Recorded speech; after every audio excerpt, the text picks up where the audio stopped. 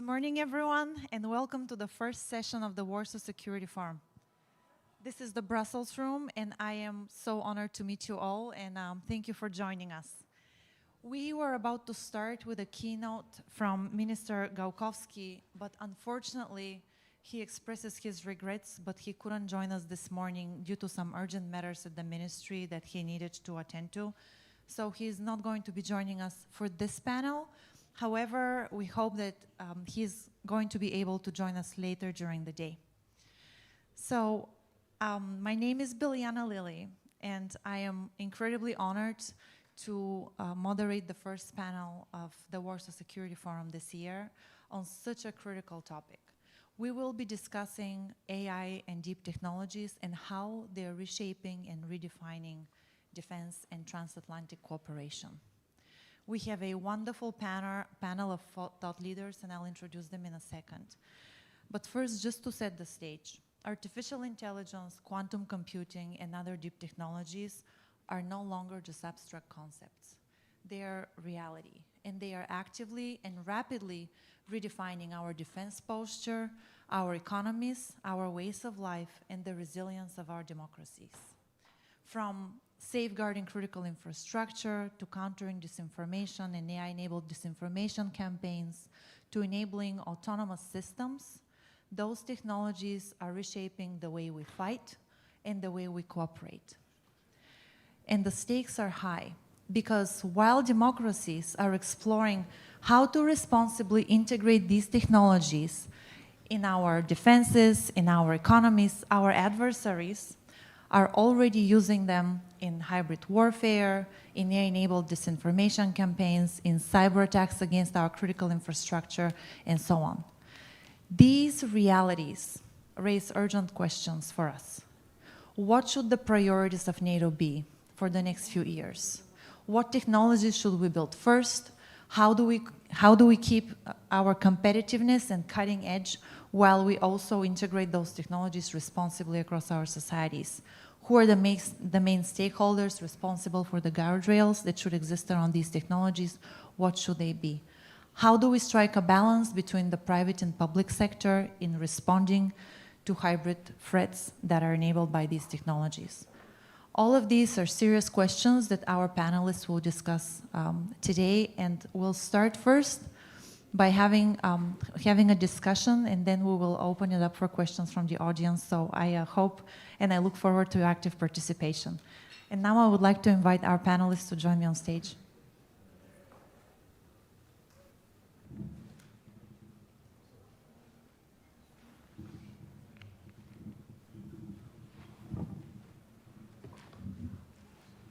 So we have with us today Major General Karol Molenda, who is a commander of Cyber Command of the Polish Armed Forces, Dietmar Nietan, Treasurer of Social Democratic Party and member of the Bundestag of Germany, Marta Poślad, Chairwoman of the American Chamber of Commerce of Poland, and Rear Admiral Vincent Sébastien, Deputy Commander, ComCyber France. So thank you everyone for being here with us. So the very first question I would like to pose to you will be to General Molenda and Admiral Sébastien. And since AI and deep technologies are such an important part of your cyber commands, I would like to hear from you from the vantage point of Poland and France. What are your top priorities for the next few years with respect to these technologies? And what, respectively, you think the top priorities of the NATO alliance should be? General Molenda, should we start with you? Okay, good morning, very good morning. It's a pleasure for me to be back here to Warsaw Security Forum, and I try my best to give you our Polish military perspective to emerging and disruptive technologies. To address your question, so definitely the world is changing, and we have to come to terms that nothing will ever be the same. So we know the presence of disruptive technologies, and as military forces, we noticed that it could be a great opportunity for us to use especially dual-use technology and implement those in our portfolio. So my main task is now to we can say discover, but to implement technology that is present into military armed forces, to use it in advance, to be one step ahead of our adversary, because we are sure that our adversaries do the same. And so that was the reason, like in Poland, Minister of National Defense gave an order to create a AI implementation center. So it is a dedicated structure in our cyber force, obliged to test technology, to train it, and to implement it in our solutions, not only in cybersecurity area, but also in armed forces. And thinking about the priorities, first of all, I believe that we should be aware about the technology. So what's inside?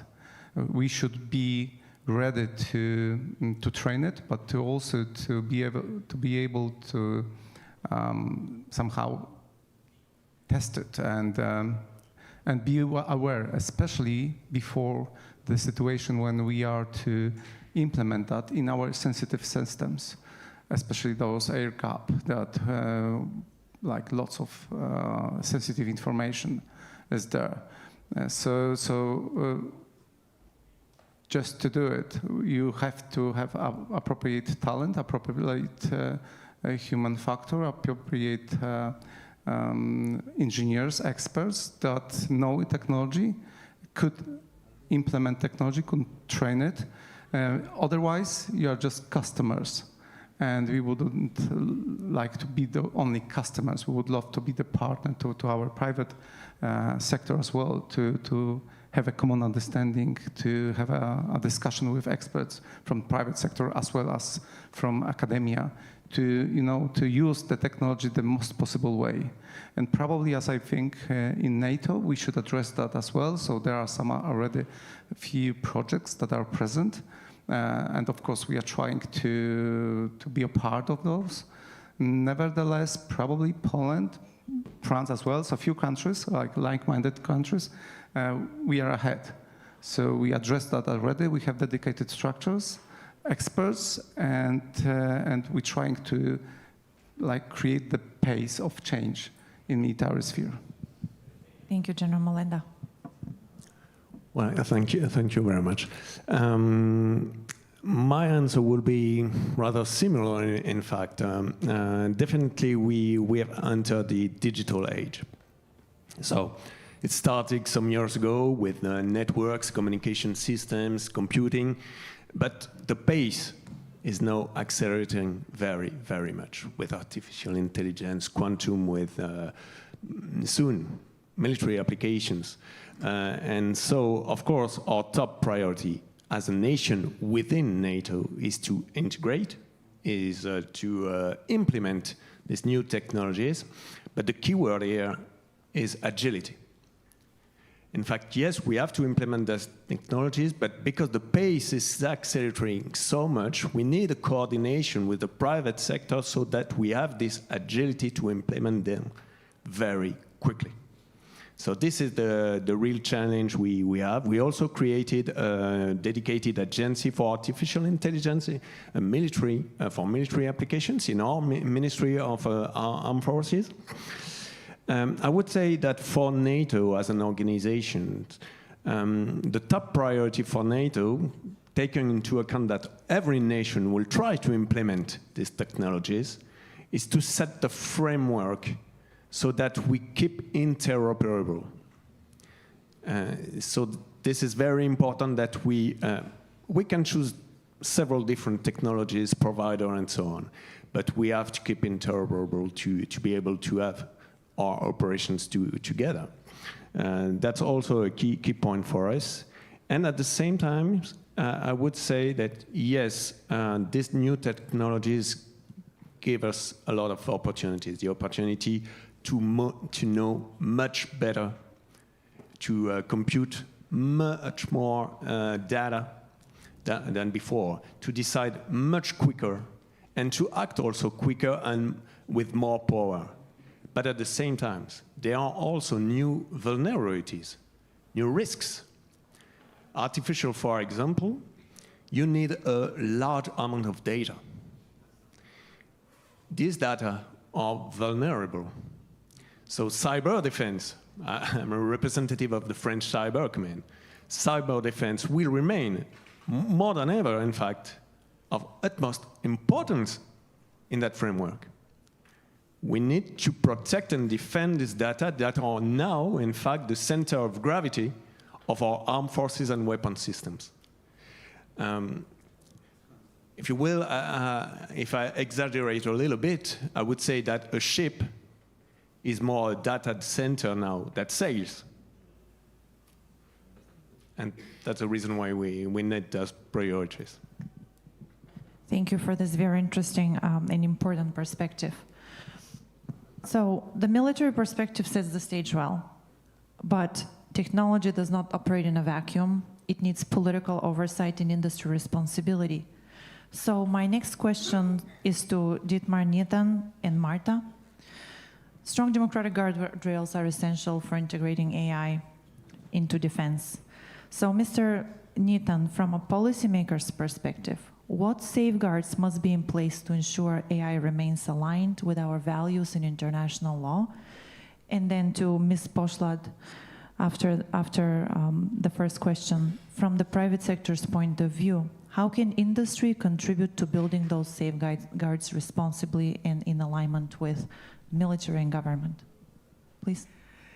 Thank you, first of all, for having me. And I would say in this new times of hybrid warfare, of new technologies, you cannot really make a clear border between the military space and the civil society space. And I think that needs a lot of principles how to act, because at the end of the day, we do not want that AI is destroying our open societies and our democracy. So for me, it's very important to have transparency, to protect sovereignty, and to protect democracy. That means that modern technologies, such as AI, should not restrict the sovereignty of every single citizen and the sovereignty of democratic states. And therefore, we need rules. And the second thing is modern database technologies must therefore not be dominated by private monopolies. I think that is very important, that at the end of the day, not some monopolies are deciding what technology democratic states can get or cannot get. And you see in the recent US administration, there is a tendency to abuse the advantage comparative situation of US technologies to use them as weapons even against allies. And I think we should talk about that. And what is also very important for me is that final decisions of our governments how to use modern database technologies must always democratically legitimized, and they should to be used to defend our freedom and not to work against our freedom, as we have seen, for example, with Pegasus.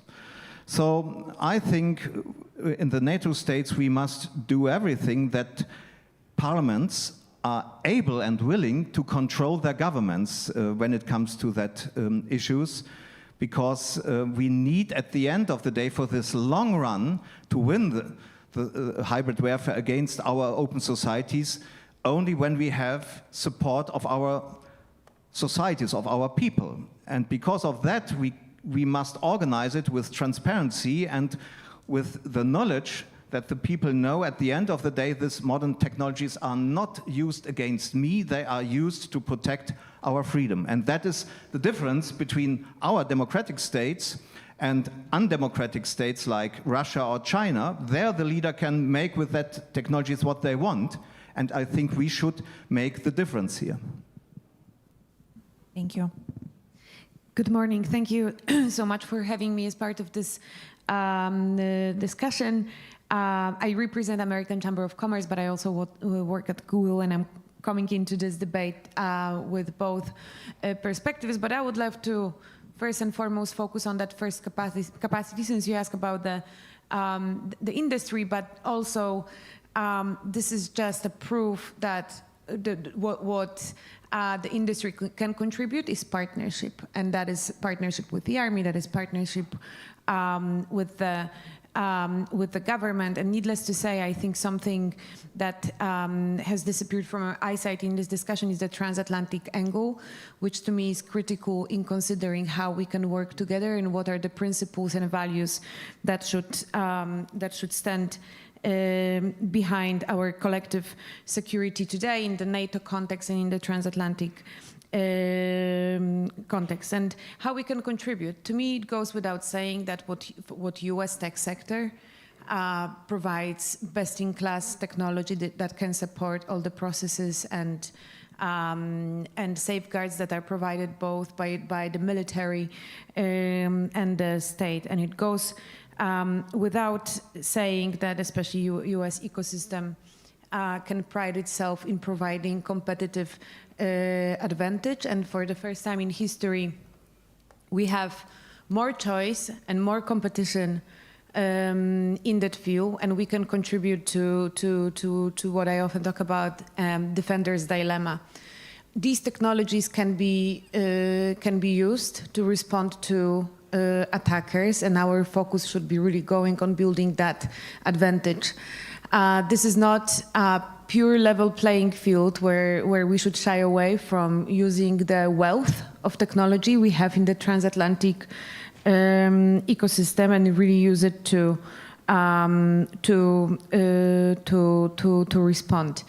And I think it's very important to talk about what particularly transatlantic partners can bring into play. And to your point, I think that's exactly what makes us different from adversaries like Russia and China. And while, of course, we should be debating what are the possible issues associated with the use of technology, I think we should make it very, very clear. We do operate in a safe environment, and what makes us different from our adversaries is that this debate is allowed. And we have the luxury to talk about the unintended consequences or some intended consequences of the use of technology. But something that has been worrying me particularly in the past, say, year is that we started paying so much attention to what is going on in our own ecosystem that we sometimes forget what are the risks and threats outside of it. Finally, I talked about best-in-class technology, but this ecosystem is much larger. Every business is a digital business today. Every business can be both a victim, an attacker, and every institution. And again, this is where the U.S. ecosystem and the U.S. industry has, in my view, an offer that should be considered not only for its qualification and expertise, but values that stand behind that. And I see in this room my colleagues from Amazon and Accenture, and I think all the great American companies could speak about contributing to the ecosystem that provides full security. And again, it's not shying away to talk about issues and securing both individual freedoms and sovereignty. Sovereignty is mostly about choice and control.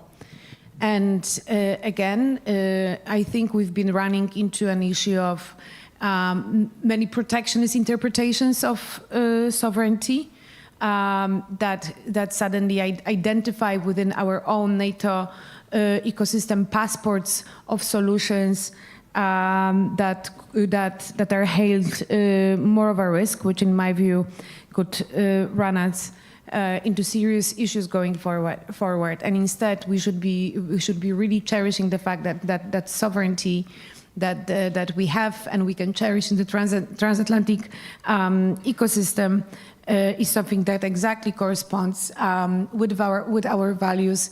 And I think in much straightforward and simpler words, I think the sooner Europeans embrace the opportunity that comes with the US technology, this is going to serve the interests of our collective security better. Thank you so much. Let's go to a specific problem, and I'd like to ask General Molinda for your opinion, Admiral Sebastian as well. and also Mr. Nitan. Specifically, let's focus on disinformation campaigns and specifically those that are amplified with artificial intelligence today. They have become very coordinated and very targeted, amplified by the emerged technologies that we're discussing on the panel today. And we saw, for example, one of the recent very, very much coordinated disinformation campaigns was launched during the drone incursion into Poland from sources of potential adversarial countries. So my question for you would be, who should the stakeholders that are responding to those disinformation campaigns be? Should they be specifically within governments? Should they be the governments or the militaries of individual countries that are targeted? Should the response be collective from NATO? Who is responsible for the detection and for the response to these coordinated campaigns? Should there be a response at all? And what is the balance between military and civilian intervention in those cases? And the final question, how do we measure success? Great question. Brand new one, yes? Okay, so definitely we should start with saying that this is a new example of warfare, we can say, this cognitive warfare. And we did have a few examples of that, especially with this drone incident that took place in Poland where the aftermath was like a spread of disinformation campaigns targeting Polish society and push false narratives about NATO, about Ukraine, and they wanted to create fear and distrust, and they got some of it, definitely, and of course AI could be used like to target, like in seconds you could target a specific group of people that could follow. It makes campaigns, but on the other hand, it could make those malicious campaigns, disinformation campaigns, faster to track. So both sides, we need speed to match the speed, as I said. Okay, then the question: who owns the fight? Who owns the fight? Probably everybody, a little bit. So government detects such malicious campaigns. Private sector, so owners of, for example, mass media or social media should be able to cut this information in very short notice. In very, we have like, when we think about incidents, because I'm the expert of cyber ops operations. So when there incidents is to take place, we have a saying that you have an hour. You have an hour. So in the first hour, you should be like fully aware of what's going on, who is responsible, who to contact. So there is a saying, even if you own the first hour, you own the incident. So own the hour. If you don't own the hour owns you. So probably the same in countering this information campaigns. So everybody should be aware what's their responsibilities in this area. I believe, thinking about international cooperation, we do need some maybe additional, I don't know, NATO, European Union force, joint force task, because these disinformation campaigns are borderless, but our answers aren't. So especially the question, like the situation in Poland. So of course we did our best as a country to cut those malicious campaigns. Nevertheless, probably France was not aware about like as much as we. So probably the speed of sharing information about those TTPs, the fact that the malicious infrastructure is conducting disinformation campaigns against not only Poland, but also NATO maybe, or should be spread in fast pace to our partners as well, and we should create in advance some solutions that allow to do so. Thank you. Thank you, General Melinda. Yes, it's a new warfare. Yeah?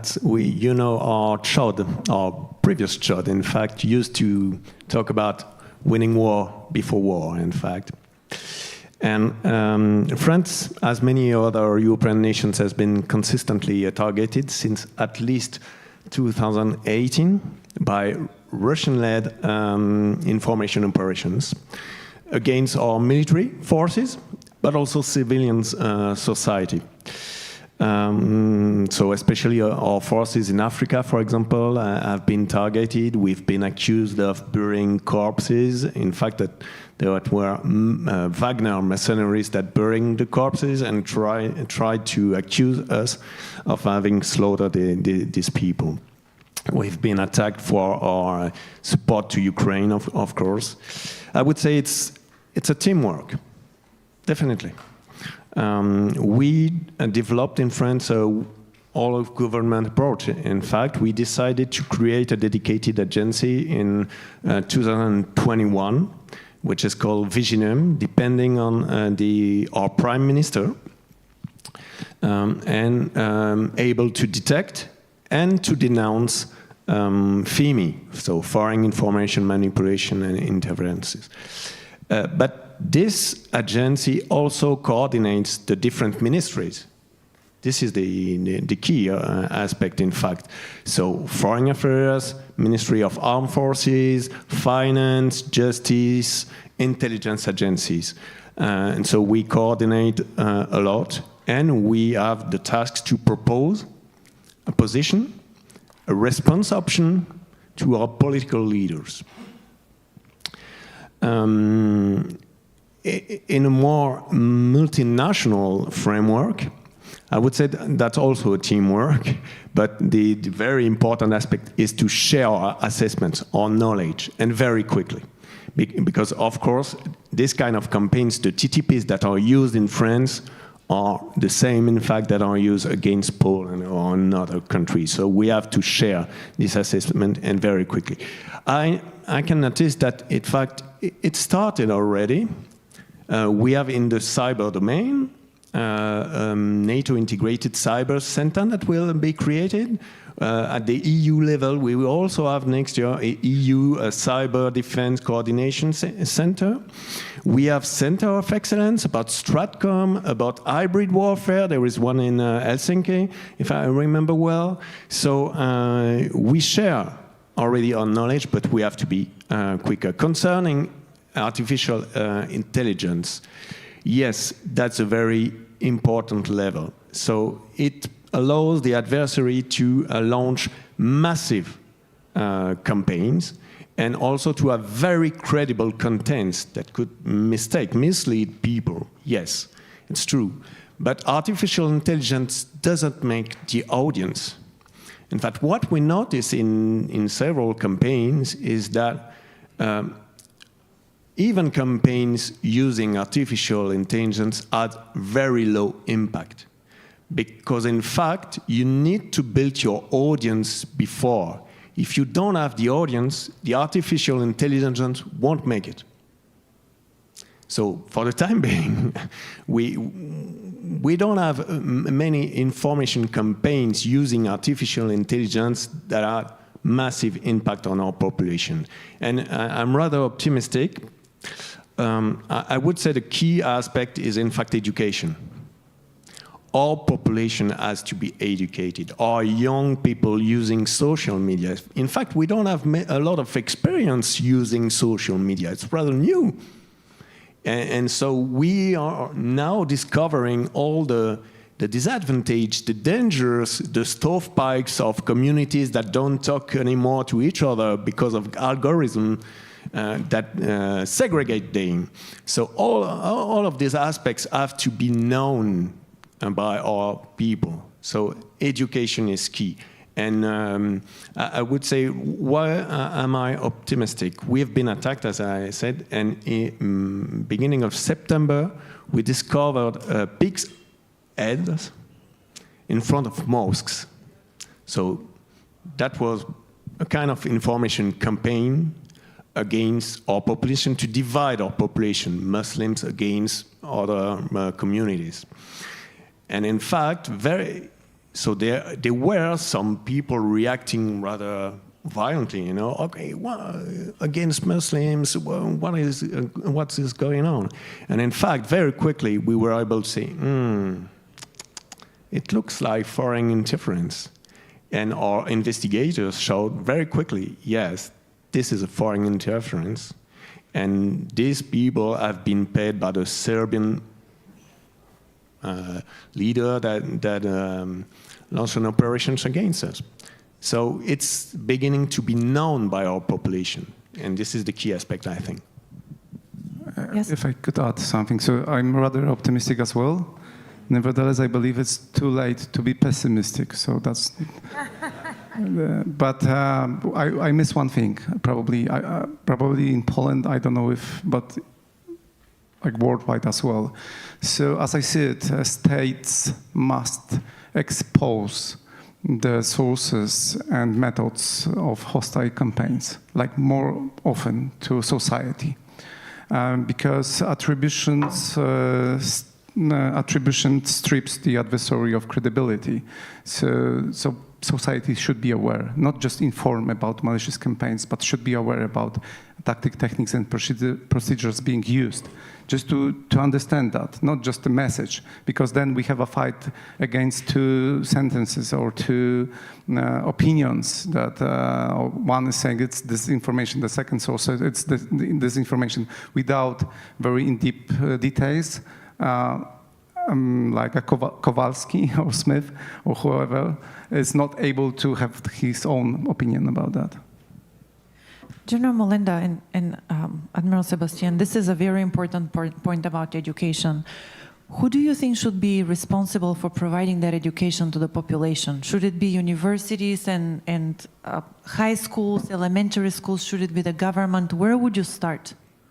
I would start from the very beginning, like very small kids, like probably the education. There's a room for improvement in this area. And I'm a little bit scared when I see how teenagers are using technology without any, conscious, without any ideas about those bad side of the technology. Just focus on the connectivity and possibility to share. So that should be a very important factor in all educations. We can say what we did. We created a few classes, cybersecurity classes in Poland in high school. In every region of Poland, there's a dedicated cybersecurity class with the idea to put it in the curriculum vitae this topic.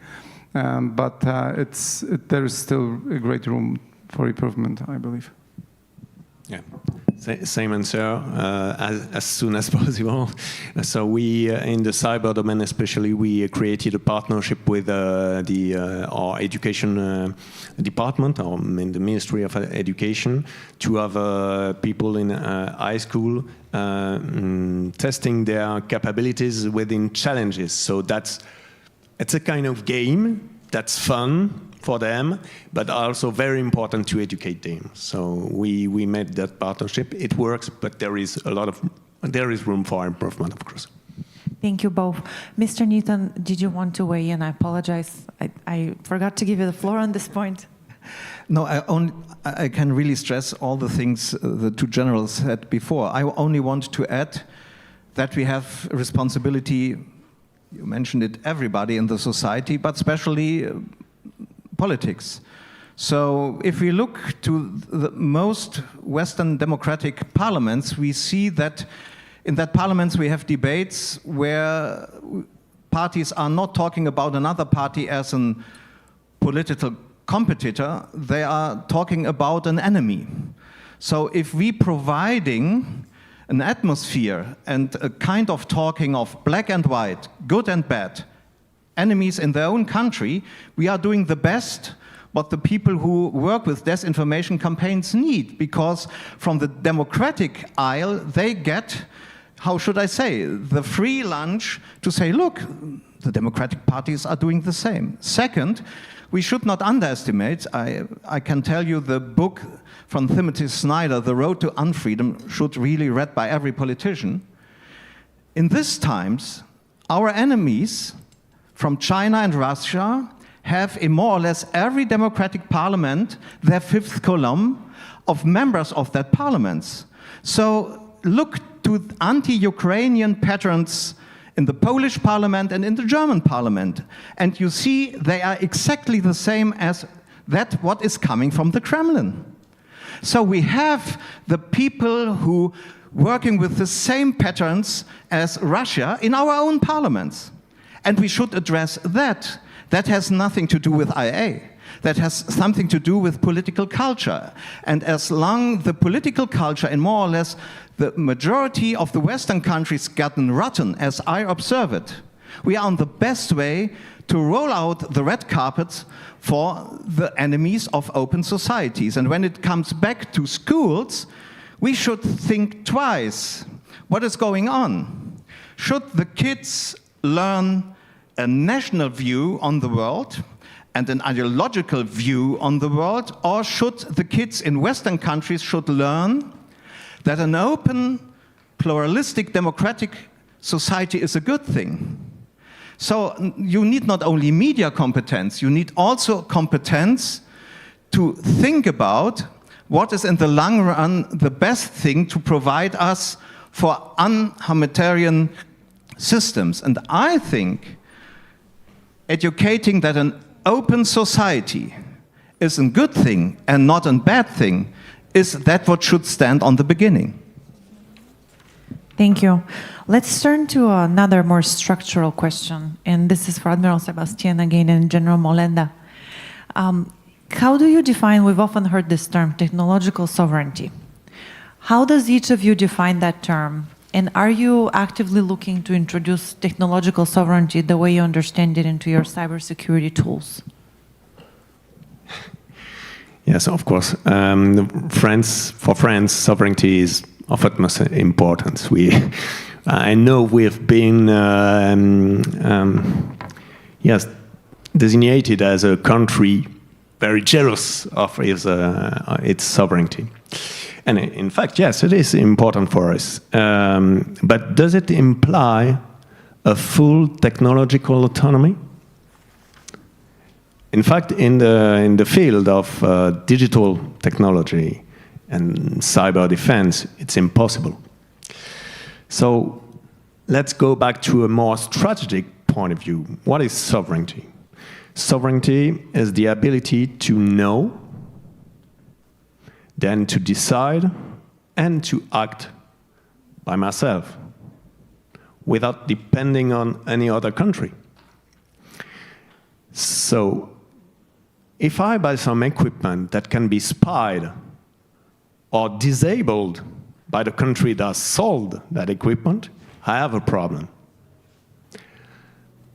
But otherwise, it's always a balance between the risks that I'm ready to take and the benefits that we will have using that foreign technology.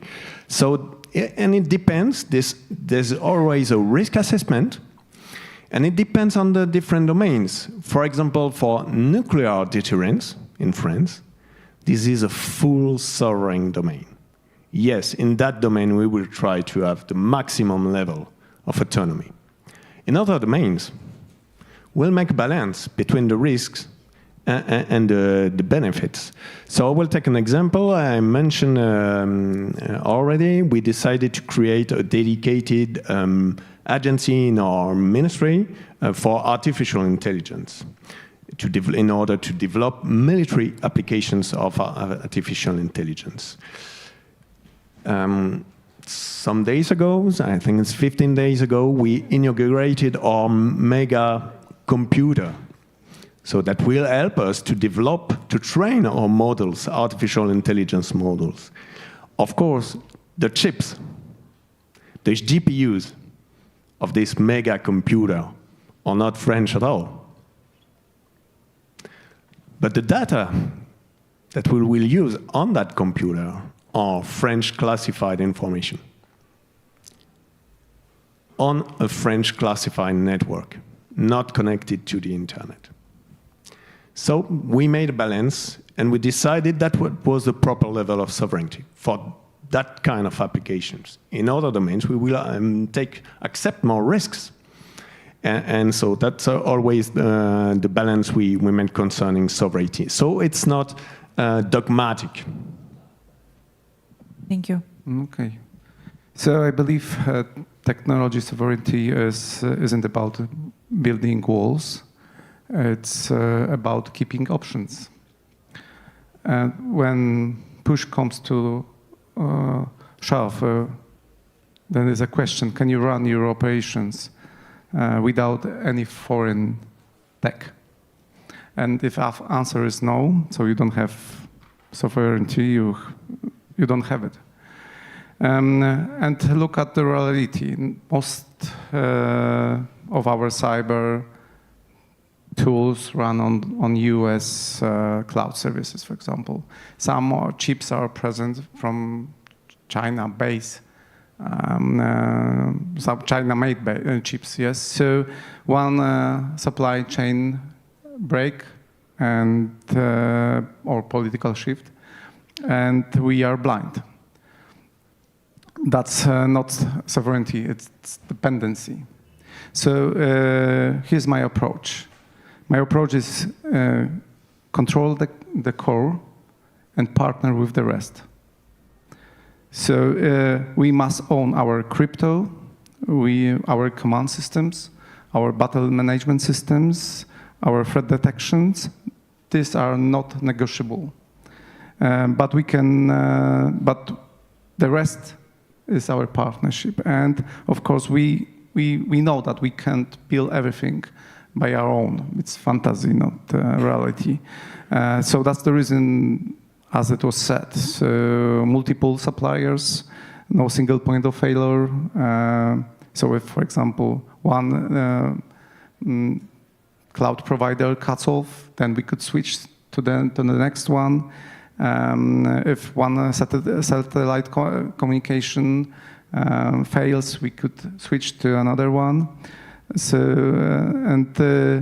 and this sovereignty isn't about ditching allies. It's we also need our NATO interoperability. It's critical for us, but we could need to bring more to the table. Not only our needs, but also our solutions that could be used by our allies as well. So, that's it. So I believe it is a good saying that if you own the keys, you own the system. Otherwise, you are not. So probably that's a good example of technological sovereignty. Thank you. Thank you, General Molenda. And now we'll open it for questions from the audience. Does anyone have a question? Yes, sir. And can I please ask you to introduce yourself, say your full name and your affiliation before you pose your question? Yes, sir.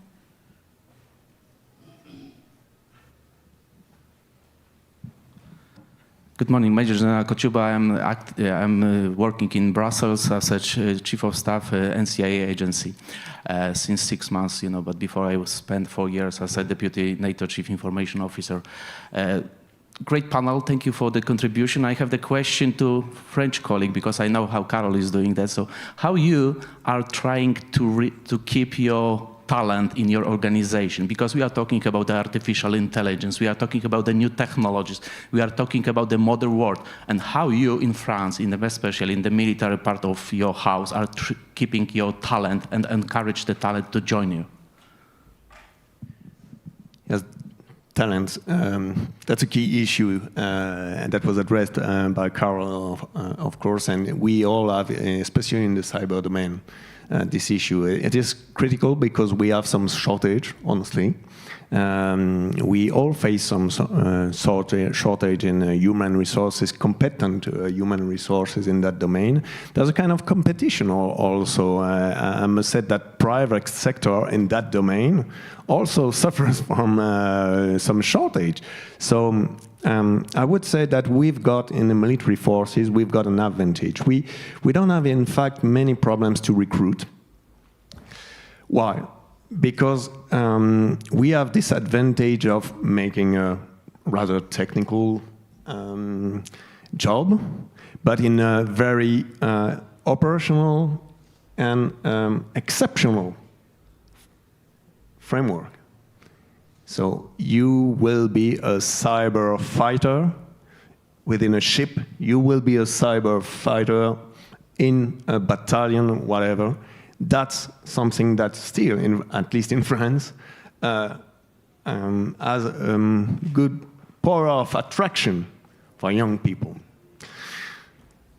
Some years after, then to keep our people may be the most important, in fact, challenge, because they've got a lot of experience that could be very interesting for the private sector, and then we don't pay as much as the private sector. As you know, it's a very classical issue.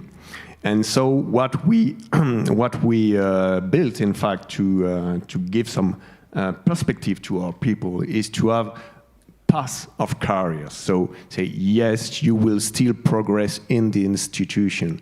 You will spend 4 years as a technician in that field, and then you will have the opportunity to become an officer, specialized officer in cyber defense, to have a master degree, because we will pay your master degree so that you will be more qualified, and so on and so on. So to give perspective to people, so that we keep them at least some more years, and that we don't suffer that shortage. But honestly, this is a challenge for us all. Yes. Good morning, Artur Zefiak, Vice President of Accenture in Poland, responsible for cybersecurity and defense. My question is about the pace of adopting new innovative solutions to military and governmental side. I would like to use the example of disinformation. Disinformation is caused by new technologies. It's not a surprise. Businesses are quite frequently faster than governments and armies in adopting new technologies.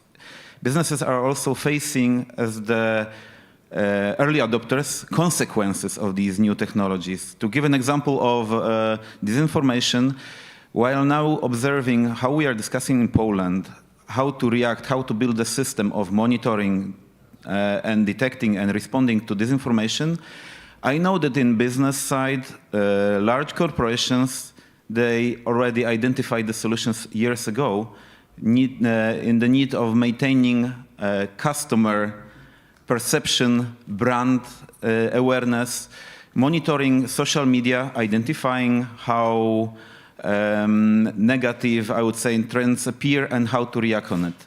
It's just an example of the situation where business found already a solution. It's just a matter of consuming it on the military side, consuming it on the governmental side, societal area. My question is the following. How can we make businesses and armies, military sides, closer one to another to accelerate the adoption of the solutions that are already known on the business side? How we can be more proactive rather than reactive, on that we basically anticipate something that already once something negative happens. What is missing in Poland? It's a question to General Molenda, but as well in our European countries, to accelerate cooperation between business and armies and governments. Thank you. I'm happy to speak for the private sector side. I just want to disagree with one thing. I do not think that disinformation is caused by new technologies. It has existed for a very long time. It is accelerated because there is also a greater opportunity. And first and foremost, I think we should be thinking about fighting disinformation with technology, and AI actually provides that opportunity. But to your point, first of all, I would say that especially since unintended consequence of Russia's attack on Ukraine is that I think these sectors started coming closer together, and not for a good reason, that we as private sector were pushed, and the military side and the political side wanted to listen closer. And I generally think that this acceleration of closeness is happening. The closer you look at what General Molenda is doing and what other ecosystems are doing, do send a message that this cooperation in the past, say 3 years, has been on steroids. What's missing? I would still say that some transparency on strategy is missing, and this is what we hear from our member companies at AmCham, that they would like to hear more about the need. Of course, always the caveat with military and security protection is that not everything can be said and publicly announced as a tender. But especially platforms like industry bodies should serve as a trusted space where we should be, General Molenda, hearing more about the needs where private business can come in. There's always there's also regulatory aspect where a lot of solutions offered by the private sector are not yet in alignment in what the state or military can accept. But again, if there is a will, there is the way. And in the past few years, we've seen that accelerated adoption. And of course, a critical example is Ukraine, that when in need, knew how to bypass a number of obstacles, previously making it impossible to use new technologies in warfare and in protecting themselves. And I think that's a great example we should be looking at to inform future decision making at countries that are not currently at war. And often there is an argument, we don't know how this is going to work, if it's going to be safe or protecting individual rights enough. Sadly, Ukraine is providing us with feedback today, and we can learn from that. And I would encourage us as ecosystem to have bold ideas and to have an ongoing dialogue, which I truly believe exists, and see how we can push forward.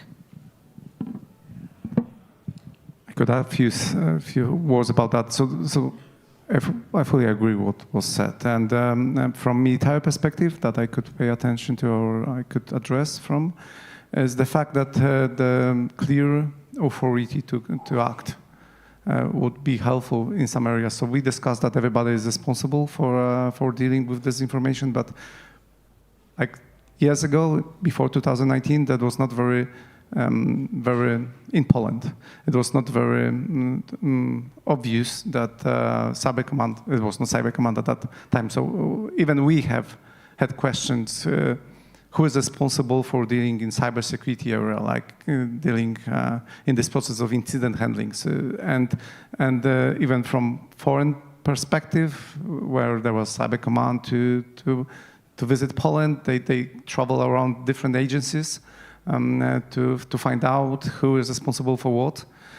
Since that time, we created like dedicated structure with rules of engagement, with authorization to act in some areas, and we're trying to cooperate with private sector in our portfolio, in our tasks.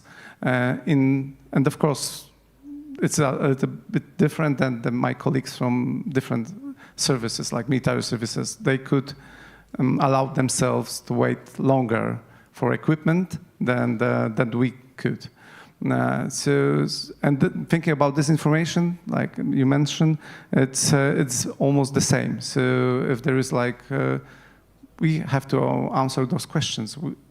Would we like to have like cyber command in charge of during peacetime? Because in military we cut disinformation, can say, or in peacetime by appropriate stratcom. So strategic communication, that's it. But if we are to be responsible for cutting off those hostile campaigns, then we will be the ones to answer or to create new tides, new cooperation with private sector in this area. And of course, again, to the talented or the right teams, in military we have a saying that no plans survive the first contact, only trained teams. So definitely lots of exercises together with our partners to do so. Yes. Thank you. We may have time for one more question. Yes.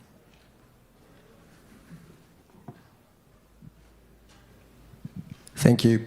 Marko Berkovic from Poolside AI. We're a European and American company building large language models. We have 10,000 GPUs. We've been working on secure AI, which basically runs in fully air-gapped systems. The next step that we're developing, where we see very fast evolution, is the digital worker, autonomous agents that go and do long-lasting steps. The one thing that we have been observing, however, is that in order to operate this, you need massive amounts of compute. Our 10,000 GPUs were great in September. Today, it's not enough. How are you building up the strategic capacity? Because ultimately, it's going to be strategic infrastructure of running, operating, controlling your own GPUs, that you can run, operate your own AI, that you can run and operate your own artificial intelligence workforce, digital workers, and other things so that you can surge it. And how quickly are we able to build it up? Great question. Thank you. General Melinda? Very good question. I'll just start with saying, I haven't met the person who is in charge or responsible for providing some services, like AI ones or infrastructure, with saying that my infrastructure is not secure. Like when I speak to those CEOs, etc., all of them highlighted that everything, like they are the best.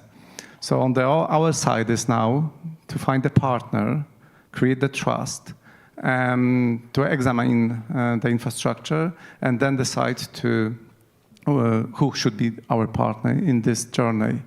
And definitely the adaptation now, so the possibility to adapt, like war in Ukraine highlighted, it's very important. So probably we won't be able in short notice to create our own infrastructure.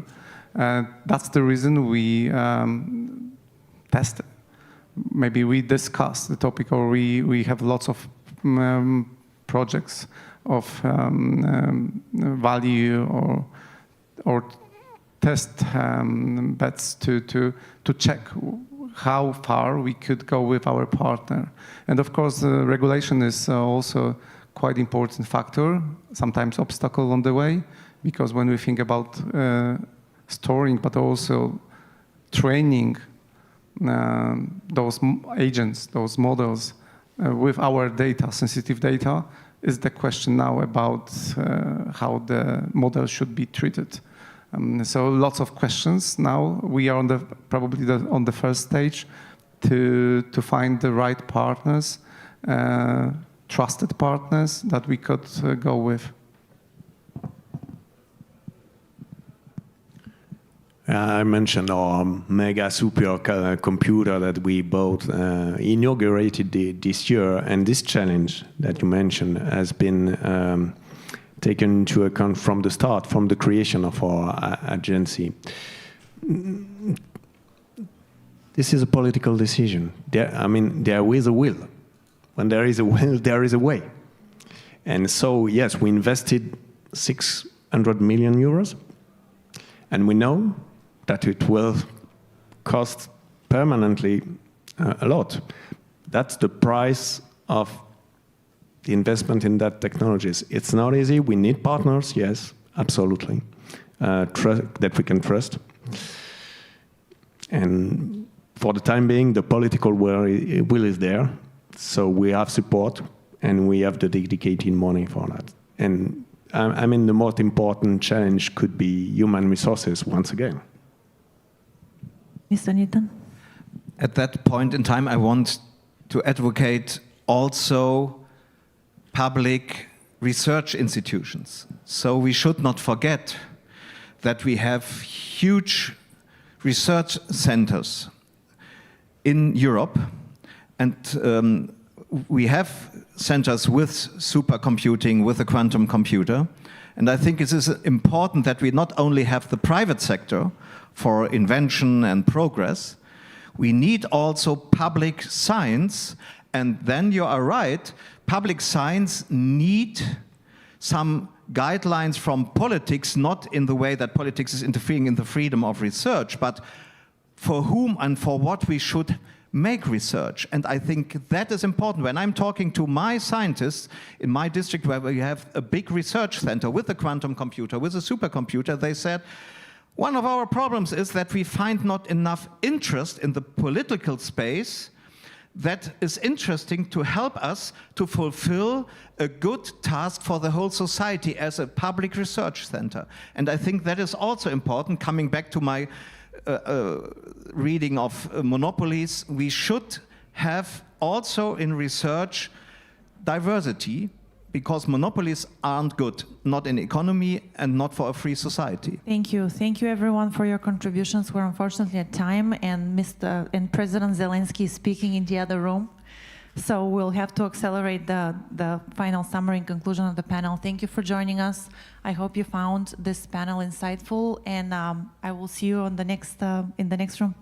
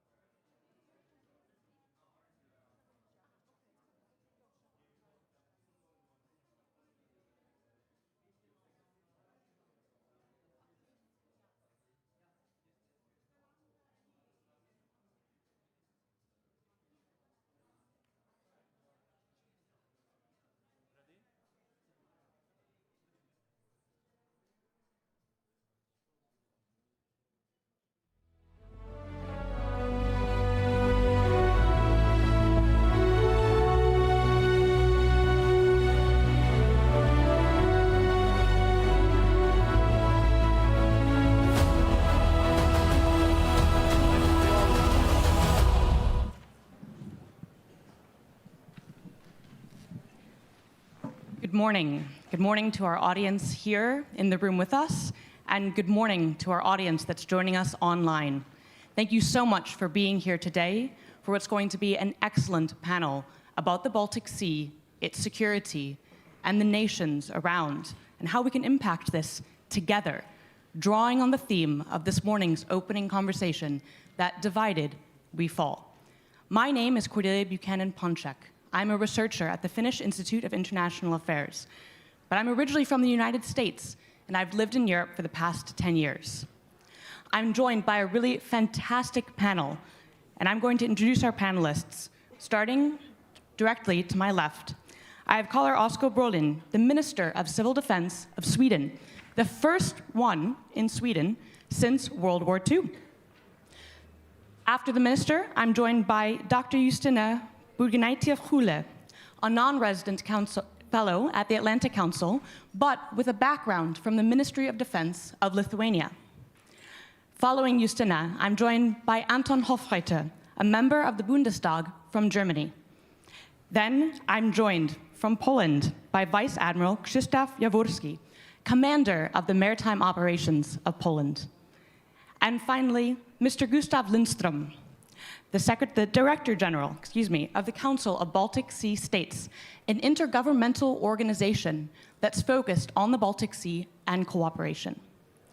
Now, there's a lot that I could say about the Baltic Sea, but I think we should turn to our speakers to hear what they have to say.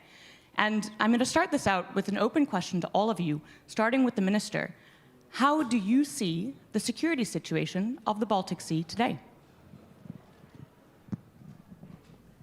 Thank you so much, and thank you for your attendance here today. It's of course a broad question, but the Baltic Sea, the situation on the Baltic Sea, is of course reflecting the dire security situation that Europe is finding itself in, and I think that we need to take more measures to protect, for example, critical infrastructure. I think we will get into that and sort of present our adversary with the chain without weak links. Thank you. Justina, what do you have to add to that? Thank you so much. So I think there are two parts in this equation when we want to address the situation and the security situation in the Baltic Sea region. So the one part is what the aggressor, Russia, is doing, and all of us know about that. So we know about sabotage against our critical infrastructure. We know about the GPS jamming and spoofing. We know about drones, so no need to mention all of that. But the other part of the equation is how our stance to it is, the Western, the European stance. And I'm a little bit afraid and concerned that we are kind of now dragged into a very much reactive posture. It's very nice that when NATO reacts, when NATO has new missions there, Baltic Sentry, Eastern Sentry, and so on. But I think that the dynamics itself on a strategic level is not maybe that good, actually. So when you are asking me what the situation is, I think the security situation is bad, and maybe even worse, that we are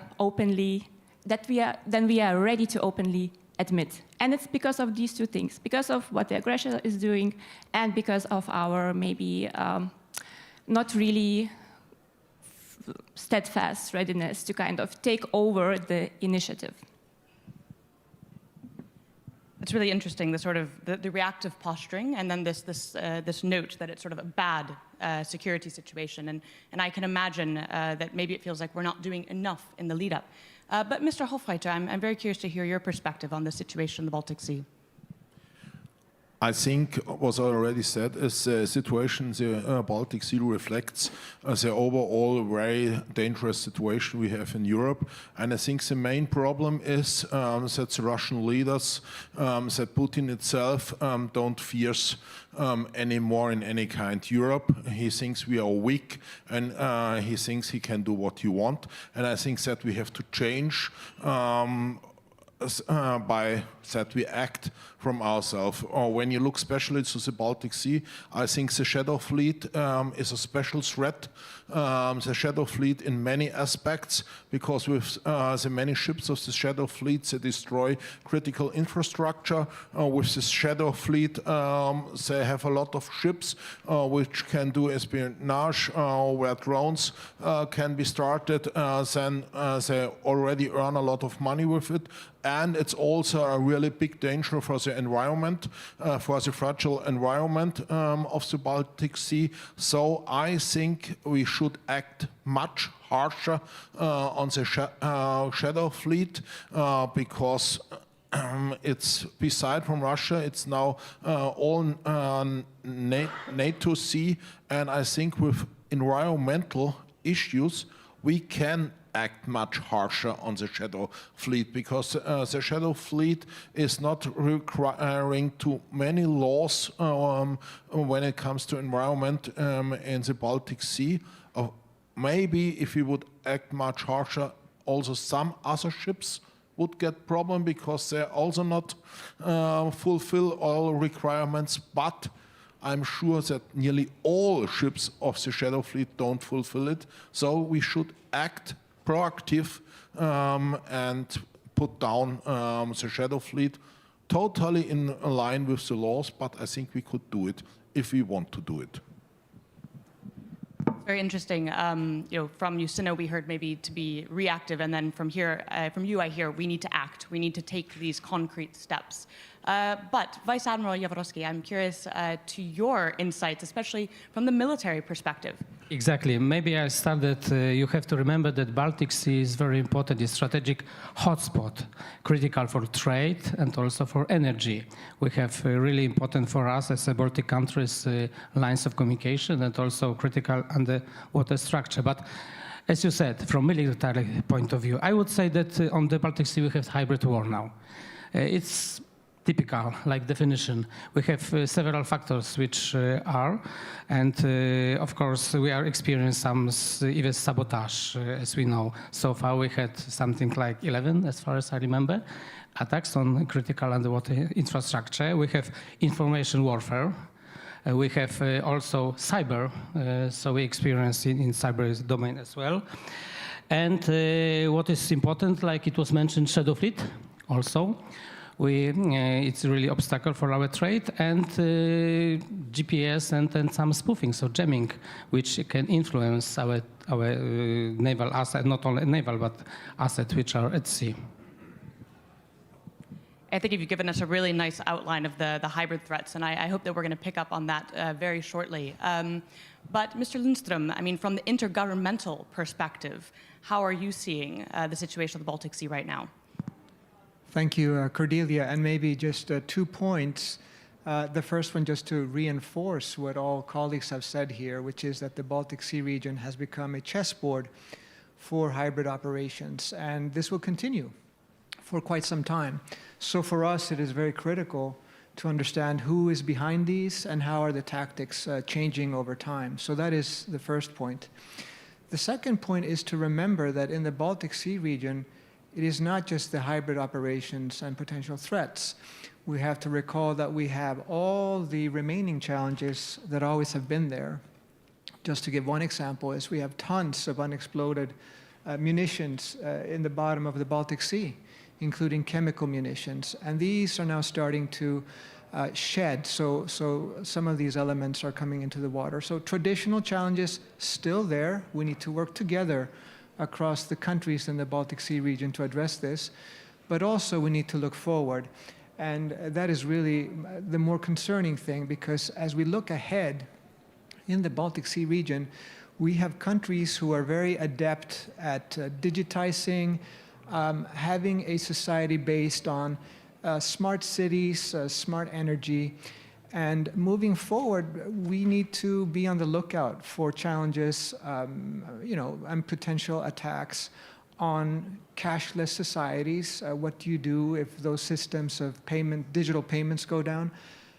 If you have issues with drones now flying over airports. So we also have to continually look forward and try to preemptively understand what are some of the risks that we might face in the region. Thank you. I really appreciate how you bring in both the old and the new by touching on, as you mentioned, these things on the seabed and how these are pre-existing problems. They haven't gone away, and we need to keep them in mind still. But then also introducing these digital issues, and this is looking to the future. So it feels like we have maybe a three-part system. We have the old, and then a bit of what the Vice Admiral described and what Mr. Hofreiter described, and then the new going forward. So maybe I'll turn back to the Minister and hear a bit of the Swedish perspective on maybe some of the concrete things, the effects that you have seen from the Swedish perspective on critical infrastructure, but then also how Sweden is looking at hybrid threats and treating that within the country and then within the Baltic Sea region as a whole. So let me just start off by saying that, and I think that reflects what also has been said here. We're dealing with an adversary that will take every opportunity and try to grab everything that sits loose.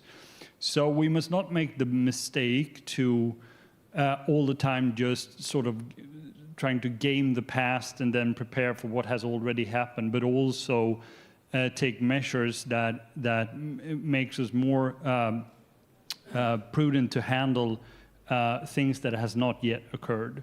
So we must always have this perspective that we have an adversary that will try to exploit new weaknesses that has not yet submerged or occurred to us. So what we're trying to do right now is present a new posture where we are constraining Russia. I think what was being said with the activities with regards to the shadow fleet was very important. I think there needs to be a more forward-leaning discussion when it comes to making use of the frozen assets, for example, to use as reparation, and also show Russia that we are serious when it comes to constraining their activities. With all this being said, we can also look at what we've done since the last year within the Baltic Sea when it comes to protection of critical infrastructure, because I think this also generally strengthens our posture. So what we've done in Sweden is that we're trying to coordinate all relevant agencies in a more coherent way than before. So first and foremost, of course, the Royal Swedish Navy and the Swedish Coast Guard, which in Sweden is a civil agency, to get better sea surveillance, to be able to detect what is going on in the maritime domain. And then one more thing that I think is crucially important, not only alongside Swedish agencies, but alongside all the countries surrounding the Baltic Sea, is that we get the ability to treat different type of infrastructures more coherent. So, for example, if a power cable breaks undersea, the authorities will know it straight away, and you will have the ability to take countermeasures. If a fiber optic cable breaks undersea, that is usually run by a private contractor, which not by necessity notifies the relevant agencies. Then could they then take a countermeasure? So we must, across the board, have better cooperation between private actors in this field and between agencies across the nation surrounding the Baltic states. And I think that a lot of this is already being done, but I think it could be more, we could put even more efforts into that. Thank you. It's really interesting what you say about sort of time being of the essence. I know from the Finnish perspective, there's the sense of time being of the essence when dealing with some of the ships that have caused damages, and that also maybe one of the ideas of the Baltic Sentry is to have eyes on the space so that a quick reaction can come forward. But it's very interesting what you raised about the private companies and this lack of necessity in terms of the notification system, and then trying to take that forward. But then, Justina, you've done a lot of work on sort of the defense networks and modalities. And so thinking about critical infrastructure and connectivity, how do you see that impacting the sort of defense space? Does it have any impact? I think definitely it has an impact, and we see very clearly what is being done against that in the hands of NATO. I think this is one thing that has to be mentioned. So after this massive amount of attacks happened in the Baltic Sea, 11 cables have been cut and counting. So the Baltic Sentry mission, for example, was initiated. And what's important, I think, that it was paired with another initiative, which is called Task Force X Baltic, with the aim to quickly apply new technological solutions, unmanned systems to the protection of critical energy infrastructure. And this is exactly the thing going into this networked approach of security, and going on what just the colleague said, that we have to break those siloed processes. We have to have networked approaches to cooperation, but also to technology, right? And these are many important lessons that can be learned from Ukraine, for example, because this country actually, without a fleet, if you take maritime, was able, with its mosquito fleet, so to say, of drones, was able to destroy like 75% or so of the Russian Black Sea fleet. And just by doing exactly that, by employing agile systems that are modifiable on high speed, and having these quick feedback loops with the battlefield, right, and with the operators and with the innovators. So I think we are definitely, on a broader perspective, moving in everything networked when it comes to our processes and when it comes to our technology. I feel like drones are on everybody's mind nowadays, so it's good that you've brought that up. Mr. Hofrat, I'm thinking of sort of your perspective from Germany, as well as having worked on transportation before, and how you see this connectivity issue within the Baltic Sea, both for Germany, but then for the wider area.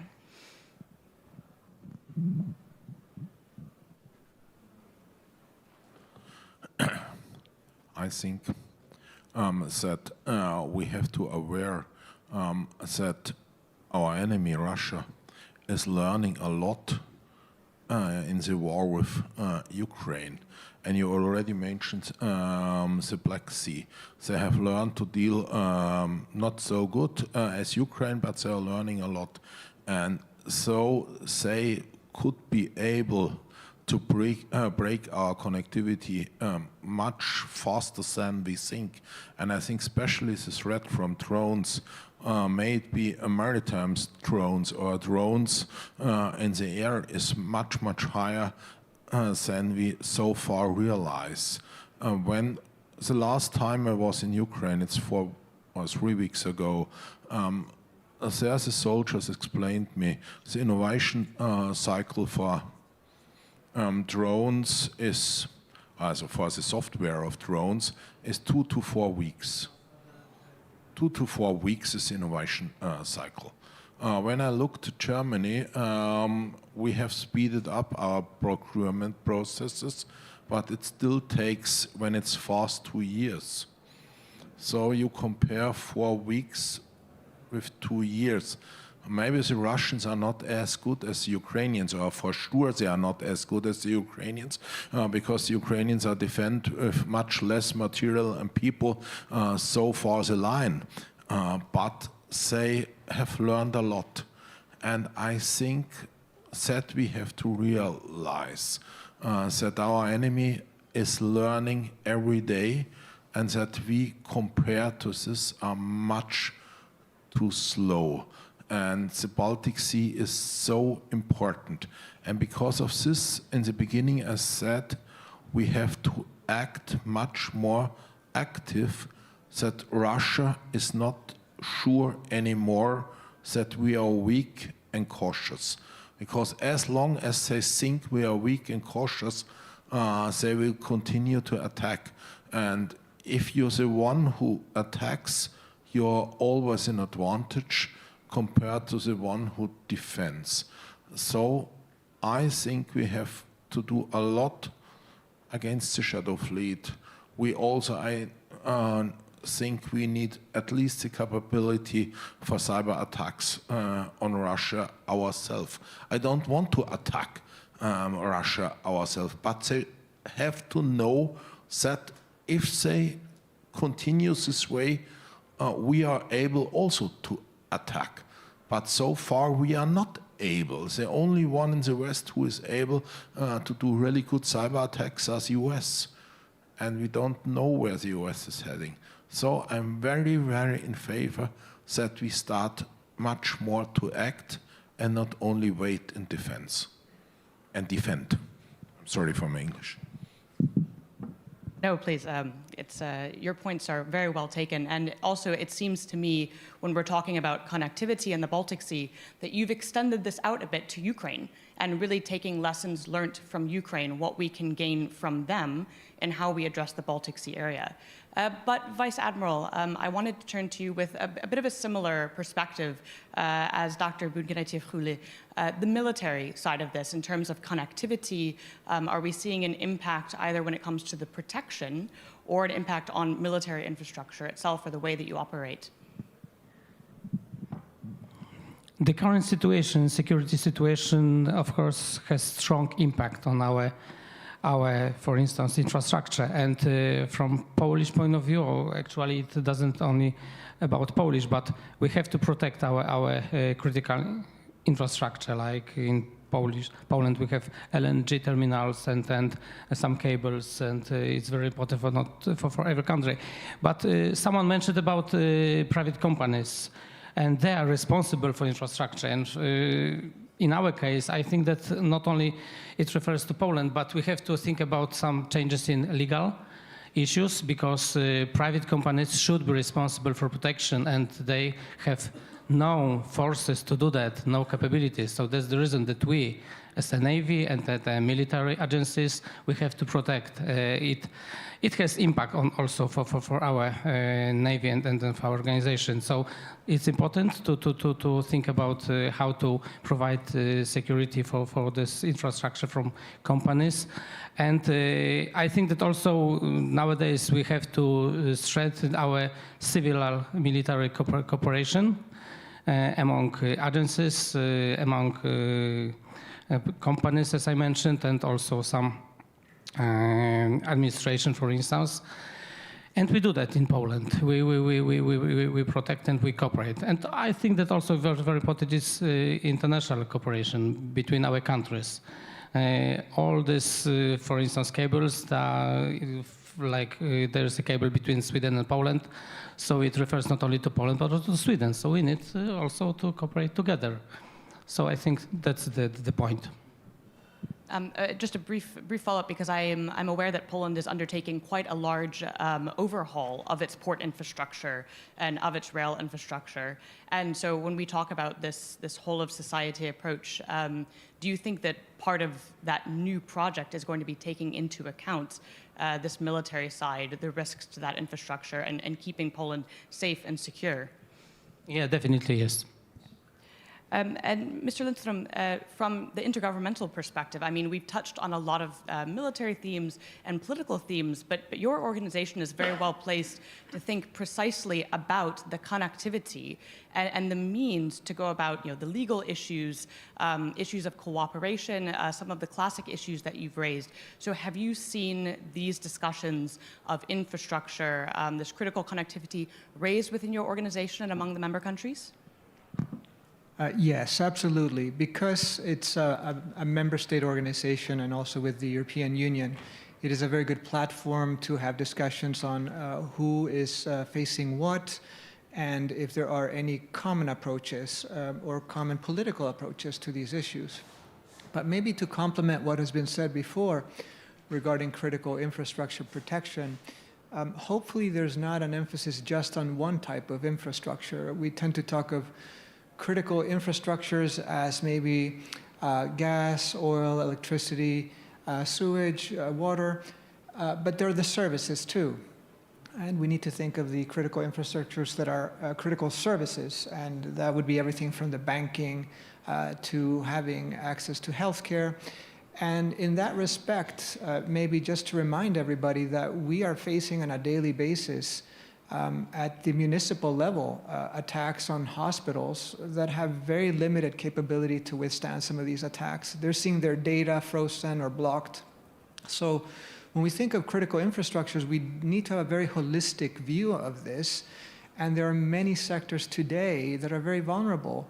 And we need to remember those because sometimes going for the low-hanging fruit can give a lot of benefits. And maybe the final point is also a reminder that when we talk about these critical infrastructures, the costs and repair times vary. So we think of these cables under the water in the Baltic Sea region. But for example, there was a very interesting report by the RAND Corporation that came out this year where they have done, with some methodology, they have calculated the average costs of repairing and also the costs of having a break in these systems. And to give you some examples, an electricity interconnector, they calculated an average cost per day of 12 million euros when it's broken. But if you look at a oil pipeline, that cost went up to 36 million euros per day on average. And the worst is gas pipelines. Here you're talking about 75 million euros per day. Also the repair times. An electricity interconnector maybe will take 20 to 40 days to repair. But if we're talking about pipelines, we're talking 5 to 9 months. So costs when it's an electricity cable are in the millions, but when we talk about oil and gas, we're talking in the billions. So the devil's in the details. That's maybe my point. And let's not forget both the services, but also the hard infrastructures. Thank you. Those very large numbers sound more than just details. They sound quite important. And it's also interesting because earlier we touched on the theme of time when it came to responsiveness, but then you're also reminding us of the element of time when it comes to the damage that's been done. And so what I hear, this proactive approach also helps to save money because then we don't have elements coming offline and then we're not leaving different populations vulnerable. So I wanted to ask a bit of a two-part question and to get all of your perspective, because it seems like we can all agree on some of these broad brushstrokes of the security situation and the different challenges it poses. But I'd like to hear some concrete examples of steps that are being taken, that have been taken, especially with respect to building resilience. And this time I'd actually like to go in the reverse order and perhaps start with you, Mr. Lundström, and think, from your perspective, some of the steps that you've seen taken, and especially speaking to that resilience element. So thank you. Resilience, of course, is a very big term. We tend to think of resilience happening at different levels of government, but also at the local level. It's very critical that local authorities have the capacity to bounce back or to be able to withstand. And across our member states, I mean, we have formats in which the member states can discuss how they're doing resilience, how to share good practice, how to talk about lessons identified. But we have also seen that different member states will test different things. For example, one of our member states, Estonia, very much is looking into the issue of evacuation strategies. So they had a very large exercise which involved about 37,000 individuals, testing to see, the resilience. Sometimes you need to do evacuation. So they're very keen on trying to develop guidelines for this, and now this is extending to the other Baltic states, and over time it will go also to the other members of the organization. Because of some of the dialogue between the member states, they have realized that they can share good practices when it comes to shelters in buildings that are already built. For example, in Sweden, many buildings have shelters already in them, and maybe some of you here know that countries like Switzerland also have a lot of shelters. This is something where you see those ideas and concepts move to other countries where they see, how did you do this? How do you set up these shelters in existing buildings? What are the key ingredients that you need? So resilience is a lot about that. But we have also found that communications, so communicating in times of crises, and the CBSS now, through its civil protection network, is developing crisis communications to enhance resilience. And what we have found is that a weak spot was communicating to individuals with certain handicaps. It could be people who are blind, who are deaf, and then it can also be another category of individuals who don't speak specific languages. So when you do these things and you compare across countries, good practices, it is very helpful to build bottom-up resilience. Now, resilience comes top-down and bottom-up. They have to meet somewhere, and I'm sure we'll hear from others about different initiatives like the 72-hour capacity to bounce back. Thank you. That's really interesting, and I appreciate that you bring in especially the people like the blind or the deaf that might face these struggles, and I'm really glad that your organization is doing work to help spread practices throughout the member countries. But moving from the intergovernmental to the military, Vice Admiral, on steps taken and then resilience building. Maybe I will show the Polish example, how to build resilience and also how to mitigate all the threats. So starting for, I would say, diversification of supplying of goods and fuel. Like in our case, we cut our trade with Russia at all, 100% it's done. I mean that now we provide our fuel, for instance, from US or from Qatar, from some other countries. And for instance, we built a LNG terminal in Świnoujście just to be independent regarding providing gas for Poland. And now we are building also some FSRU, so floating terminal in Gdańsk, and we will be fully independent regarding gas. And some others like wind farms on the Baltic Sea. But what steps can be taken to protect and to mitigate? I think that we have to, I would divide into two parts. NATO perspective, like you know that we have operation, or actually it's extended vigilance activity, Baltic Sentry. And every day on the Baltic Sea, there are some NATO ship, including Polish ship, because we belong, of course, to that initiative, and we protect and deter our critical infrastructure in specific regions across the whole Baltic Sea. And from our Polish perspective, from our national side, we call Operation Zatoka. It's operation run by the Navy and the Border Guard, and also we protect from our using Polish assets to do that. So that, I would say, two initiatives, Baltic Center and also Operation Zatoka.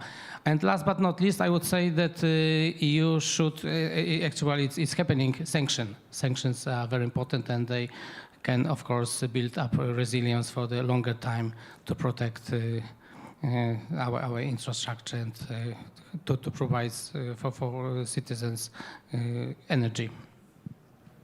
Thank you so much. Mr. Hofreiter, so steps taken and then resilience building from your perspective.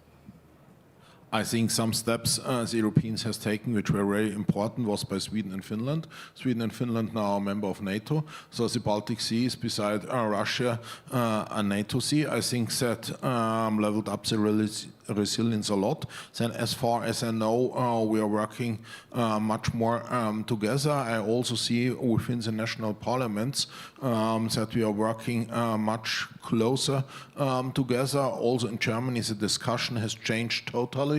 When you look, Germany was very naive. And the 24th of February, when Russia the second time attacked Ukraine, we imported 55 of our natural gas from Russia, which was really a kind of stupidity and naivety. And now we don't import or nearly don't import Russian gas on LNG. There is still some problem. But I think where we had to get better when it comes to resilience is to look for future problems. For example, when it comes to wind turbines. And as a Green, I'm really in favor of wind turbines. But because they are slightly cheaper, we import as Europe many from China. And that's a big risk, because these Chinese wind turbines can be used by China to make blackouts within Europe. in the end, you don't, when it comes to the price of the electricity, you have 0.00001 difference between when you use Chinese wind turbines or European wind turbines. But for the private companies, of course it's a difference because they're slightly cheaper. But why do we allow it? I would be in favor that we say it's too risky, we don't allow any Chinese wind turbines, but at least we should forbid the Chinese companies that the Chinese wind turbines can be used to make a blackout within Europe, because it's an imminent threat. We know China is one of the most potent ally of Russia, and when you look to the drones which are going, which Russia is attacking, they are full of Chinese material. So we don't know the moment when China will use their wind turbines to make a heavy blackout with Europe. So I think we have to prepare much more and to look much more in detail in what parts are used within our critical infrastructure. And I would be very in favor for critical infrastructure, and I say electricity is a part of a critical infrastructure, that it should be completely China-free. I think one of the difficult things that Europe faces, because you mentioned both the gas and the wind turbines, that as Europe is moving to meet its electricity demands, on the one side as it wishes to wean off Russian gas, which is the US is putting a lot of pressure right now on that. I mean, there are challenges there, but then if we move towards something like wind turbines, as you've just introduced, there are challenges there. So it seems that there are challenges everywhere, and that foresight is very necessary. But Dr. Bungenaite-Fruli, maybe I wanted to draw a bit on your Lithuanian perspective, as well as your transatlantic perspective, as you answer the question about sort of the resilience and the steps taken so far. So on resilience in general, I think it's a huge achievement that we are talking about that. This wasn't a topic like 2-3 years ago. This was something very blurry, very soft, something which was not cool to talk about. So now it's necessary to talk about. And I would say this is like really a term in the making at the moment. As you know, at the Hague NATO summit in this June, there was an agreement where the member states pledged to increase their defense spending to 5% and 3% on hardcore defense spending, so to say, and 1.5% also being termed like resilience spending. So this is a huge opportunity, I think, for all the countries, including Lithuania and all other littoral countries of the Baltic region. Again, I think a little bit of an agreement of what we mean with this resilience is important, just to align with our broader strategy as NATO. So that's kind of steps forward, so to say. And on maybe broader terms, I think also resilience, when we think of that, there are two parts of that. I think one thing is how we react again. So also the EU is making some steps to kind of put some repair teams so that we can repair our damages very quickly, to have spare parts, you know, so that we kind of do not face those simple problems of not being able to have spare parts when we already have to fix something. So this is this one part, and I would say the easier part of resilience. You just have to prepare beforehand, so before the crisis happens, and then react quickly. But the other part is the rather proactive one. What can we do to prevent attacks from happening? And this is the hard part, of course, because we do not know what to expect. We do not know what the next attack of Russia will be. But if we take the critical energy infrastructure, I think that there are indeed huge potential in defense innovation, which could kind of be a move towards critical infrastructure protection, that there are maybe some solutions with protective mechanisms already built into the new energy infrastructure, like sensors and so, which could also then kind of have very good effects on the military area as well. Like if we have just, passive sensors, just kind of checking what's happening, just increasing our situational awareness. So this will be kind of a proactive approach in increasing our resilience. I would stop here. Very interesting. I appreciate the discussion on resilience. I'm going to turn to the minister to have the final word on this. But after the minister's done, we're going to open the floor to questions. So now is a good time to sort of dig into your brain. But let's give the minister, I guess, our full attention first.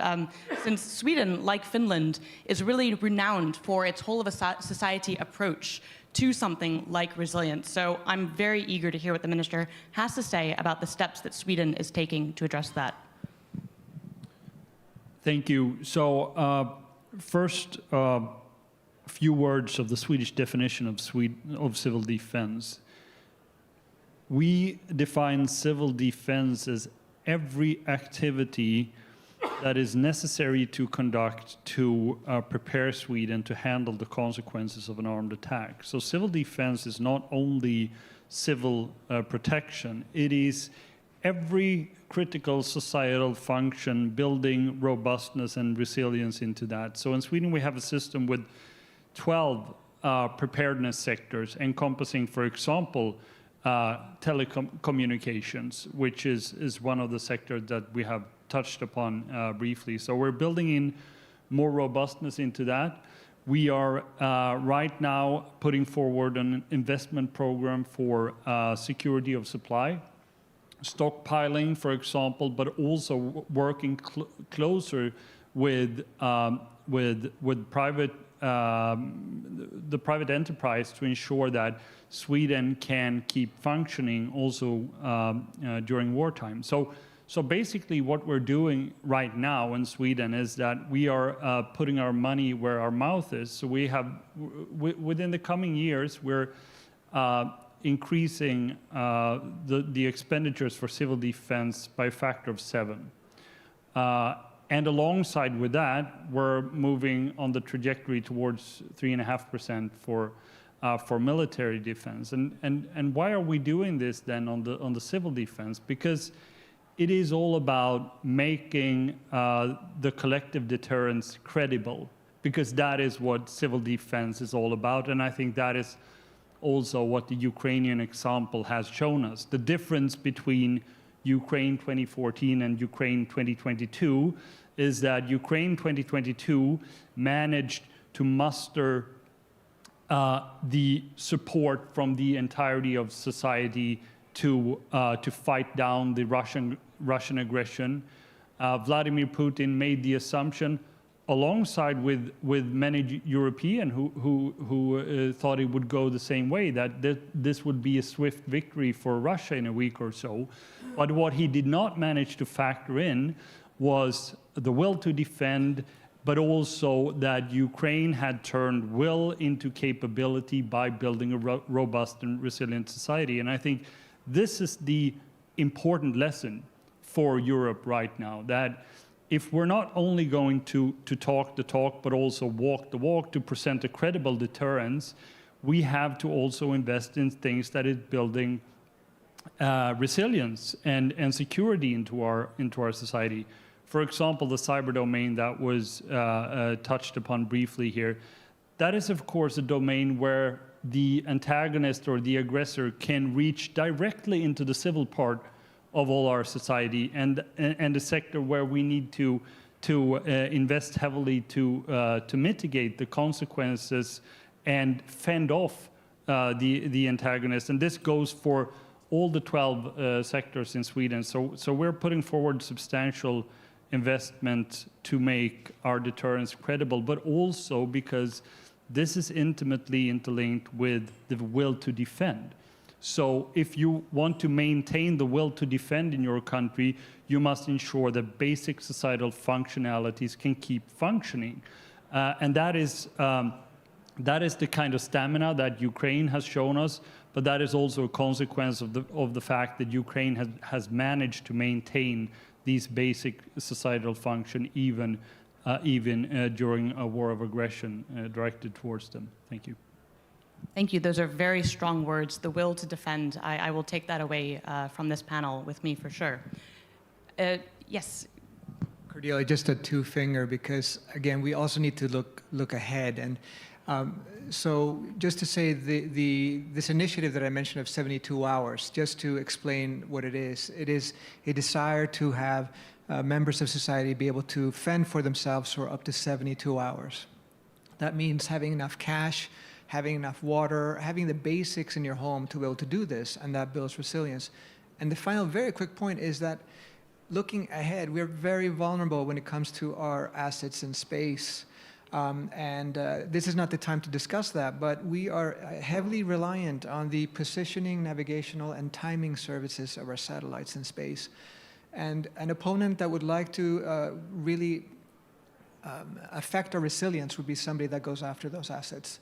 And if you look into it, a lot of these space assets are on low Earth orbit. They're accessible. And if you can target one, the debris from one might affect the other. It's called the Kessler syndrome. So looking forward, we are actually going to have to care a lot more about this. Thank you. Minister, it looked like you had something to add very quickly, so we can turn over to the audience. I'm sorry, I just have to reply, because I think it's a very good initiative, but I think that we should raise the bar. Everyone in this room could survive for 72 hours sitting on their chair, not eating anything, not drinking anything. In Sweden, we demand a week.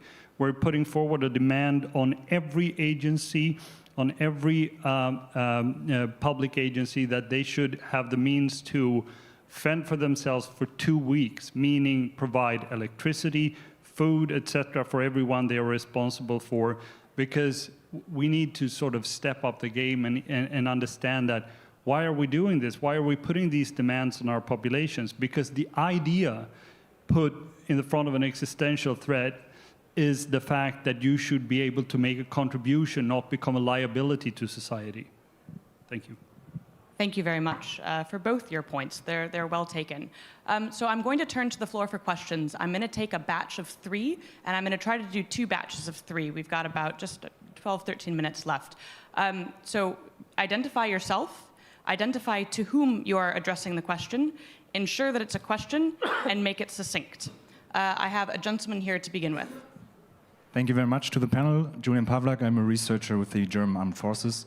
And my question is about decisiveness. I think we all agree about more measurements for resilience, for cooperation, but often it seems we or our political decision makers are often self-deterred by the effects of their potential effects of their actions.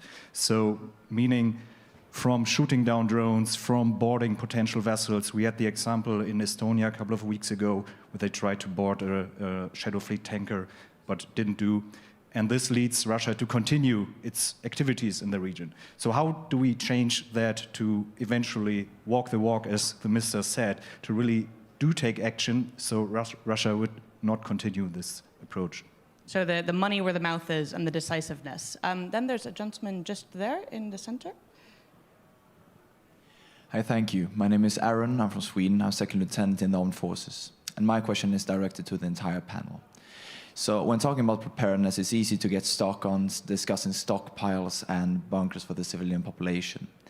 But the mental preparedness is also a very important aspect that is very easily left behind. So just a couple of days ago, Russian Foreign Minister Sergei Lavrov mentioned he suggested that Russia is at war with NATO and the EU over Ukraine, which says something about their mental preparedness. But I would like to ask about ours. Are people prepared that there might be a war on our continent? Thank you. Excellent. So the first, the panel about money where the mouth is, the second on mental preparedness, and then I'll take a third from the gentleman in the second row there. Thank you very much. Konstantin Eget, DW Deutsche Welle correspondent in Lithuania. My question is very brief, and both to Minister Bolin and to Herr Hofreiter. Should Russian planes, not Russian drones, but Russian military planes, be shot down without warning in NATO airspace? Thank you very much. That is a zinger. So I will start with the minister, please. So if I start from with the last question, so as the Minister of Defense in Sweden said, I think it was yesterday, there is already a protocol for this within the Swedish Defense Forces. They have the mandate to do so if it would be necessary given the circumstances. So it's very hard to give a general answer to this because there is a protocol for this and they have the mandate to do so if necessary, and if it would be necessary, then it would happen.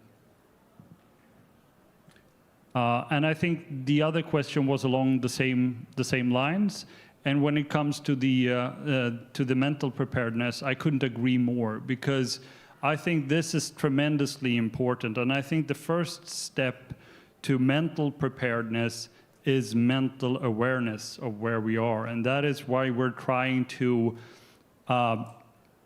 address these issues starkly, with sincerity, with honesty of how we see the situation, and the situation is dire. The Swedish government is describing this as the most severe security situation since the end of the Second World War, basically, because the situation is so unpredictable, and it has room for escalatory movements that might happen quickly in ways that we are not anticipating. And that is why we're sending out a brochure to the entirety of the population, for example. And of course, part of it is that you should do the checklist and have your physical preparedness, but what that also hopefully gives you is your mental preparedness of what is the times and the circumstances that we are living under. We have entered into a new paradigm. The world of yesterday is not coming back anytime soon.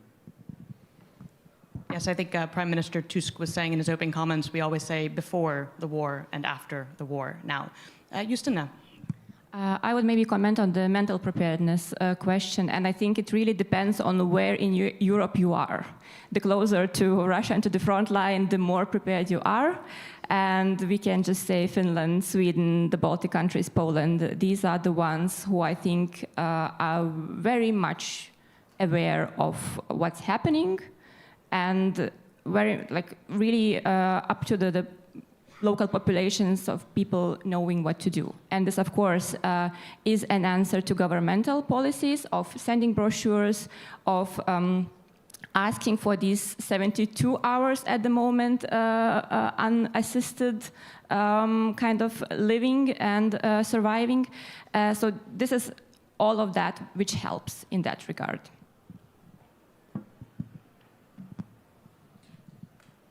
I think the main problem is maybe not for Poland and the Baltics or Finland and Sweden, but already in Germany and the rest of Europe is the population and the political elite prepared that at least Russia sees itself in war with Europe, and at least we already have a hybrid war. And there is the big problem.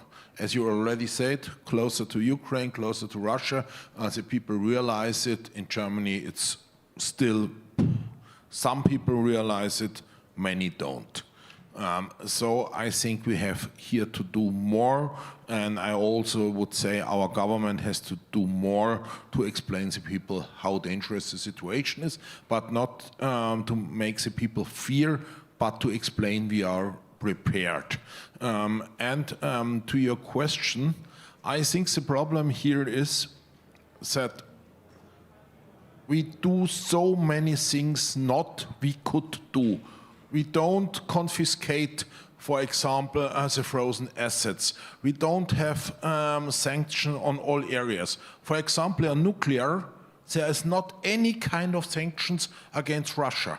Rosatom is still totally connected with whole of Europe, and so you can name a lot of things. And so Russia, I think, is doing this, I already said it, because it believes we are weak. We are weaklings, and so he will provocate.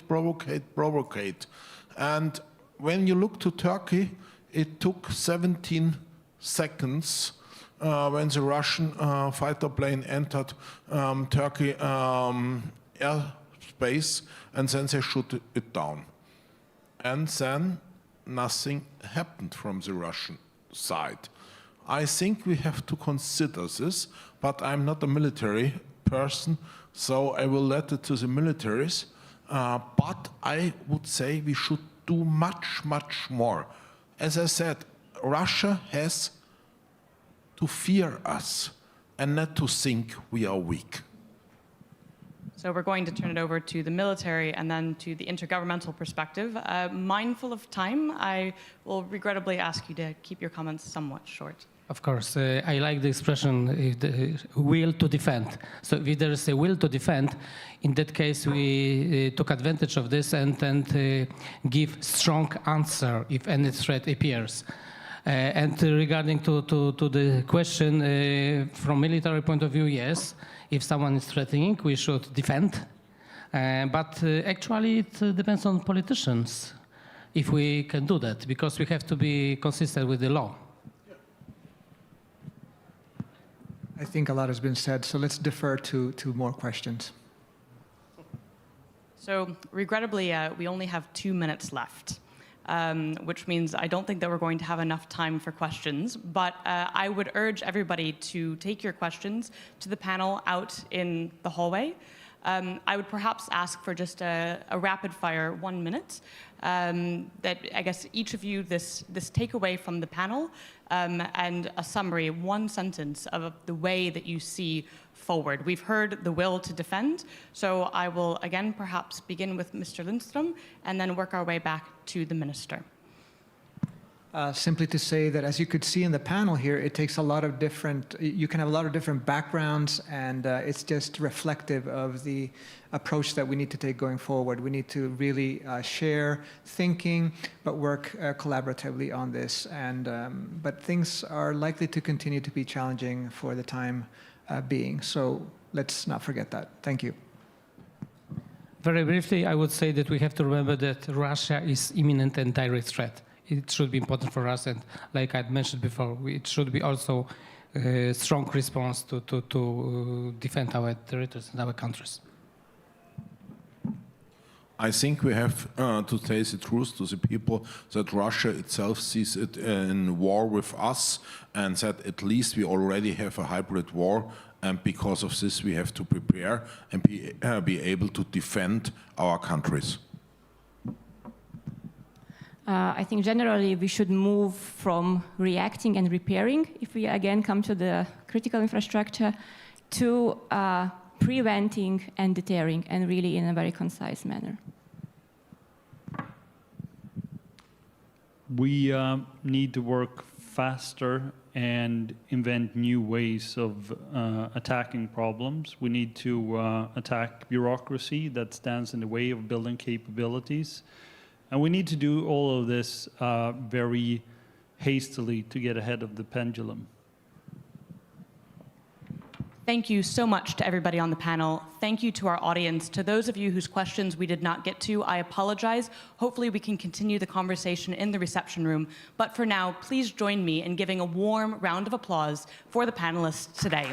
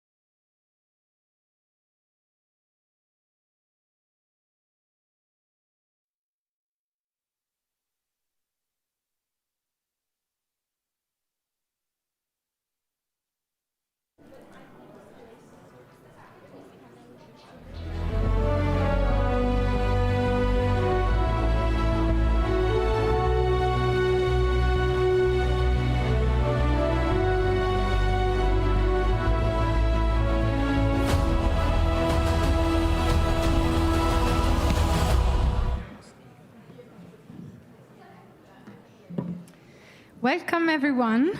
I'm delighted to moderate this conversation. My name is Maddalena. I'm from the European Council on Foreign Relations. We're a think tank. This is the only panel at the Warsaw Security Forum dedicated to minerals and to Africa.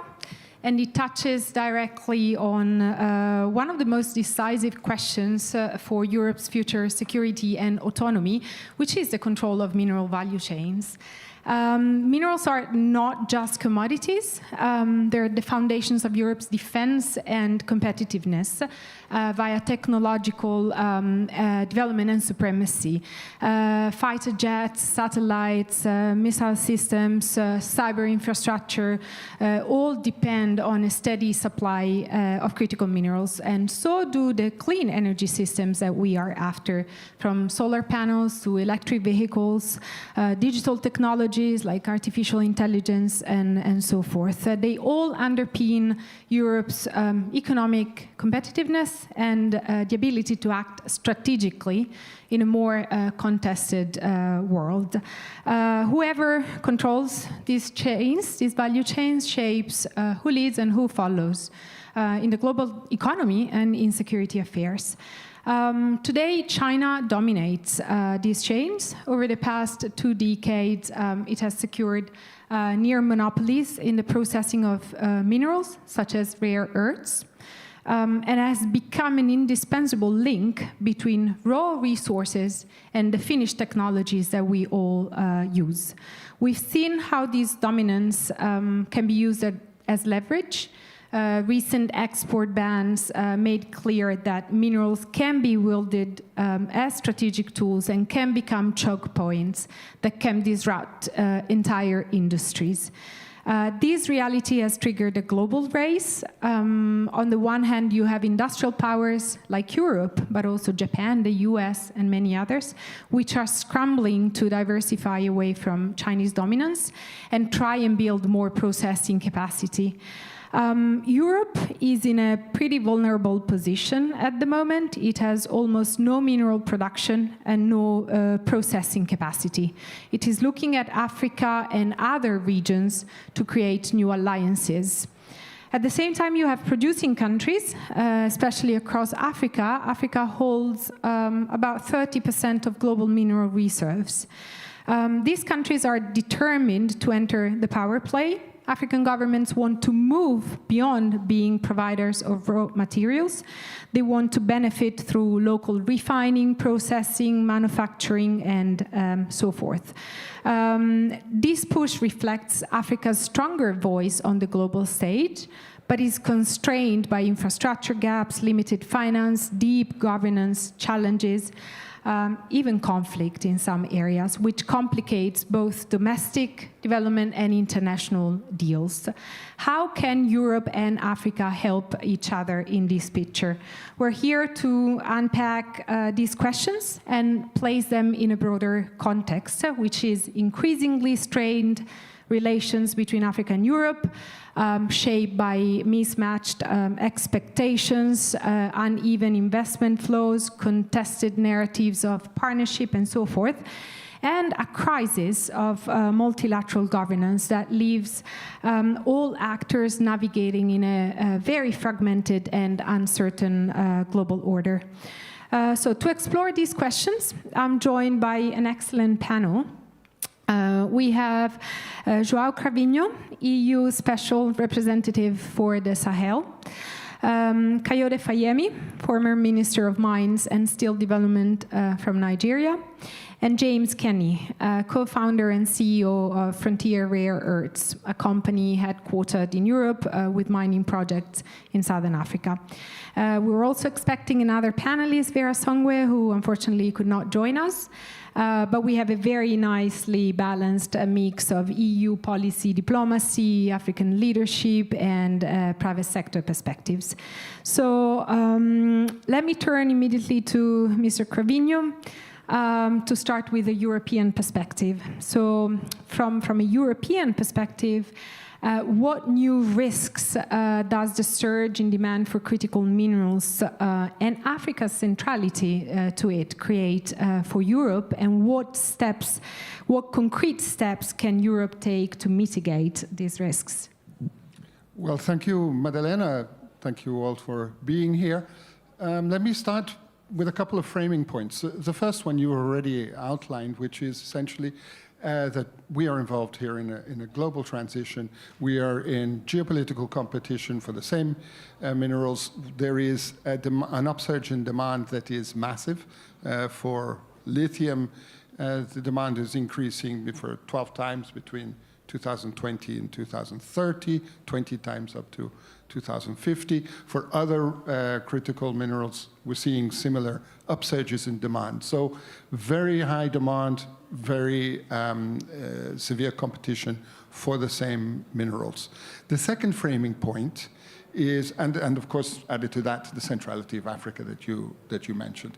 The second framing point is that there is a demographic revolution in Africa which brings with it a profound sense of divergence with Europe, with the West, as a result of deep frustration at the failures of governance over the decades, which is blamed, of course, on previous governments. It's blamed on Europeans and Westerners and mining companies in many cases for having supported previous governments. This is the narrative. And I wanted to point that out because it goes very deep. You may say, well, it doesn't, the facts are somewhat different. Perceptions, as any politician knows, perceptions are fundamental. And there is a perception amongst the African youth, which is most of Africa, because 65% of Africans are under 25, 70% in the Sahel, believe that what Europeans have been doing in this field has been directly detrimental. So we are facing this reality and we have to take this on board. Of course, we have increasing risks. We have risks of structural vulnerabilities due to the possibility of interruptions of supply, coups, a number of factors that can happen. We have increased geopolitical transactionality, and that's where this point that I made comes into play, because it is not so difficult for geopolitical competitors to say, you know, why are you going with the Europeans on this or that? They have exploited you over the decades, and feeding into this narrative, into this idea, is something that is a source of vulnerability for us. And of course, there is the reputational risk. This reputational risk means that we have absolutely to be paying a lot of attention to transparency. We have to do whatever we can to promote global governance standards, best practices, and so on, because we are, I would say, more vulnerable to reputational risk than our competitors. So what can we do? 2 or 3 things that we can do. Diversification, obviously, diversification in Africa, diversification beyond Africa. This panel is about Africa, but I would say that it is vital also to be looking at Latin America. Chile has the world's biggest supply of lithium. The deal with Mercosur can open up new opportunities, but I don't want to be talking about Latin America. Inside Africa, I think we have to be establishing conversations in many different directions. We have to, one point that I would like to mention, I think that where we can gain a competitive advantage is if we are able to structure, it just takes time, it takes a lot of effort, and it takes a lot of technical expertise, mechanisms of mineral price stabilization that can give us a critical advantage. Come with us and you will have foreseeability. Go with the others and you will be open to volatility. Thirdly, the global governance standards that I've already alluded to, and the Critical Raw Materials Act, which is already in place, but offers interesting lines of reduction of risk through own production, through processing in Europe, through recycling. Those are the points that I'd like to bring to the table. Thanks. Thank you very much. And let me turn immediately. I'll come back to you with follow-up questions. But let me go now to Minister Fayemi to touch upon a similar aspect. So foreign investment in Africa's natural resources, including minerals, have often led to export of raw materials with limited benefits on the ground, and also corruption, weakened institutions, and a number of issues that foreign investors find they're central when coming to Africa. Are African governments and societies better equipped to avoid these pitfalls today, or do you see the risk of repeating the same old extractivist patterns with all the new players in the mineral space? Thank you, Madalena, and thank you for having me at the Warsaw Security Forum. The story of foreign investment, particularly from Europe to Africa, has been one of paternalism, mostly, rather than partnership. And what has transpired over the last 2 decades, let me put it that way, is one that has been struggling with the issues you've just mentioned. Where do we place extractive industry in terms of accountability, in terms of transparency, and in terms of development for the countries that are endowed with these resources? Yes, yeah, he's right. The natural resources in Africa, they're huge, they're immense. 70% of cobalt, 90% of platinum, probably half of the gold reserves in the world is on the continent. But it's not just about the reserve. What has this reserve done for the people? And because of the divide and rule and the colonial and neo-colonial transitions that the continent has been through, there hasn't been an effective collective or collaborative response the way we've had in the oil sector, for example, when African countries involved in oil development and oil resources were able to form part of the OPEC cartel in the early 70s. That has not happened with the variety of minerals that we're dealing with. But it's not for lack of attempt on the part of the continental body. In 2009, the African Union came up with the African Mining Vision.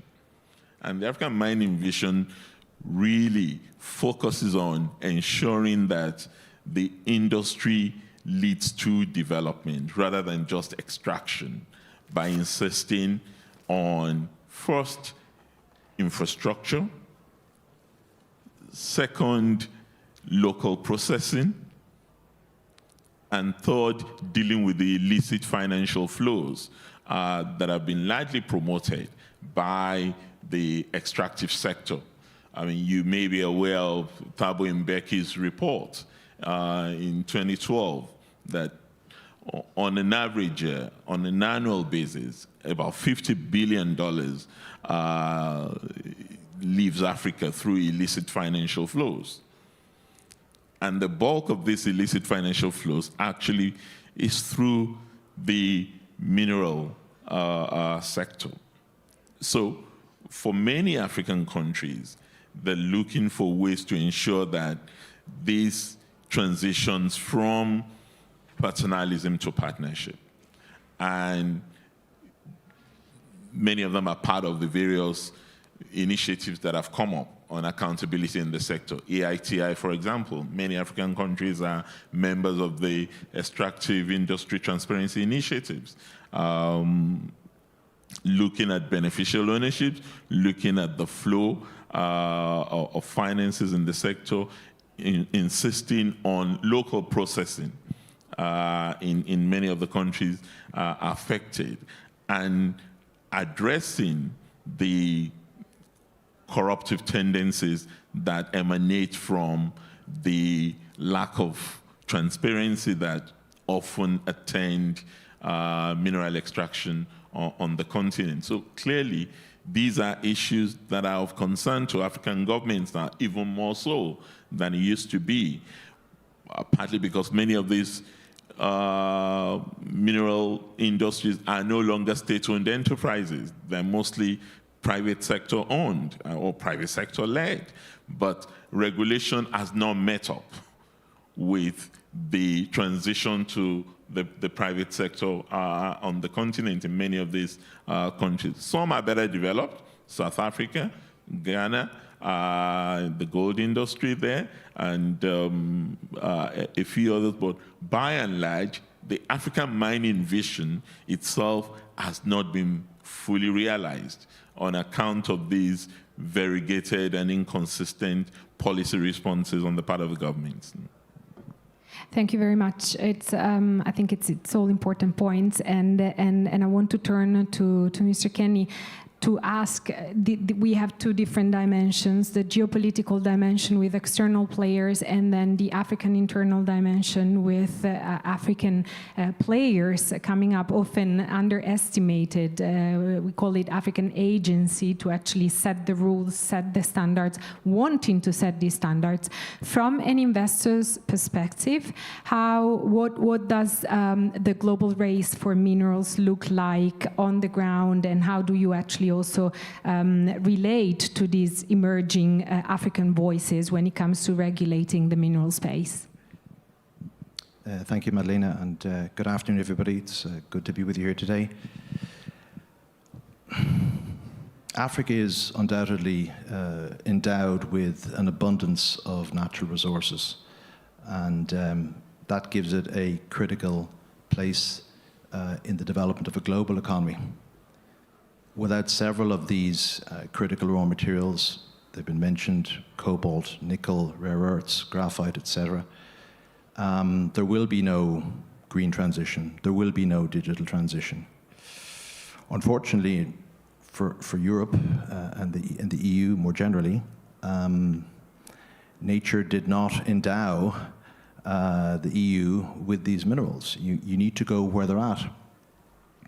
And something I've said to people in forums similar to these is that the Critical Raw Materials Act, I think probably everybody in this room has heard of the Critical Raw Materials, and I would stress the second word in that act, the R. It's the Critical Raw Materials Act. It's not the Critical Refined Materials Act, and it's not the Critical Recycled Materials Act. If you don't control the raw materials, you can't control the value chain. And this is what other countries have done very well, and the obvious elephant in the room is China.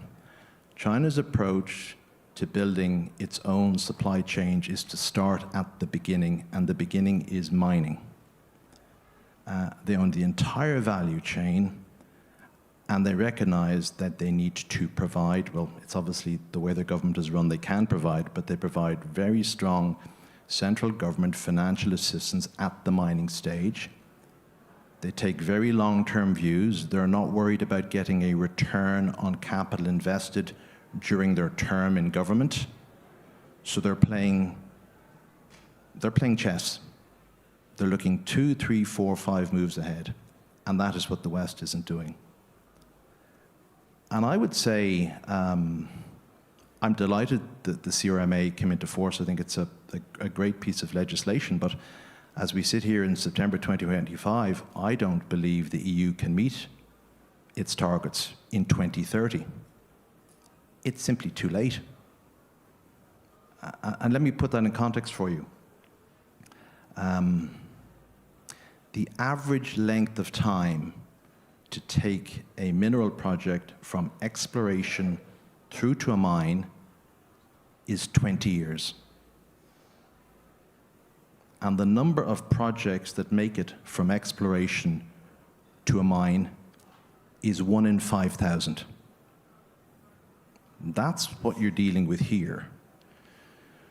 So what the EU has done, what the US has done, is they have relied overly on private industry, on what are called junior companies, to put up the risk capital, to take the long-term view, and to try and be the pathfinder for a new value chain. And those sovereigns and supranationals then typically only tend to come in and support after, towards the back end of the 20 years, when everything has been proven and everything has been permitted and all the consultations been done and all the mining standards have been adhered to, and then they come in. But what's happened is that 5-10 years before, the Chinese have bought it. The US have bought it. I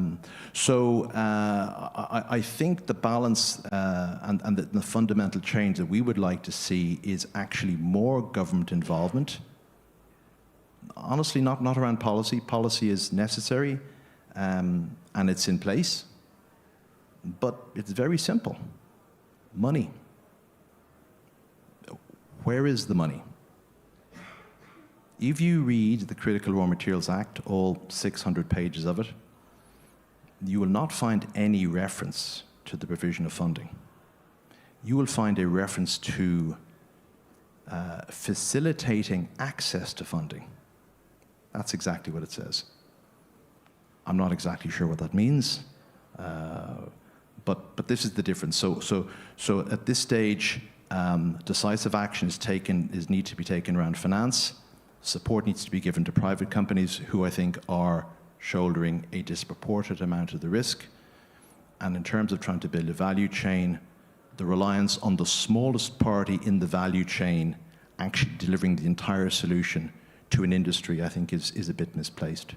But some good steps have been taken, but the key ones remain to be taken, and that is the more direct provision of finance, or, as been said by one of the speakers earlier, some type of government support in the form of pricing for these raw materials. And I'll just, to finish this, I'll give you one example.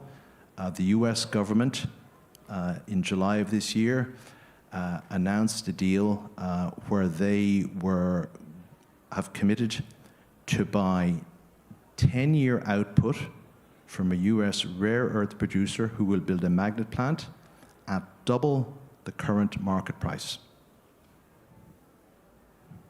I'm not saying you need to pay double, but it just is a statement of intent.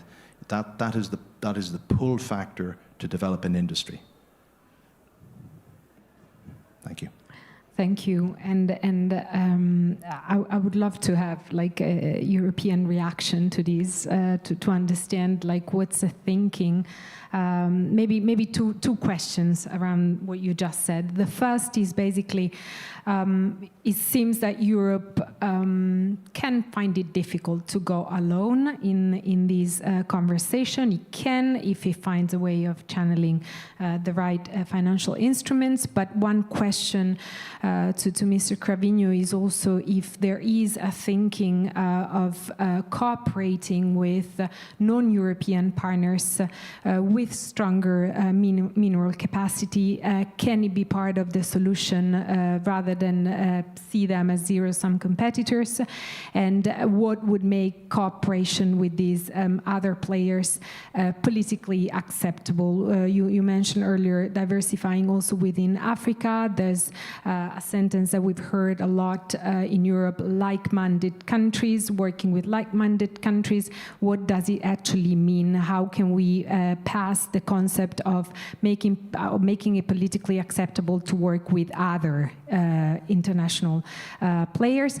But a second question that I put out there for everybody, if you can unpack a little bit more this pricing idea for raw materials, what is actually needed and where is the thinking going from maybe all three of you, if you can unpack it a little bit more. Great. Well, I think James has outlined how far behind we lag.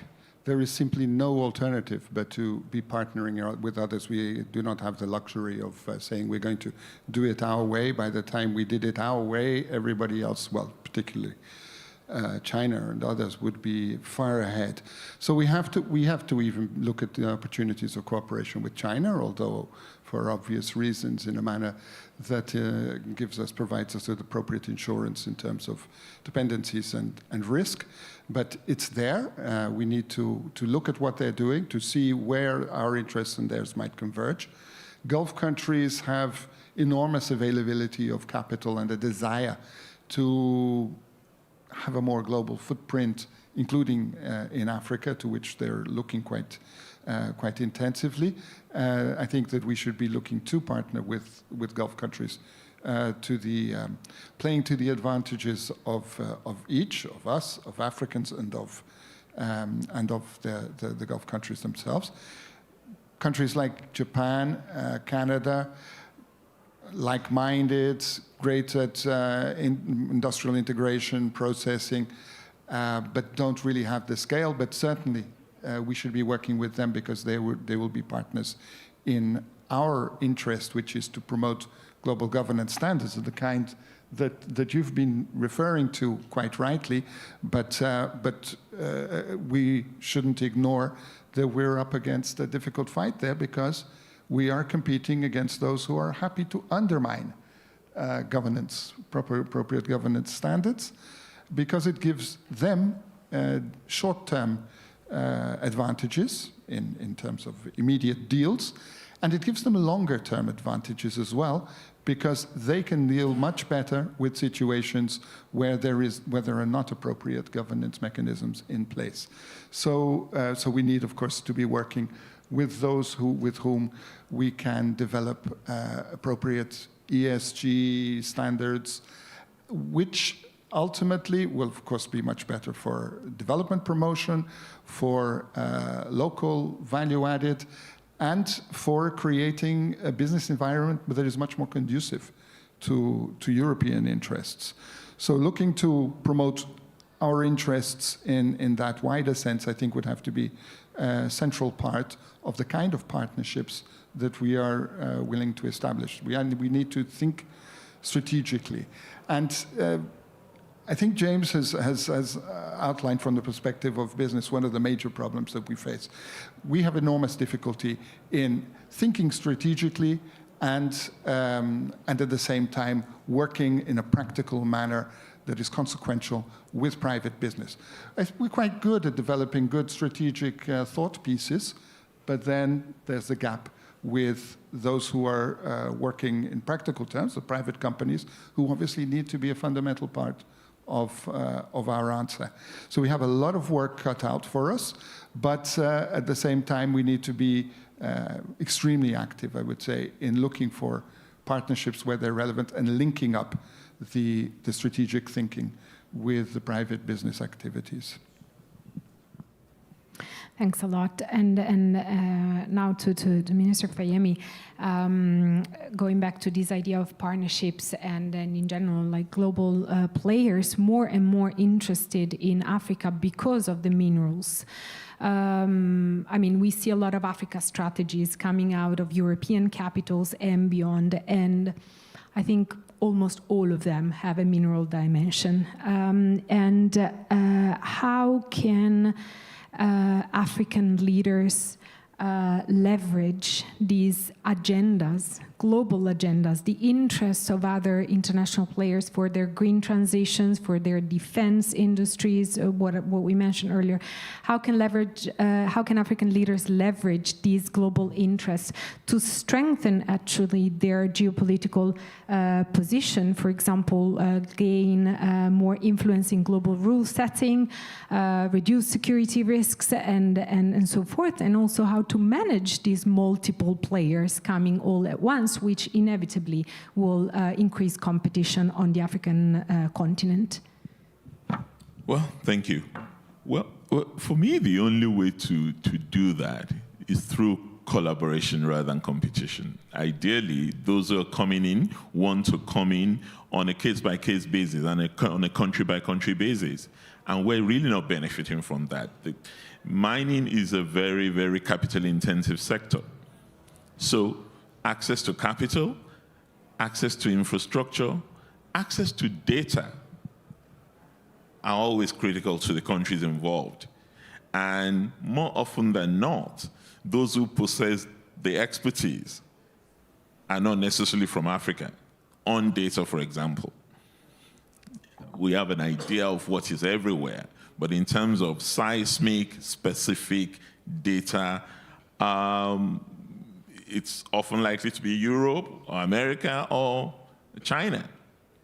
So, but if we're able to come together as Africans, probably Vehicle of African Union or the Economic Commission for Africa or the African Development Bank supported initiatives, contractually, we can negotiate a longer-term arrangement, which would not necessarily bring the box immediately, but would allow those who want to come in, whether they're Chinese or Europeans, to bring the capital for patient capital now, because it's not going to realize immediate benefit, in a manner that can be structured for, mutual benefit. I think that's one area that a lot more work needs to be done by us as Africans and by our partners from wherever. The second relates to regulatory frameworks. I think we need a continental regulatory arrangement that would also help hold in check the opportunists who really want to come and take advantage of what is available on the continent. But that would only work if we have a very clear-cut collaborative initiative. Let's say cobalt or lithium.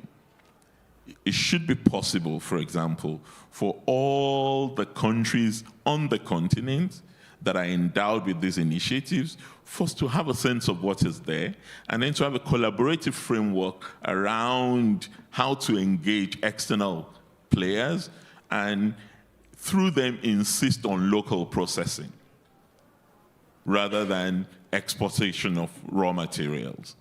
And then also collectively decide on pricing. OPEC was able to do that effectively for a very long time before you then got into OPEC Plus and got into other players coming on the scene. I think we're back there, because as long as it's individually done, we're going to end up in situations we've seen in the Sahel lately, with cancellation of contracts by the coup makers who came on the scene, with the Canadians in Mali, in Burkina Faso, and in a number of these, because the perception that Yao spoke about is very real on the ground, that external players are only just here to cheat Africans out of their own resources. And there has to be a way to address this without necessarily driving investors out of the continent. Thank you. And one of the central points here is actually a challenge that also the Europeans face in coming together and setting up regulatory frameworks that can apply. We are two continents talking to each other, which is very different from Africa, China, Africa, UAE, and so forth. So it's multiple challenges. Let me turn to Mr. Kenny. From South Africa, where you operate, South Africa is the first country with which the EU is negotiating a clean trade and investment partnership.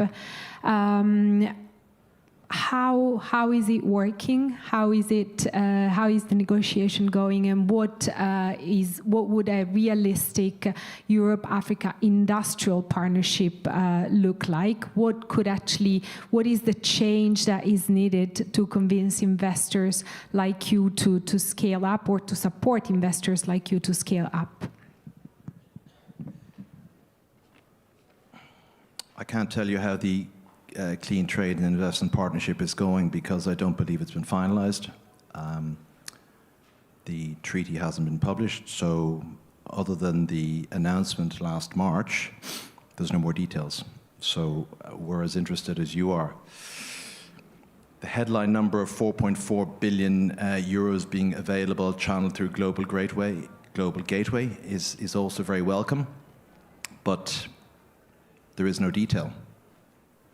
What projects will it be administered towards? Who will administer it? Is it grants? Is it loans? Is it equity? Is it guarantees? I've no idea. So again, the policy is fantastic. We welcome it. We look forward to it. But on the ground, there's nothing in particular has happened. I think it will get there. And again, it probably comes back to the point from earlier, it's just the speed of movement. So going from the bilaterals to the joint announcements to the negotiations, I'm not sure what timeline we're on, but I think it would be better if it moved faster. In the interim, again, what you're doing is you're coming back to relying on private industry. And private industry effectively taking a venture capital type approach. I mean, if we look at some of the best known and most valuable companies in the world, particularly around the tech sector, whether it be NVIDIA or Meta or Stripe or others who would be familiar to everybody here, they are mostly financed initially in their first few rounds by venture capitalists.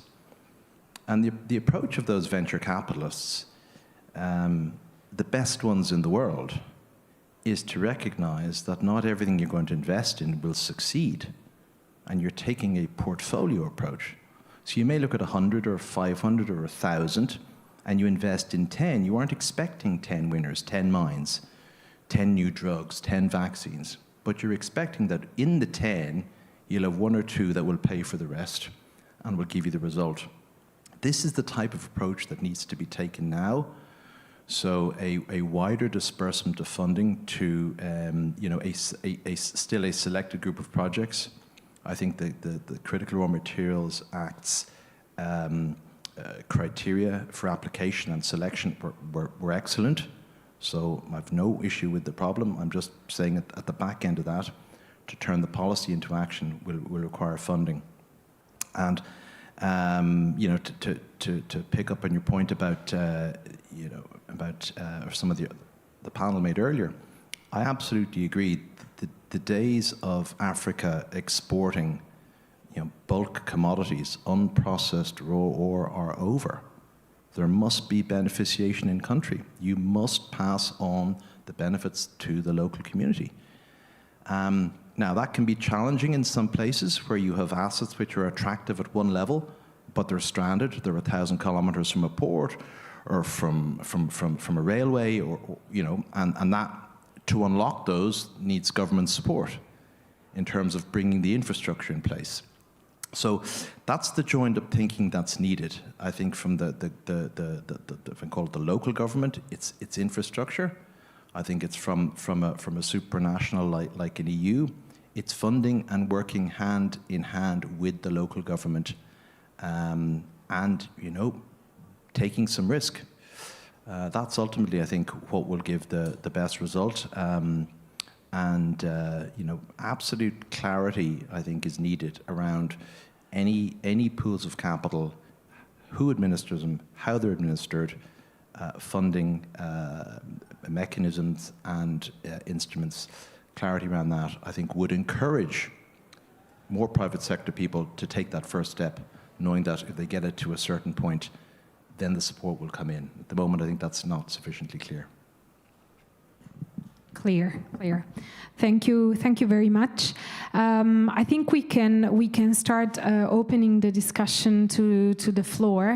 There's a lot of people here. I mean, I do have a number of follow-up questions, but let's see if there are urgent questions to be asked already. Yeah, so please, can you briefly introduce yourself? Hello, my name is Lisa Musho. I'm working for the International Crisis Group, and I had a question. There was already a lot of conversation about the competition for the African resources and how this is also an opportunity for Africans to leverage this, because of course this is also a lot of interest from global players and an opportunity for Africans to also choose who to partner with, right? So there's an opportunity side, but when we're looking at the sort of risks, especially when global tensions between big powers are rising, as we are discussing here in the Warsaw Security Forum at length. How do you see that also being sort of a risk that these kind of big power tensions are then replicated on the ground on the African continent? We see already conflicts like the conflict in Sudan, where regional power dynamics or tensions are kind of fueling the conflict. So how much do you see also sort of risks that competition ultimately sort of maybe leads to greater insecurity and greater tensions on the continent? Thank you. We'll take another couple, please, here.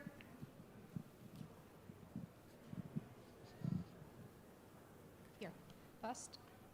Hello, my name is Viktoria Kowalczyk. I'm a Ukrainian lawyer who's working for Project Expedite Justice in Ukraine. We are mostly focused on agriculture, but in this regards, how would you save those deals, actually, if recently we've seen the situation when the African countries are trying to step out from the ICC coalition, and for so many years they are not actually satisfied with the work. So what are the guarantees, and how EU actually wants to support African countries? Because as we know, as the lessons from history shows us, where the resources are, there can be the situation quite a bit destabilized.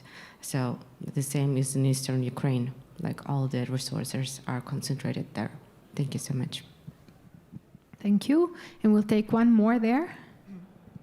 Thank you. Jędrzej Czerep, head of Middle East and Africa project at the Polish Institute of International Affairs. I'd like to follow up on the remarks of James Kenney on the changing approach of African governments towards mining deals, and that there's no way back to, taking raw materials out without sharing benefits. But we see cases like mining code in Mali, for example, where they did a hard bargaining when they raised up the percentage of royalties that they want to take. They raised the percentage of state involvement in mining operations, and the result was very mixed. That the industry decried that. Some actors withdrew, like Australian Lithium. Others stepped in, like Chinese Ganfeng. So, is the industry really ready to adjust to the new rules of the game that are emerging? Okay, thank you. Maybe one last here, and then we'll do a second round, Lisa, here. So I don't, we cover all three sides with questions. Here. Thank you so much. My name is Riaz Shanik from the Parliament of South Africa. I was lucky to attend the South African EU IPM, which was hosted by the South African Parliament earlier this year in Cape Town. And one outcome of this was to strengthen EU-South African cooperation on critical raw materials.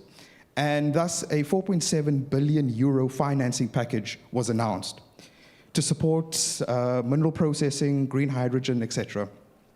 Now, the question that I have is, how can we ensure that this investment and deals like this support Africa's own industrialization and energy security rather than reinforcing extractive or one-sided value chains? Thank you. Okay, we'll stop here and take a second round later. Should I hand over to you first to start? Thank you. Let me see if I can read my writing. So, actually, several of the questions raise a similar point or preoccupation, and which is the one of, to what degree is it possible to establish partnerships that are of interest for the African countries, that correspond to this sense of exploitation that the African youth has. And there, I think that what Minister Fayemi has been saying about the need for Africa-wide regulation, for the identification of appropriate practices that set standards, this is fundamental. I am very conscious of the enormous challenges that are implied simply because of the tendency to undercut, and individual players can be seduced. And once a number of individual players are seduced, it's very difficult to establish that. Nevertheless, I think this is the only way. This is the only way to manage to incorporate mechanisms that allow for a good deal, one that focuses on local value incorporation and promotion of development in the countries which actually have the resources in their soil. On the question of the global geopolitical tensions, absolutely, very much impacting. And there is, because there was the reference also to the Mali mining code, there is some paradoxes involved in this, because we do have the demand for more royalties and so on. But at the same time, Wagner Group and now Africa Corps are being paid for how? Through concessions of mines, where there's no question of royalties. This is pure export of gold direct to Moscow. And so of the worst possible kind of exploitation as a result. So we as Europeans, we as Westerners, I think also need to be shining the spotlight on the reality of mining practices in countries that claim to have a different approach. Thank you. And Mr. Fayemi, would you like to come in? I totally agree with the perspective put forward by Yao. You know, for African countries, I don't think we come into this from ideological grounds. Many African countries come into it from very practical perspective, and that's why there is a sense in which many, particularly in Europe, would feel that China is at an advantage, because China appears to link their desire for these minerals with at least a modicum of developmental agenda. So when they do the Belt and Road Initiative, which focuses largely on infrastructure, road, rail, to many of these regions where we have the raw materials, they obviously know that there's a benefit that will come from that. And I know Europe tried it too with America in the recent Lobito Corridor initiative. I mean, with the new government in America, one doesn't quite know where that's going to end, but at least I think there's a realization that you cannot just come into this purely with the intention of taking out without giving back. That is something that I believe it's getting to an acceptable position in many of these capitals. However, we do need, as Africans, to get our own act together. And that's why I keep emphasizing on a coordinated, collaborative strategy. As per what's going on in Sudan, Mali, DR Congo, it's a reality of power politics. It's not going to go away. And many of these countries are also not romantic about their intention, particularly the Gulf states. It's about how they can become critical political players on the ground, and this gives them an opportunity to do that. So you find some of the Gulf states supporting Hemeti, you find others supporting Boham, and you see the same thing in DR Congo. I guess it's still the same old power politics that we're dealing with, unfortunately. Thank you. If I may, just a point on this, on China's developmental role with infrastructure, which is absolutely true and it's undeniable. But at the same time, here we're talking about a further step, which is an industrial type of step, which China hasn't significantly contributed to. Nobody has to date in terms of external players. So this is actually China seems to be doing more. It is processing on the ground, and that's a message also to Europe, which keeps talking about we want to do value addition in Africa with all the complexities of that, because we are the only ones offering that, and that's not true. China is learning fast and is stepping up its approach. It was just a comment on this, because yes, infrastructure is not enough anymore in 2025. And over to you for comments. I'll sort of try and blend an answer to two or three of those questions into one. It's a question about more generally African countries and, you know, the shifting sands and taxation and royalties going up and that being off-putting for investors. I absolutely agree. You wouldn't buy, you know, an apartment if you didn't know that you had the right to driving off the road, or what the tax would be, or that you actually owned it when you paid for it. So clarity around security of tenure, that you own what you think you own, around the fiscal regime that applies, and that must be government guaranteed.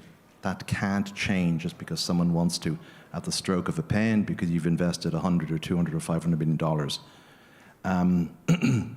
So that's one thing, I think, where there are some very poor examples in Africa of governments, really taking extreme positions and have killed their industry. And in some African countries, looking for more than 50% local ownership, and that's a poison pill. To tie it into the question asked about South Africa, I think South Africa, where our company's developing our rare earth project, South Africa has a very well-developed mining code. It's well understood. It's got a very long-established mining industry. It's well accepted by international investors, and there's absolute clarity. And one of the things that it does very well is that in order to secure a mining right, you need to do, well, there's a lot of things you need to do, but two of the things that you need to do is you need to develop a social and labor plan, which basically is going to show how you uplift the local communities. And you can't just write one and file it and saying, well, I've done one. I know in the case of our company, our consultation alone over 2 years involved 243 separate consultation meetings with nearly 2,500 people locally. There was no one left to consult with. So you get them to buy in and understand that there's going to be a massive and tangible benefit to them, not just in the creation of jobs, not just in the creation of infrastructure, secondary jobs, housing being built, et cetera, et cetera. But the other area which South Africa does very well, it requires economic participation, but are what are referred to as HDSAs, historically disadvantaged South Africans. And so, I mean, that's broader than black, if I can put it in that terms. It's a much wider range of people. And they need to have an economic participation of 26% in a project.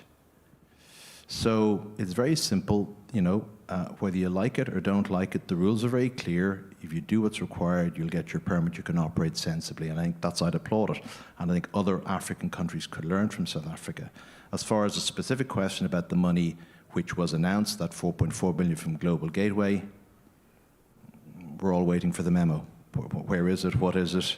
Yes, it'll support vaccines. Yes, it'll support green hydrogen. Yes, it'll support critical raw materials. But who, when, where, how, and what aren't yet, well, I'm not aware of what they are yet, but it's a first step, and hopefully that'll come. And sorry, to tie in with the question about Ukraine, not that I know very little about Ukraine, but in the same thing, if you're trying to encourage industry to go into an area which may have other challenges, security. I mean, I'm involved in another project of our company, which is in Mozambique. That project is currently under force majeure because of an Islamic insurgency. Now, you go to a Western investor, and you can talk to them about risks, about capital overruns, about commodity price, about interest rates. Islamic insurgency is not the normal risk that a Western investor expects to be trying to quantify in their head. But that said, so long as there's sufficient upside to address the risk, people will come in. Clarity around tenure, fiscal regime, ability to operate, how you can suspend your operations, declare force majeure if there is something outside of your control, I think you can overcome a lot.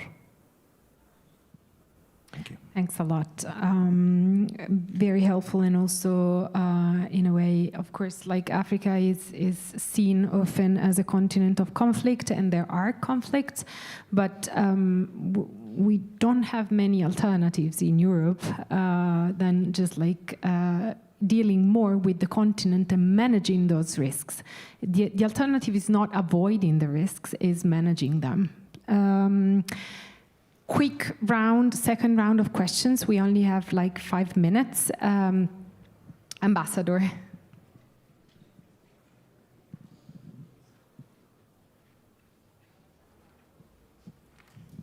Thank you so much. A quick one, and thank you to the panel. I'm Koldu Shaka, Ambassador of Rwanda to Poland. I just have a question. Listening to the panel, specifically to the CEO and Minister Kayode, I have the impression that between Africa and Europe, we have a disconnect. There is a disconnect in terms of policy dialogue and policy mindset. And I'm referring to what CEO said. There are some policy declared, but I don't know where things are, how to make it practical. And Kayode saying from paternalism to partnership. And my question is, do you think that a win-win policy mindset, especially in Europe, towards Africa, is it possible? Isn't the central piece? And secondly, do we have a few companies from Europe that are doing actually what we would like to be seen, that are investing in extraction and processing in Africa? Is there a way from Europe to scale up those best practices so that to widen? Because I have the impression when we talk about critical materials, the narrative I have been hearing here in Europe is concerns about China, about Russia, and not really about what Africa wants. Since African Union is saying, here we have the Mining Act, have we taken time to look into that and find a dialogue with the continent instead of saying, but China might be coming? So I think the win-win mindset has not yet come. I don't know if I'm right, but maybe we'll enlighten it. Thank you. Thank you. Any other questions on the floor? No, I don't see any. Okay, so for you to answer. Thank you very much. And just very quickly, I think the ambassador of Rwanda has made an extremely important point. We heard, and I have no doubt that he's quite right, James talking about the need for access to finance, for investment possibilities for private companies. But we need also to have a massive investment of political capital in the relationship between Africa and Europe. There is, when you mentioned the disconnect, it exists. I see it daily in my own work. And the only way of going beyond it is to deepen a dialogue which is extremely superficial. Africa has changed enormously in the last couple of decades. Europe has also changed greatly, and yet we talk to each other in the same way as we did 20, 30 years ago, donor-beneficiary, this old aid relationship, which is completely anachronistic. So we need to be investing much more in listening to each other, understanding what the dynamics are in each of our continents. I firmly believe that Africa is, it's our neighbor, but it's also very much part of our future if only we learn to work a lot better than we have done in the recent past. I couldn't agree more with you, Ambassador. It's a disconnect that is almost bordering on resignation, in my view. And that resignation then manifests itself in a conversation that is mediated almost purely by migration, rather than any other thing. And it's unfortunate. Europe knows Africa more than the competitors that Europe has in Africa, and should take advantage of that. Yes, there are historical challenges with that knowledge of colonialism and neocolonialism, but therein lies the opportunity for autonomous engagement as well, which we're not having enough of beyond the superficial dialogues between the EU and specific African countries. I think it's time for such frank, because Africans are not engaging China because they love China. If you ask the average African who or which part of the world they would rather deal with, many of them will point in the direction of Europe. Not China, not the Gulf states. But unfortunately, there is a perception that Europe doesn't want to even hear anything about Africa. So Africans feel, well, we neither face east, nor do we face west. As Kwame Nkrumah told us years ago, let's just face forward. Where can we find the best engagement that will bring better development for our country and our continent? That's what defines what's going on now. And it could be better addressed by much more comprehensive dialogue leading to development rather than migration-focused dialogue. Thank you. Thank you. We ran out of time, but I'll leave you 30 seconds to comment. Well, the only thing I'd add to that is I fully agree. I don't think there's maybe as big a disconnect as you might think. I think actually the gap is quite close, but it's just the will to close it. And I also, in the same way that we talk about the EU and Africa, the EU isn't a place and Africa isn't a place. So actually what I see is that there will probably be, more direct and tangible engagement happening with individual EU countries and individual African countries rather than it being a continent-to-continent embrace.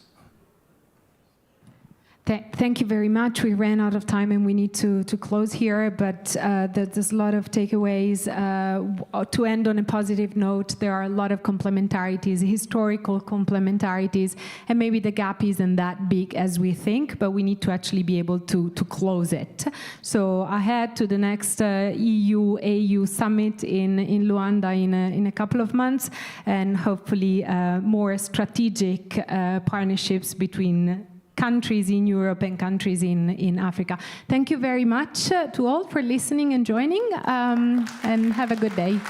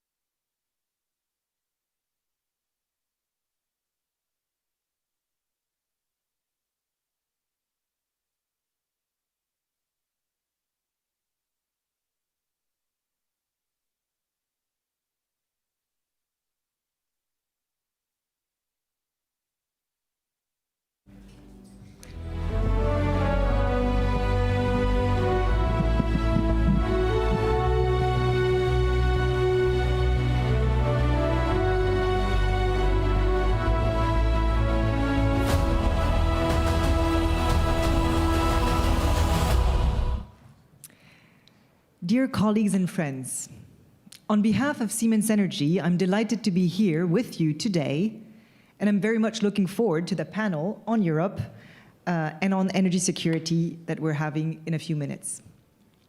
Before that, please picture 3 scenes with me.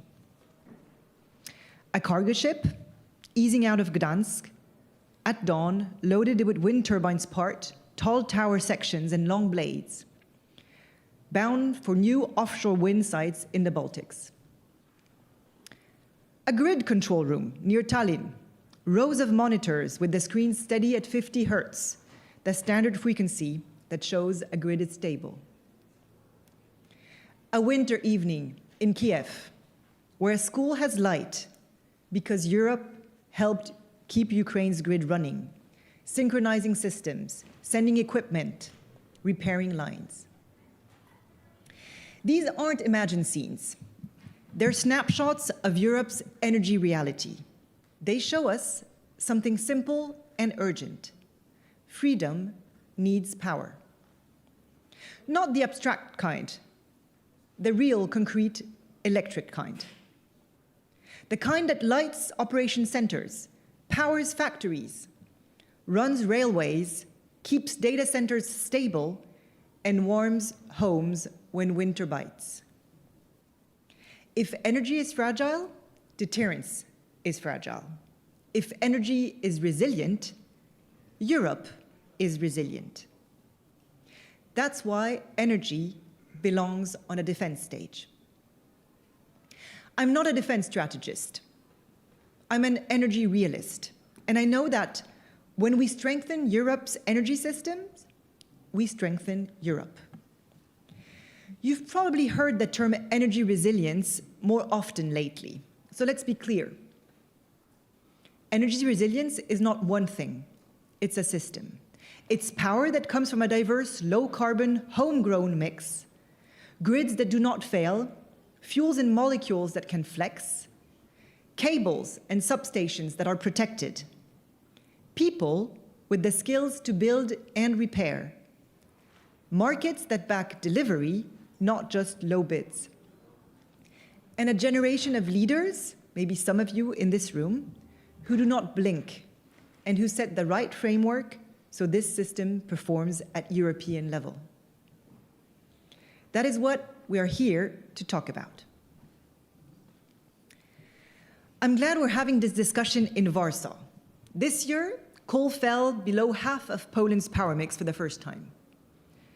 By 2030, wind and solar are on track to provide more than half of the country's electricity. Gas helps keep the system stable as coal exits, and nuclear is on the table. And as Europe's 5th largest energy market, and with a growing economy in sectors such as automotive and electronics, what happens here shapes prices, security, and industry far beyond these borders. Poland is also a clear example of energy security moving from plan to site. Take the 3 Seas initiative, a north-south backbone from the Baltic to the Adriatic and the Black Sea. New power lines, gas links, and digital routes so power, fuel, and data can flow not only east to west, but also north to south. Anchoring the region to Central and Western Europe, Poland is a land bridge. Take Gdansk, that I talked about earlier. Not only a place of history, but a port that actually turned energy hub. A place where ships load components and logistics run with precision. Offshore wind will anchor part of this growth.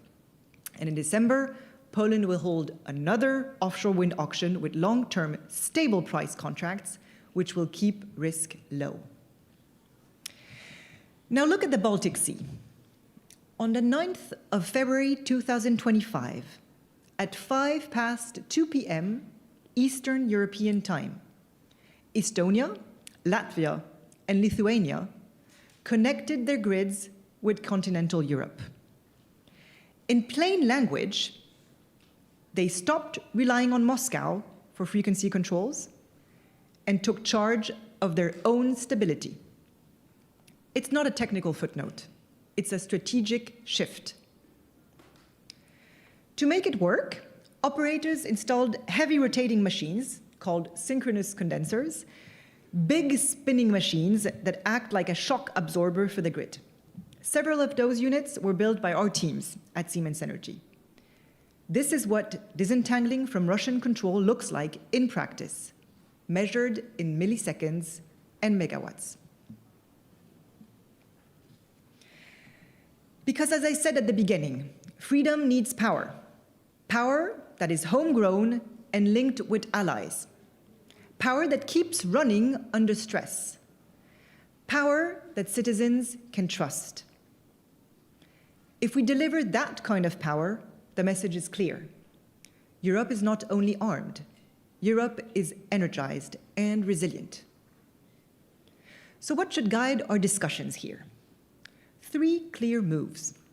1, think and plan as a system, not in technology silos. By investing in a mix of technologies and innovative solutions, we can help reduce dependencies on fossil fuels and create a more resilient energy system. 2, strengthen the grid. Build it faster. Treat grid lines and substations as strategic.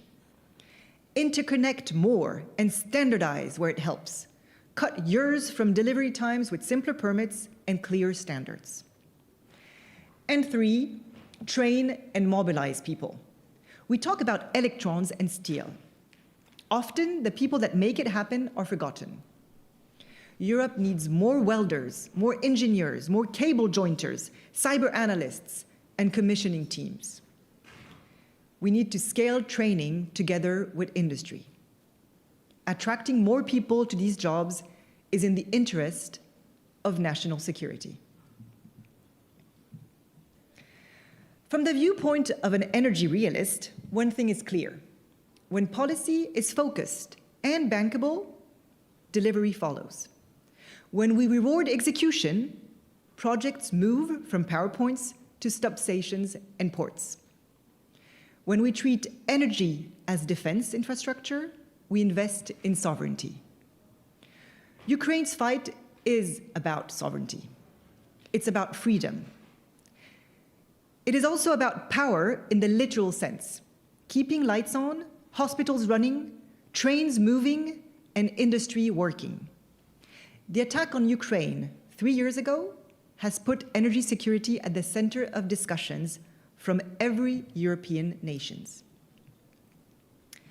So let's be practical and ambitious. We do not need new slogans. We need new projects. We need grids planned and built on time. We need auctions that deliver assets, not headlines.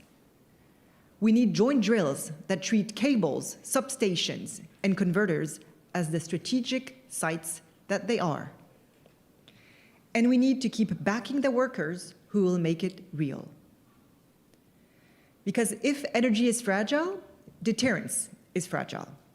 And if energy is resilient, Europe is resilient. Thank you.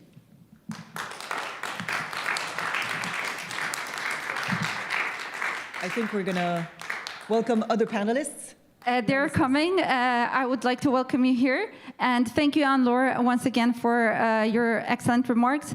You can also sit if you want. And now I welcome the moderator of today's session, Zuzanna Nowak, Executive Director at the Opportunity Institute.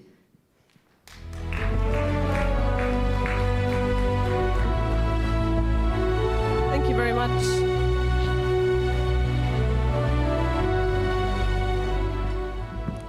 Thank you very much for this introduction. Thank you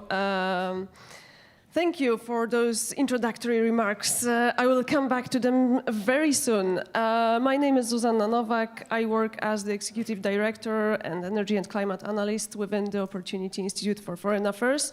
So my approach is mainly geopolitical, but still I do have a lot of insights about all other aspects of energy security in Europe. But I don't want to spend too much time talking here because our topic of today is AAA, Energy Security for Europe, Autonomy, Adaptation, and Affordability.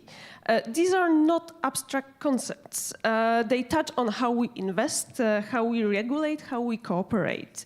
Just a moment ago, Anne-Laure de Chamert told us that freedom needs power, and she took us from Gdańsk through Tallinn to Kiev. I was taking notes.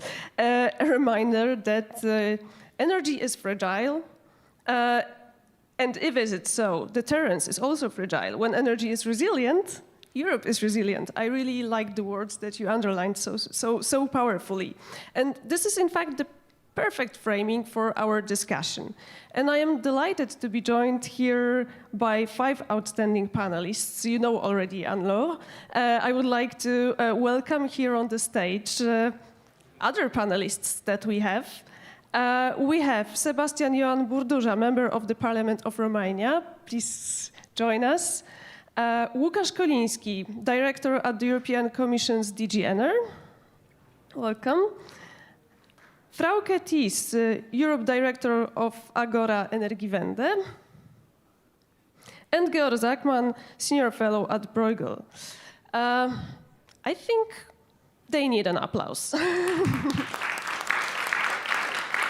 Please have a seat. And I think that with these voices around the table, we can explore not only where Europe is today, right now, but where it needs to go. And I have an icebreaker question to all of you, just to set up the scene and see where are we and what are your thoughts about the topic of our panel. So to begin, let me ask each of you one short question. If you had to pick one of the AAA pillars where Europe is weakest today, autonomy, adaptation, or affordability, which one would it be and why? In just a very short sentence. Maybe I will start with Sebastian. Easy question. Thank you for inviting us and congratulations for this event. It's growing every year, which is always a sign of success. Difficult to pick. I think it's weak on all 3. And I hope I'm not going to make more friends in the Commission. I already have a few. But I think autonomy is by far the most dangerous. We live in an age of peril. We are at war. I think we need to be committed to saying the truth, even if sometimes that hurts. I think that we are in a triple dependency. We're still dependent on Russian gas. If you look at the numbers, for the first half of 2025, Europe has imported more LNG from Russia than in 2024. So that's still money coming to the Kremlin in the middle of the Russian aggression in Ukraine, which is terrible. We are highly dependent on China for critical raw materials, for basic equipment, for solar panels, for inverters. We're increasingly exposed in our cybersecurity. And I think ultimately we remain dependent on an ideology of shock therapy in the green transition. And I've personally advocated for moving from Green Deal to Smart Deal, where there's a lot more pragmatism, focus on baseload production. And in the energy trilemma, the right order should be security first, competitiveness second, and green transition third. Thank you. Thank you.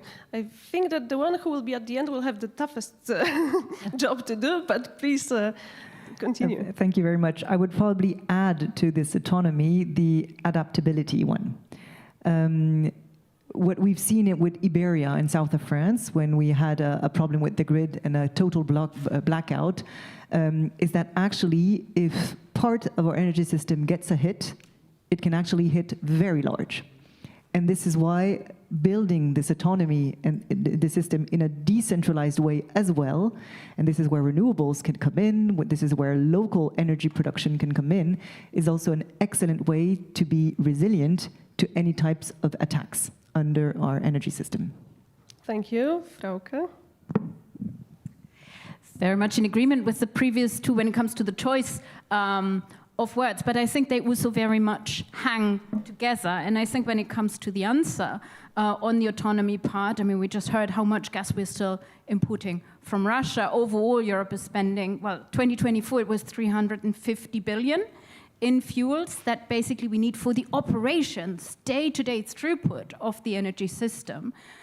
The transition that we're in towards renewables basically means we're investing in assets. We're investing in something that we can control here in Europe, that can be managed if done well, but we have to invest in managing it well. And I think the Iberian blackout is one example. We have the tools at hand. It does take strong policy to really invest in smart power system management, in the infrastructure that we need, in the flexibility and storage, in the cyber protection, but it can be done. Thank you very much. Yes, thank you very much for inviting me here. I think I fully agree that we have challenges on all three fronts, but I would like to stress what we've done on autonomy. Yes, we're still using Russian gas, but we have cut down the dependence on Russian gas over the last 3 years by 70%, and on oil by almost 90%. And that is something that is pretty much unprecedented. So I think that obviously on autonomy, the challenges remain, but we've been moving quite quickly. On adaptation, understood as being pragmatic about our energy mix, I think that the situation also changes. We see we are pressing ahead with renewables, but there is this growing acceptance, I think, within the EU on nuclear as well, and on the fact that security of supply needs to be much more in the front of our policy. On affordability, I think we still have a lot of work to do. I think there the challenge is the biggest, and when renewables are setting the price, it's low, but then still very often around 50% of time, gas is setting the price, and this is where, on average, our prices still are well too high, I would say. So for me, this is one area where we really need to focus more. Thank you, and Georg? Thanks also from me for the invitation. I would like to focus on adaptation to new realities. For me, one new reality we all talk about a lot here is war. And we still think that subsidizing imports of fossil fuels is essentially helping us with the energy security concerns, and I think that's not the case. In Ukraine, we still help the country with repairs and fixing the problems that the Russian military is causing them, but we are not finding ways to properly defend them, and we are not finding the ways to encourage the country also to invest in an energy system that is more resilient towards these shocks. A second item for adaptation that I find important is we are shifting, and we are hopefully shifting quick towards a system with much more domestic electricity production, electrification of our society. But this means that our entire system, energy system, will fundamentally change, not only in technology, but also in geography. And this change in geography we need to appreciate. We can try to stem against the wind, we can try to fight against that, but the old coal regions are not going to necessarily to be those regions that have the cheap energy in the future. And the regions with a lot of wind and solar potential might have much better opportunities in the future. And fighting against that is delaying the transition, is also delaying affordability. And here we should adapt to the new realities and not fight against them. Thank you very much. So, dear audience, you can see that we've got so many diverse perspectives on the one topic that we can discuss only during the next 50 minutes. And definitely we know that it won't be enough, but let's give it a try and let's dive deeper immediately. And from all of the topics, we will try probably to jump back to some of those that you mentioned. But let me start in this way. I will ask the question to Anne-Laure.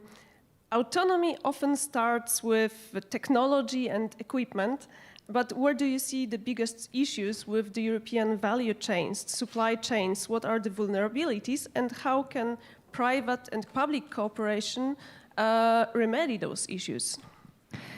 It's a great point, and it's true that what we see today is that supply chain is the bottleneck for a lot of this trilemma that we're trying to solve in Europe. We're relying on not enough suppliers, We have huge dependencies on other countries outside of Europe. So we have to diversify, we have to build strategic projects and strategic goods in Europe, and we have to train more people. I'm going to maybe deep dive a little bit into that. So with geopolitics, with tariffs, we see that today, the fact that we're so dependent on countries like China is a huge topic. It's also a problem, to be concrete, on rare earth materials. We have, for example, permanent magnets, which you find everywhere in motors, turbines for wind, for gas, that you find also for EV cars. 98% of them come from China. Today, we have no way of getting out of it. So just this month, we actually have now the first plant producing permanent magnets in Estonia, by the way, but this is not enough. So we need also Europe to start putting in place off-take markets so that these plants can grow and develop in Europe, and so that we can recreate these supply chains that we need. Another topic is copper. In order to be able to electrify, you will need copper everywhere in the energy systems.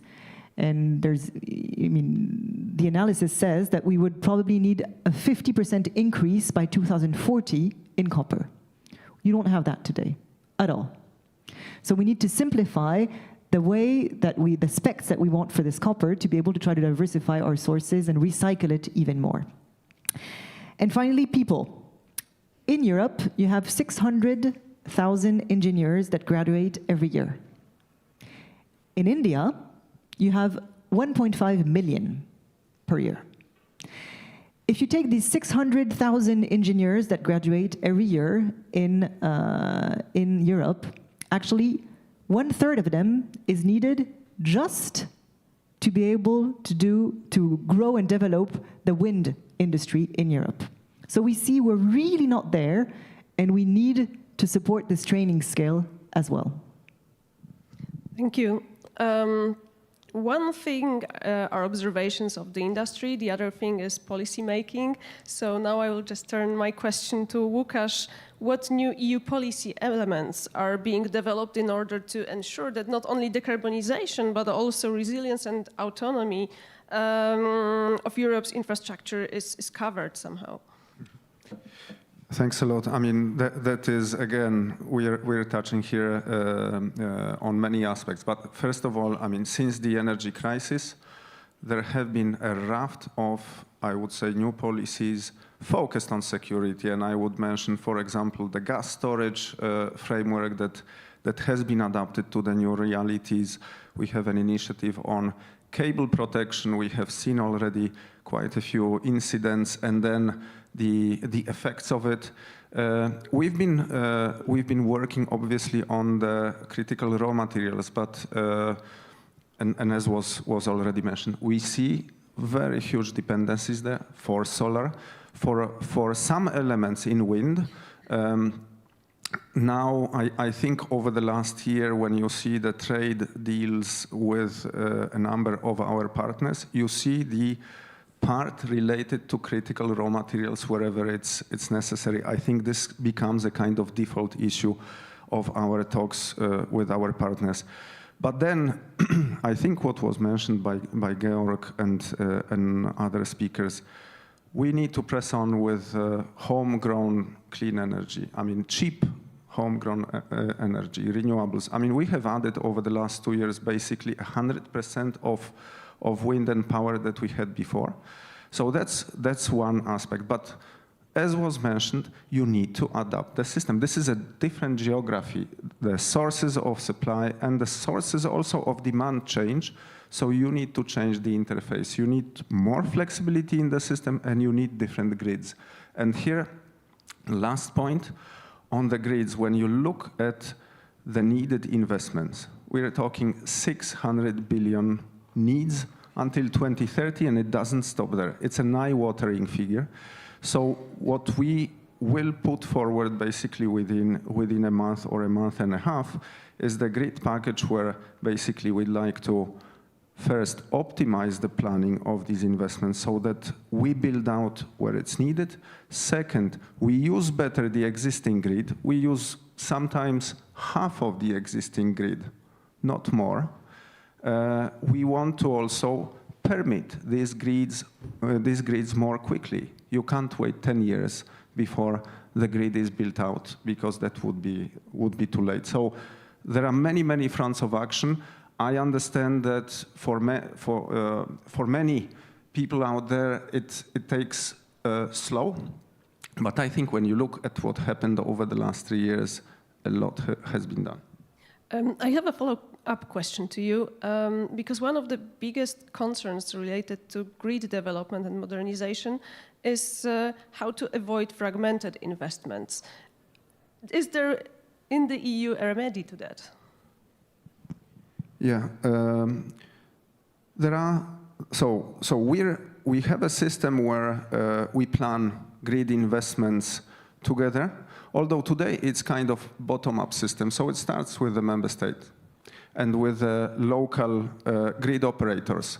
The effect is that in half of the needs for the EU that we identify, we have projects which basically close the gap or will close the gap. But in another half, these projects don't grow bottom-up.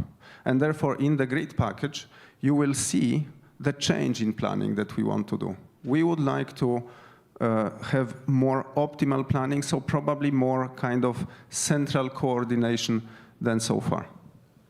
Thank you. This brings me to the question about how those policies that sometimes are top-down, they resonate with bottom-up approaches, regional approaches, and this brings me to Romania, because Romania sits at the crossroads of the Black Sea, Ukraine, the Balkans. So what lessons from building autonomy and strengthening autonomy and building energy security from Romania can be applied more broadly in Europe?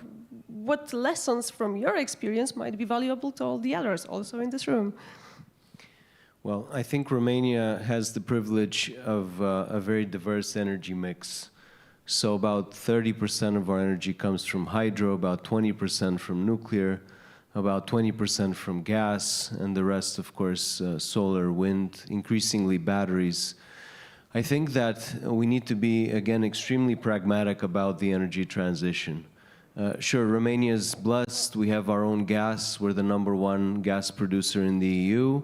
And in 2027, through Neptune Deep, we will double our gas production. And we'll probably have some gas for exports and hopefully displacing some of that Russian LNG, because while we have indeed reduced piped gas from Russia, unfortunately, still many EU countries import from Russia, which is terrible. At the same time, I think in nuclear we have a huge advantage. It's a program that was started back in the 70s. And for some strange but now very fortunate reason, the communist regime back then chose a Western technology. It's a Canadian technology that doesn't require enriched uranium.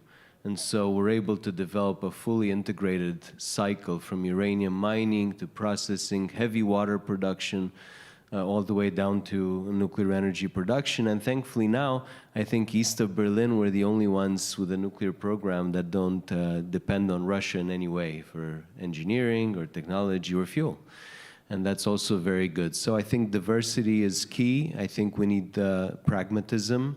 I don't think we can keep shutting down baseload production without replacing it with other sources of baseload production. We do see gas as a transition fuel. So our plan is to move from coal to gas, gas to nuclear.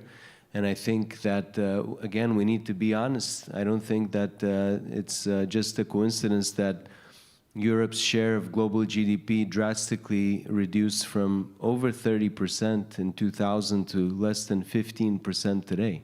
We're lagging. Our competitiveness is suffering.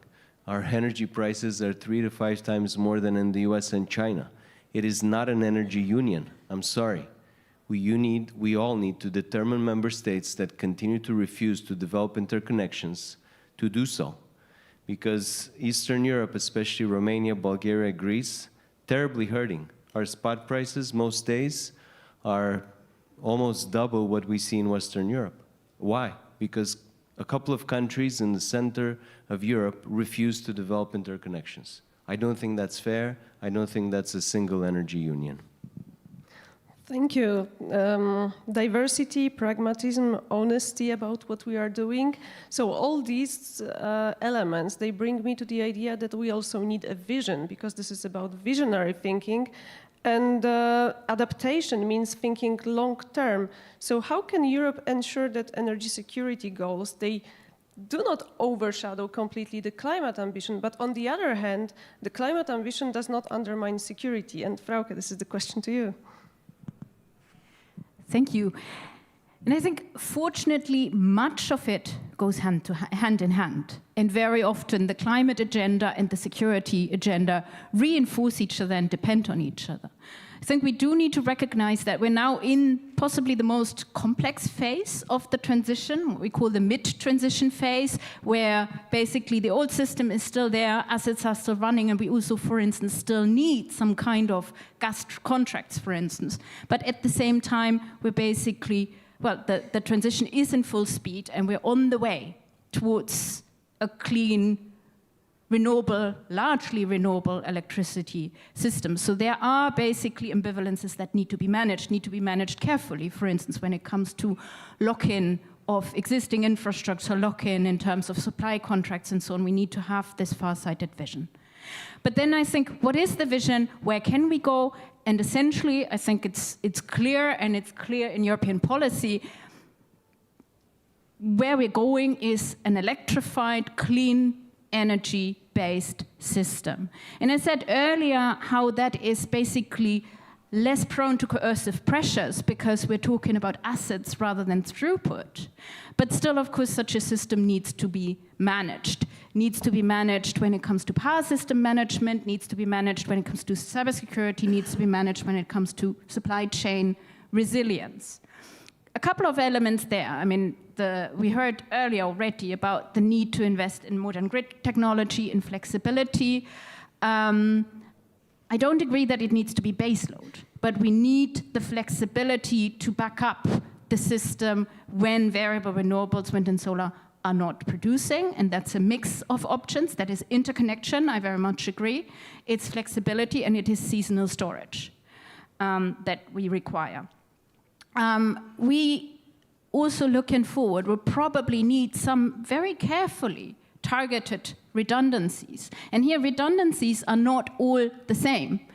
Redundancies in the gas system are not going to help us much looking forward. But what might help us are certain redundancies when it comes to the grid, and certain redundancies when it comes to digital infrastructure and control of the system. And then finally, on the supply chain side, I agree with the massive challenges that we're facing at the moment, even though we're talking about assets and not throughput. And here I think we need to have a tiered approach as to what are our highest vulnerabilities, where do we need to act first.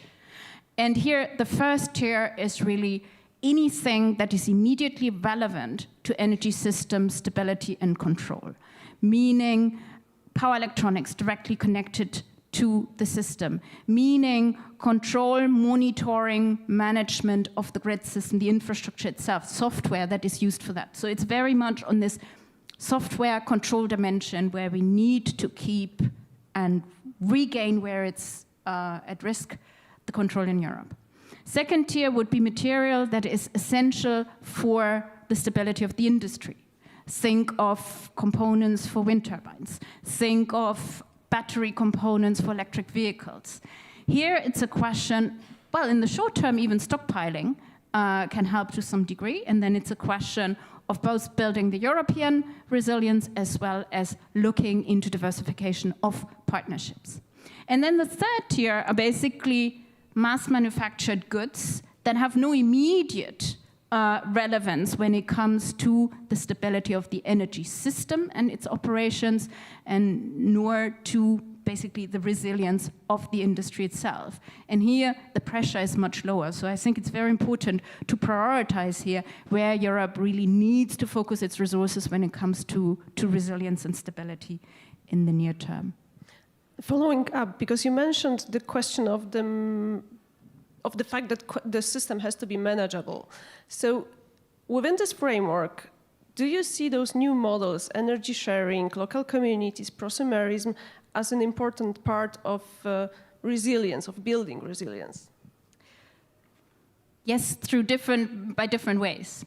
I think one is that simply they can be a driver for investments and acceptance. They can be also, if we manage the system smartly, allowing it to go into islanding mode, it can be a big protection against risks. I mean, unlike the very concentrated infrastructure that we have with a fossil fuel-based system, where basically individual points are prone, or not prone, but are easily attackable, in a much more decentralized system that is much harder to do. So those are certainly elements that can benefit if we manage those and basically use the potentials that we've got with a decentralized renewable system also to make use of these islanding competencies. But I think it should not be confused with the absolute need for interconnection and European integration that we heard so many panelists already mention, because that only strengthens the system, strengthens the ability to also recover quickly if an attack happens on the system. So I think the two, the decentralized management as well as the European approach and interconnection, need to go hand in hand in order to really reinforce the stability. Thank you. And then the question is, how much should we pay for energy security? So, Georg, affordability as the third pillar of the topic is, of course, important, but precisely, which economic instruments can help to keep European energy prices competitive? And taking into account both energy security, but also climate considerations, what is the middle golden option? I would like to go back to the theme that you gave in one of the briefings, which was divided we fall. And I think it's very, very strong message. And also coming back to Mr. Bushde, I think the single market is one of the tools to bring down the cost in the system as much as possible, because we have so many different resources. If we pool them together and operate them efficiently, we can produce a lot of resilience at the lowest possible cost. And currently we are not there. My country, Germany, still maintains one single bidding zone, which does not allow really Germany to act as the hub in the center of the European market to allow proper exchanges of electricity. Romania has very high tariffs for gas transit, which do not allow it to supply Ukraine at low cost at the moment. Poland often closes the border for exporting electricity to maintain lower prices. France has its own system for subsidizing its industry. So we are very far from a functioning market, and we all know kind of where the problems are appearing. And I can only ask Lukáš and his colleagues to also try to push further and further with enforcement of what we have here. But we also need a new system. So we need to adjust to the new world. For me, we need an understanding of a reference scenario for how Europe should look like in the European energy system should look like in the future, 2030, 2040. Currently, that's all national and it's not coordinated. We have these national energy and climate plans that don't talk to each other. So we have system developments that are completely inconsistent with each other. And then we if we have this planning, we also need, as market tools, some understanding of what are the responsibilities of the different actors. These energy systems are huge and very complex, as you know. I mean, you have storage, generation, different technologies, transmission, consumption. And in the current system, my feeling is I don't understand the responsibilities of all the national and European regulators, member states, EU, different associations and markets and state fully anymore. And I think there are gaps in this responsibility that then show up, like the Spanish blackout or issues that we have on other borders. So we need to have a target model for our energy market that clearly assigns responsibility, because only if we understand who is responsible for what, we can be sure that the system functions. And the last point is information. If we at Bruegel, we really try a lot to look into the energy system and understand what's going on.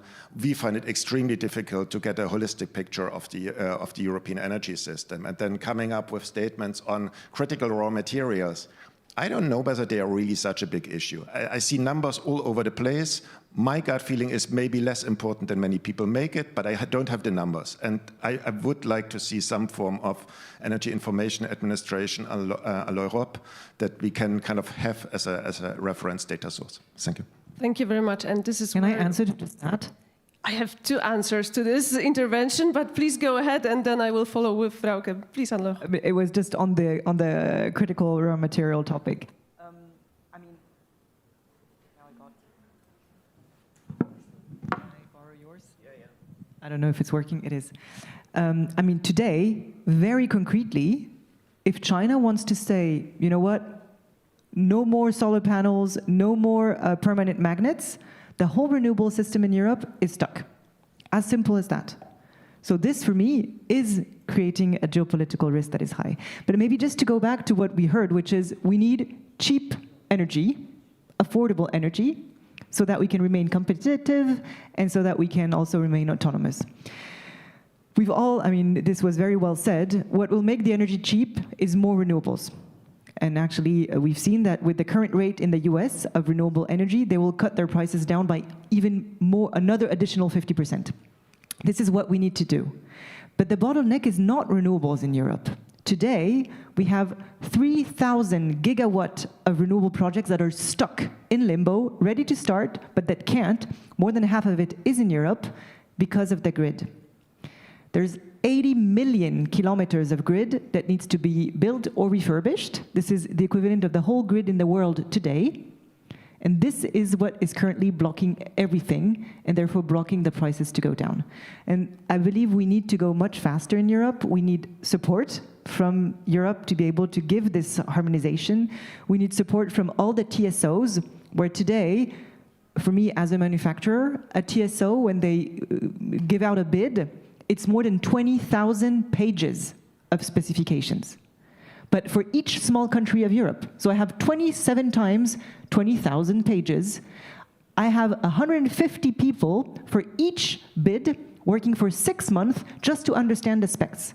It's stupid. It makes it very costly, very long. We need to harmonize much more, cut everything by 10, and get to specs that are much more harmonized, simpler, functional, so that we can go at speed and at lower cost.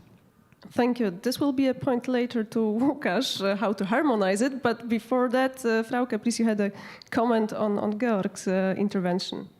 Thanks. Yes, and Anne-Laure has helped make my response a lot quicker because a lot of points that I agree with, including, I think, the main message that it's basically about the uptake of this system that's based on renewables that is going to help us bring down cost.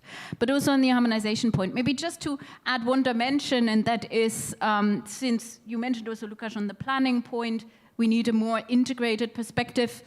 We're currently undertaking, or we are at the end of it, a big modeling exercise with Fraunhofer and Define, who have basically built an open source model and modeled the European infrastructure, how it would look in an optimized way if we took a full European perspective across sectors, across countries, but then also if we had certain constraints that, for instance, there were more national borders in place, or we were just to look into individual sectors. And the findings are quite significant, not only in terms of the cost that we can save, but also in terms of where do we really need to invest? Where basically don't we need to, because we're running the risk of stranded assets? So basically what we're taking from this exercise is that this is what Europe needs. We need some kind of independent scenario building in the first place that can inform whatever grid planning is then happening. And granted, much of it is still going to take place at the national level. But we need this European benchmark, or this integrated independent benchmark, to see basically overall what the investment structures and what the benefits can be. So that's I think, a starting point to already give us guidance. But then I'm entirely with also what Georg said. It doesn't stop there. It's the whole question of how we then also run the market, run the system, but also how we share the cost and benefits of infrastructure investments that are required for the system. Thank you. So it's about harmonizing. It is also about targeting investments in the precise projects that would be the most beneficial for the whole European Union, maybe on some kind of coordination. But do we need a new financial architecture for that, from your perspective, Łukasz? I think that we actually have the tools to finance these investments, both at the European level, but the bulk of these investments will have to be financed by the consumers. I mean, there is no other way. I mentioned the number, 600 billion. You have it in the Draghi report. We have currently, in this Connecting Europe facility, the tool for cross-border projects, grid projects of the highest importance for the EU. We have 6 billion over 7 years, okay? So 100 of the need, okay? We propose for the next 7 years, we propose to increase it fivefold. That's still 5% of the need. The bulk will be financed by the consumers. And that's why I fully agree with the importance of grids, but I would say that, you know, at the risk of muddling up the discussion a little bit, you need to, or we need to press ahead on all these fronts. Because if we focus now on grids, you will see more demand coming in, and if we don't press on with cheap supply to meet this demand, you will see the prices rise. And as I mentioned earlier, it's hard to argue that we don't have the affordability issue. On the contrary, we do. We do have the issue of competitiveness and affordability. So there is this challenge of pressing ahead with really huge transformation on all fronts, from the supply, through the interface, through grids, but also flexibility. And maybe just a word here. We still have a huge potential for more flexibility in the system. We see storage, batteries, but also long-term storage, like hydropower, coming in. For hydro, it takes 10 to 12 years to build up pumped hydro, which is basically the only existing technology that we have for long-term storage, for these Dunkelflaute periods where for weeks we don't have wind and sun. So again, we need to focus on this, but there is also the flexibility of the demand side that is hugely underutilized. I mean, whenever you run the model, you see there is high potential, and then you look into the reality, and people tell you, well, first, we don't have smart meters, so we can't use this, we can't get revenues for this flexibility. The industry says, okay, we don't know what technologies could help us with flexibility, and by the way, this is not only the energy issue, it's an issue related to the labor codes, it's an issue related to the production patterns, et cetera, et cetera. So it's a really kind of complex transition that we have here, and while we will focus now on grids, we are not going to lose focus on the supply side, which is, I would say, extremely crucial. Sebastian, we've got the demand-supply side, we've got a lot of wishes and dreams, a lot of technologies. It is all a matter of trade-offs, and you as a representative of the former representative of the government and also parliamentary member, you can see how difficult it is to combine. So from your perspective, what are the major trade-offs and concessions that you have to do in order to deliver an energy policy that would be suitable for the EU and follow all the targets that we have to meet? I was thinking earlier, I'm the only horrible politician on the panel, I think. And I am reminded of a leader, Lech Walesa, and he said that the foundation of positive change is service to a fellow human being. And I think ultimately, no matter whether we're in politics or in the private sector or at the commission or wherever, we have to serve our fellow human beings. And that does mean delivering secure energy so the light bulb turns on. Otherwise, we can be all green, but without energy security, there's nothing. We have to deliver energy at affordable and competitive rates. And yes, it has to be as clean as possible. incredibly difficult to balance it all. And I think it's safe to say we don't always have the answers, but we have to look at the facts. So my distinguished colleague asked for data. I can tell you the following. We are 100% dependent on China for heavy rare earth elements, 97% for magnesium, 85% for light rare earths, 79% for lithium. And I think over the past many years now, we've been creating subsidy schemes for Chinese products through European taxpayer money. It is extremely unfortunate, and believe me, what have we accomplished? Romania is the number one country in the EU that has reduced greenhouse gas emissions compared to 1990 levels. Number one, by far. We're double EU average. We have completely torn down our industry.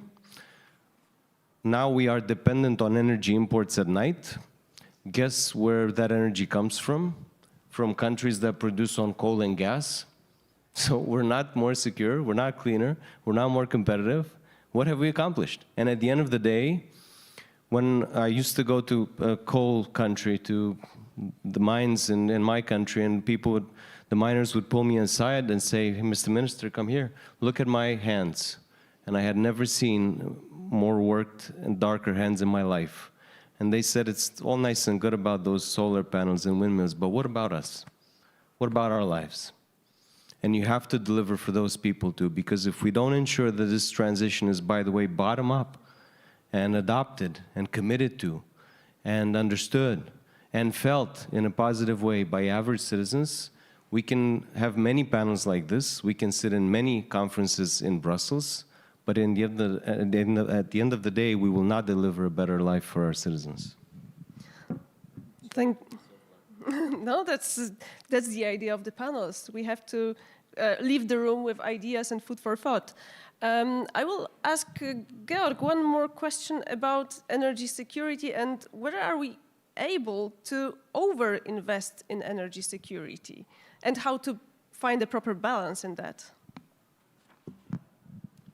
No, I think that's an excellent question because indeed, if you think about very simple ways to achieve energy security, it's quite straightforward that you would over-invest in it. So say you build a gas storage that is sufficient for meeting all our gas demands for the next years, then that would be a massive over-investment to do so.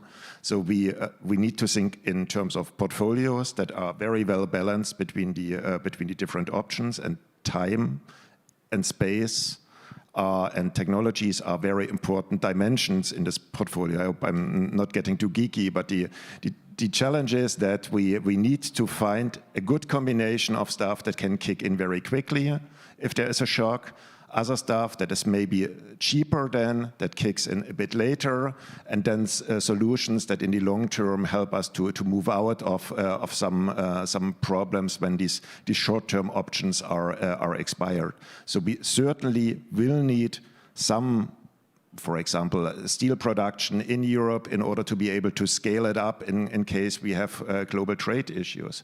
We will need some aluminium production. Do we need 100% of the aluminium that is consumed in Europe being produced in Europe? Do we need 100% of the steel production in Europe to meet all our consumption? These are very tough political questions, but in terms of security, we don't need 100% of everything being done here, but we need to be able to substitute it, to be able to switch to other technologies, maybe consume less of some things, in order to have a security at a level that we can easily afford.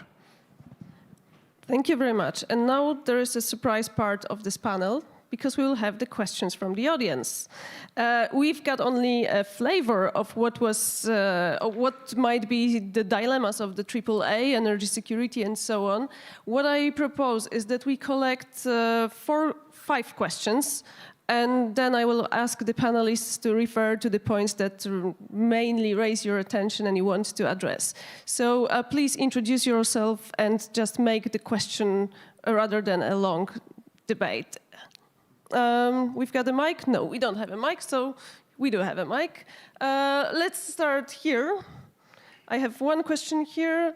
Sir on the right, lady in the left, and 2 more to come. Thank you. Hi all, nice to see you, and I am Mustafa Murat Orhan. I am from Turkey and working as a Secretary General of Electricity Producers Association. So my question is about the energy supply security and during the renewable transition. So, and Turkey included, so we all have the aggressive targets into renewable transition. For example, Turkey has the 2 gigawatts per year in every year.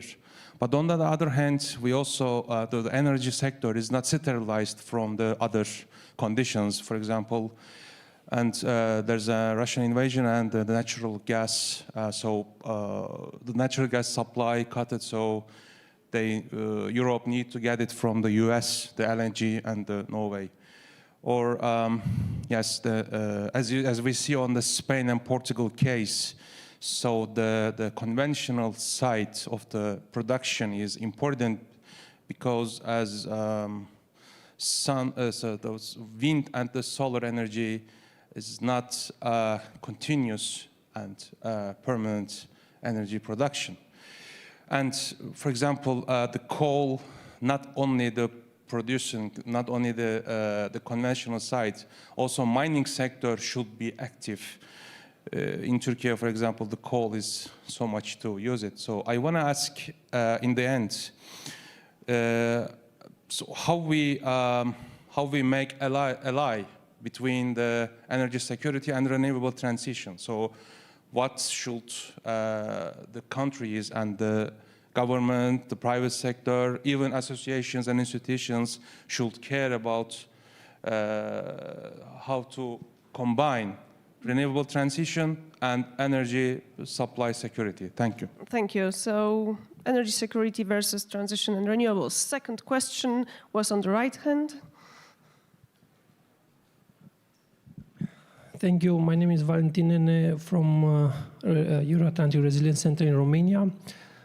Short question, we are all in a hybrid war and we are fighting for the minds of our people. So this panel was very insightful, very detailed.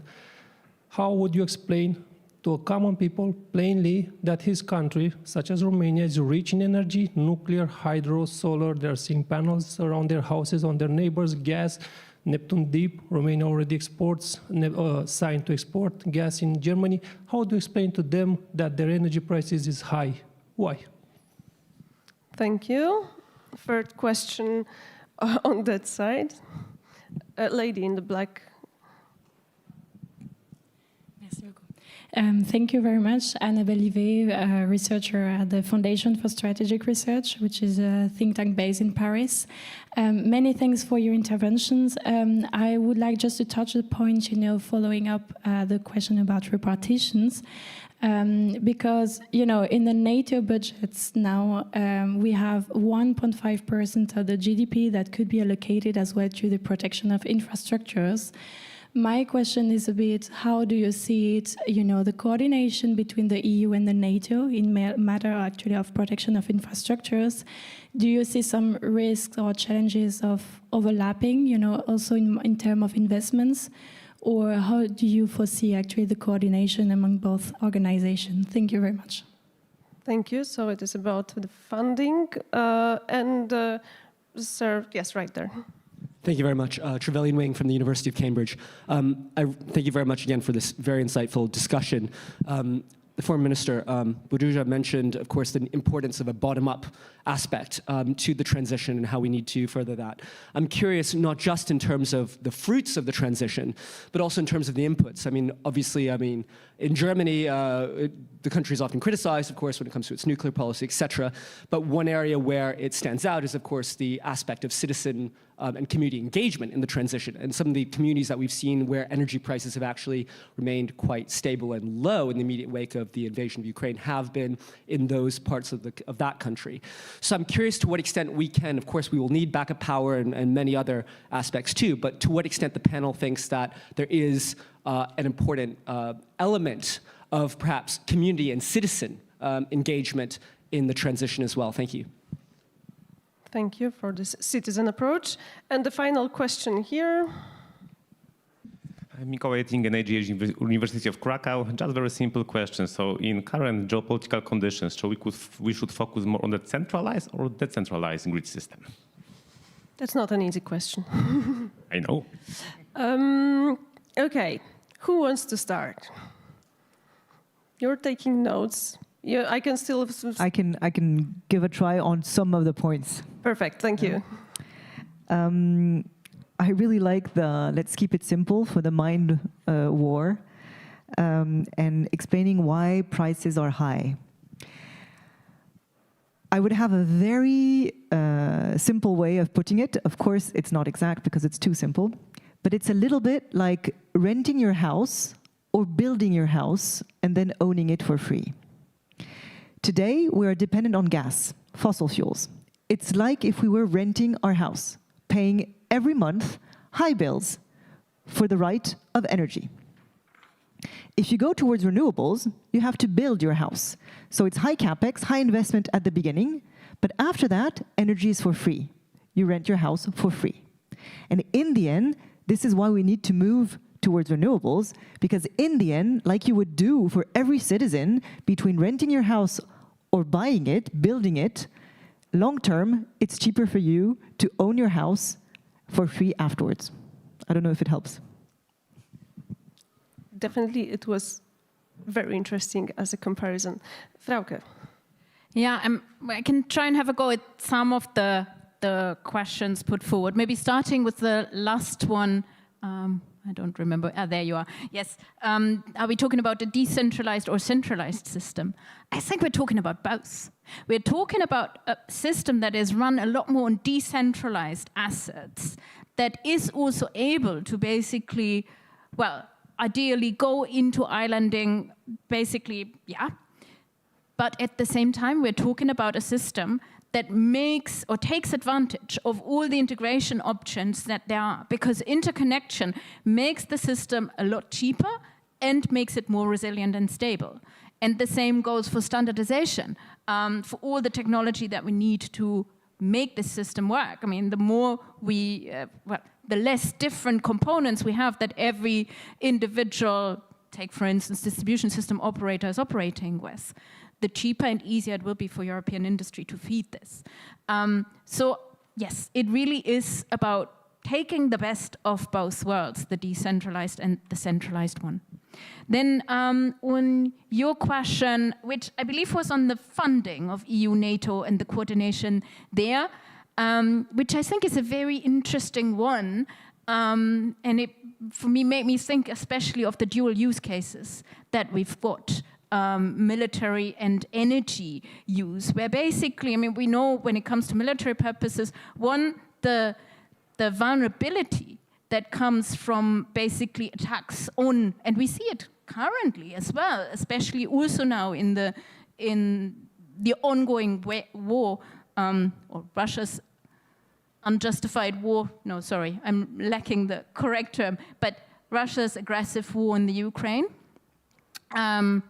We see those examples, how vulnerable energy infrastructure is. At the same time, we see for military bases how very complex and expensive it is to serve those with conventional fuels. I mean, if we look at conventional aviation fluids as conventional fuels, the price is between $10 and $200 per liter. Investments there into compartmentalized electrolyzers, e-fuels, renewables, can bring down the cost there quite significantly, and assumptions are between, I think it's 10 and 20 euros per liter. So we have quite a lot of dual use opportunities that we can basically see both for civil use and also for military purposes to take advantage of. And then finally, on the point from Turkey on the supply security, I mean, today we're having countries, Ireland, Denmark, the state of Southern Australia, that run on average on 70% plus variable renewables, so wind and solar. We also see smaller places, El Hierro, Canary Island, running instantaneously, sometimes on 100% variable renewables, on average 80%. So we can come to very, very high shares with renewables. And I agree, we need complementary flexibility, and we will need some kind of dispatchable backup capacity in the system as well. But we're talking about very small amounts here, and there basically the jury is out. What are these going to be? Is it going to be green hydrogen? Is it going to be liquid? Is it going to be backup gas?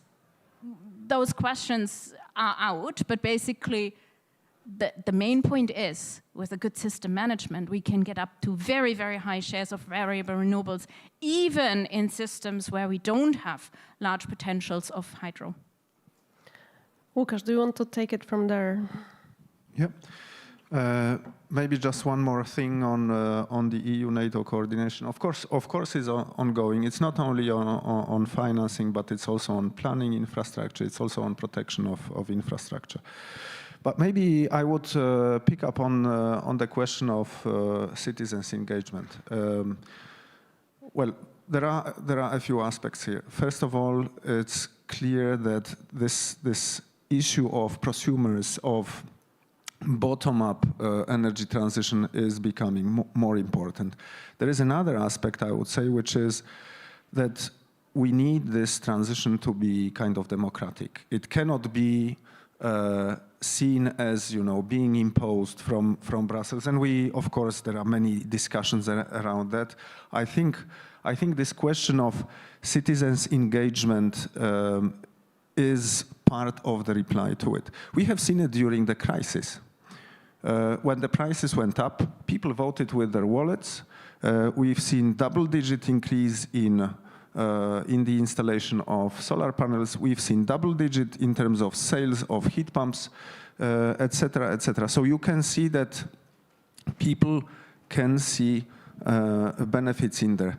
And finally, I mean, obviously with this more decentralized supply, more decentralized grid, the public acceptance for all this, the importance of public acceptance will grow.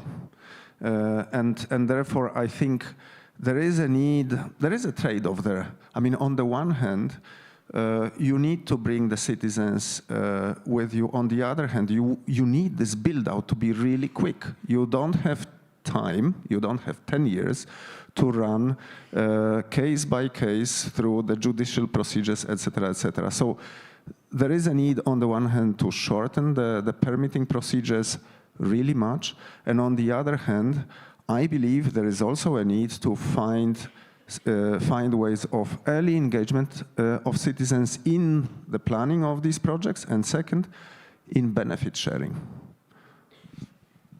Thank you. And we will have the final word, the sharp word again. Sebastian, it's your turn. I was afraid you would say that. I think we need three things: vision, money, and communications. Vision, we need a single vision across the EU. In my opinion, we need to move out of the Green Deal dogma into a smart deal focused on pragmatism, on security, competitiveness, and green transition in that order, in the energy trilemma. That is my personal opinion, and I will fight for it, and I'm happy to debate it, and that's, I think, what we should keep doing. Second, we need funding. You brought up a very important point. I think it's a huge mistake that the Rearm Europe initiative does not include an energy pillar. You're trying to rebuild European defense industry without paying attention to our energy cost, then you're a fool. You have to have an energy pillar in the Rearm Europe initiative. And third of all, we do need to communicate to people. We have been targeted on a daily basis by massive disinformation campaigns from Russia when it comes to our energy. And people are confused. And their simple point is, without Russian gas, you're dead. That's not the case. Europe is resilient. Thank you, and congrats. I think there's many good things that have happened, but I think we have a lot more work to do. Thank you very much. During this extremely interesting panel. We went through autonomy through supply chains, EU frameworks, NATO framework, regional projects, and so on. Adaptation through technology, through long-term vision, short-term problems, and new mindsets that might be needed in order to also accomplish the ideas that we have. And of course, affordability through financing, economic instruments, and so on. So many different points, so many different perspectives, and of course, we are running out of time. So this will be, unfortunately, the end of this debate. And please join me in thanking our panelists, Sebastian Johan Burdurza, Anne-Laure de Chamard, Frauke Thies, Łukasz Koliński, and Georg Zachman. Thank you very much.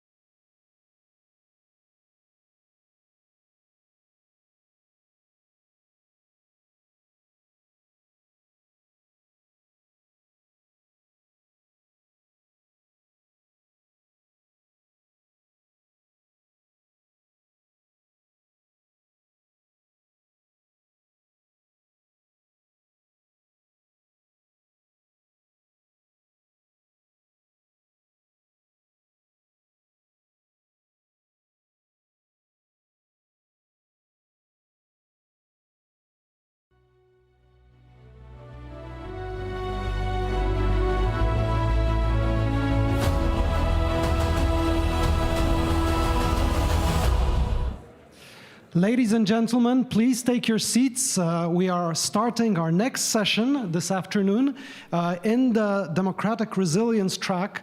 And I must say, I'm extremely honored to introduce the speakers, to introduce our distinguished guests. And I must say, my heart is happy that I can do this. Ladies and gentlemen, this session, we'll have a conversation about our dear, dear friends, the Belarusian people, and their leaders who are here with us. And I must say, for the first time, they're here together.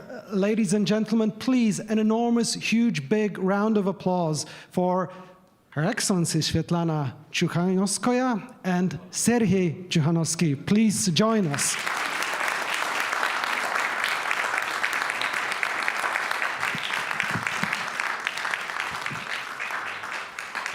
The conversation will be moderated by a dear friend of the Warsaw Security Forum, an icon of European and transatlantic politics, former Minister of Foreign Affairs, Minister of Defense, Ambassador to NATO, Ambassador to Sweden, and I'm sure I forgot some things, but Linas, it's such a pleasure to have here you with us, and of course, Lithuania and Belarus.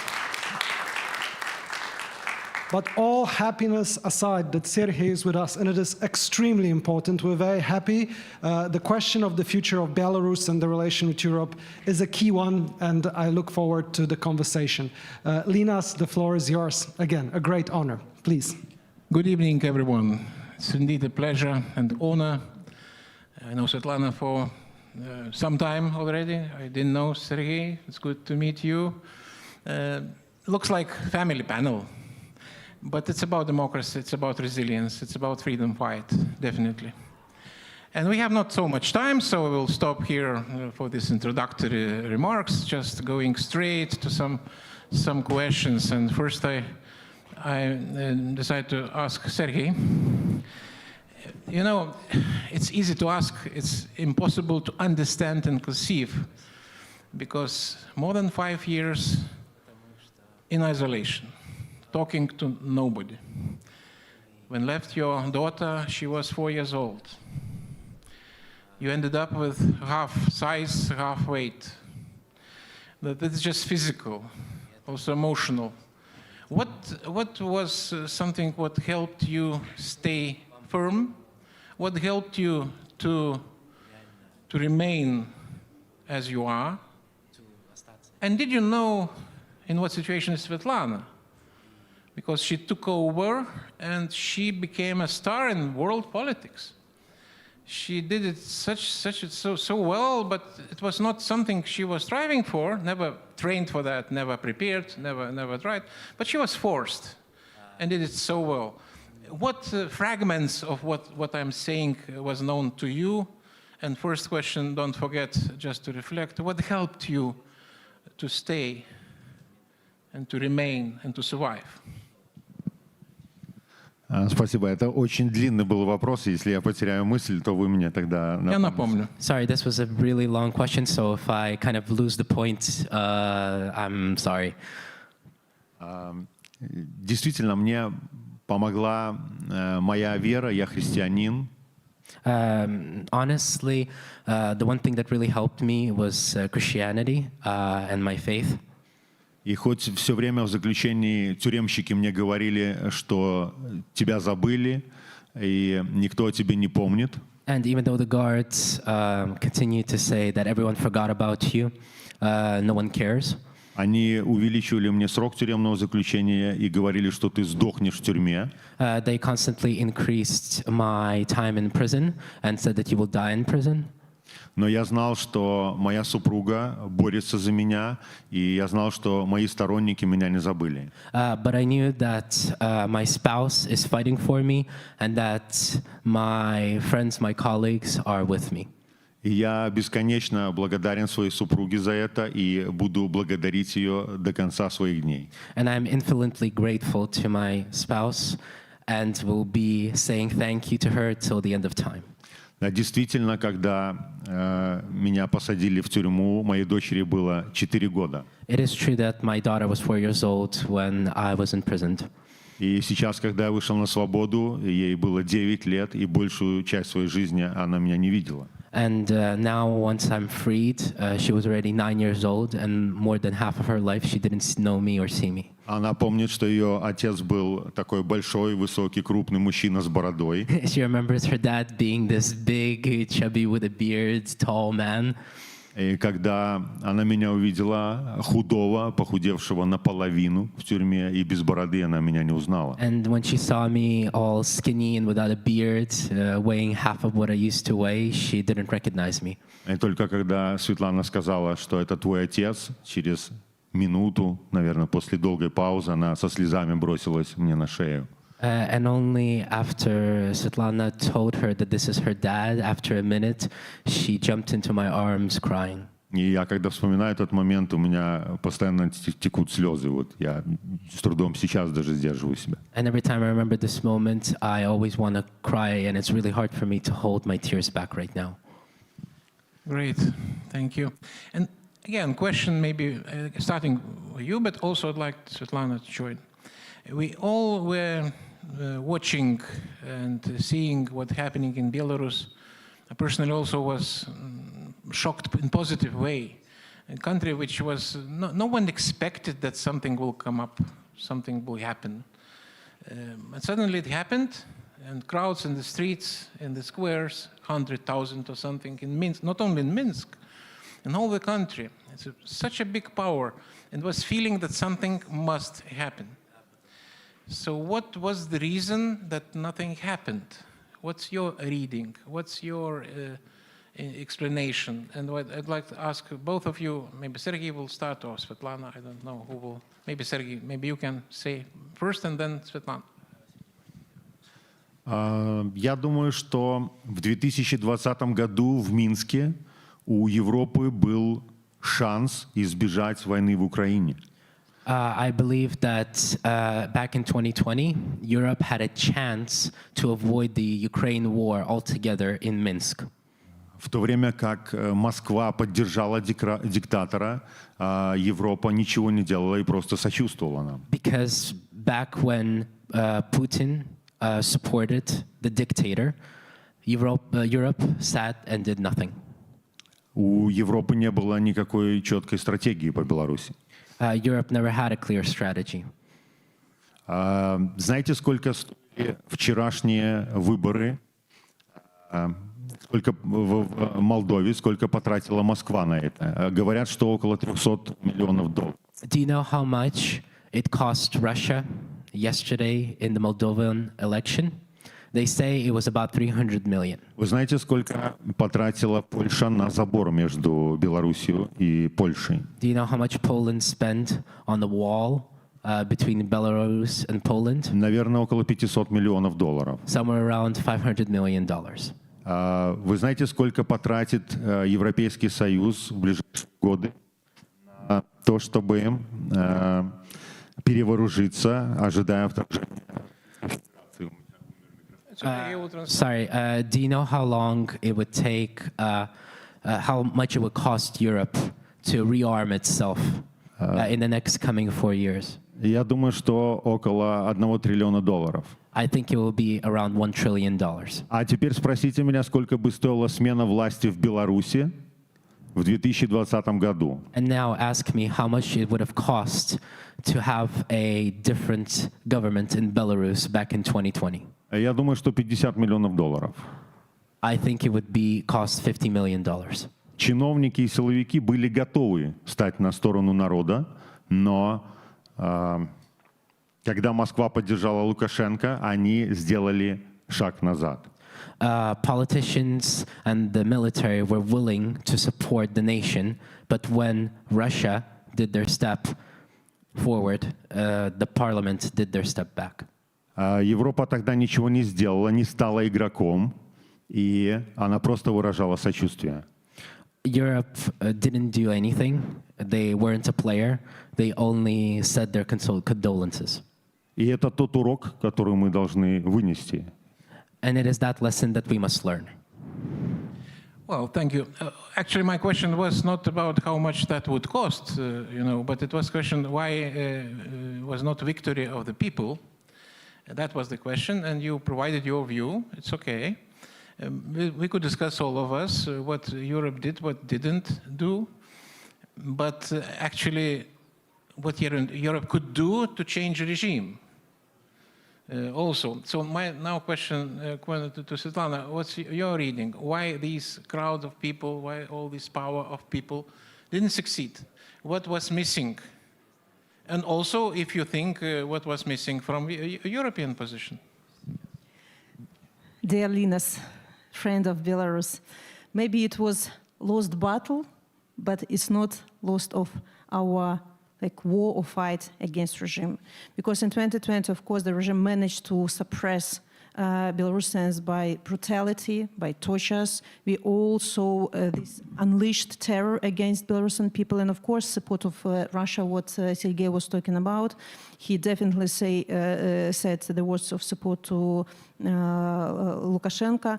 But again, we are not buried under these repressions. I can't say that it was our loss at all, because for 5 years in a row, we only strengthened in Belarusian nation, Belarusian democratic movement. Yes, we have to work from exile, many of us, but still majority stay in Belarus. They continue their fight undergroundly. When the war in Ukraine has started in 2022, who knew about Belarusian partisans?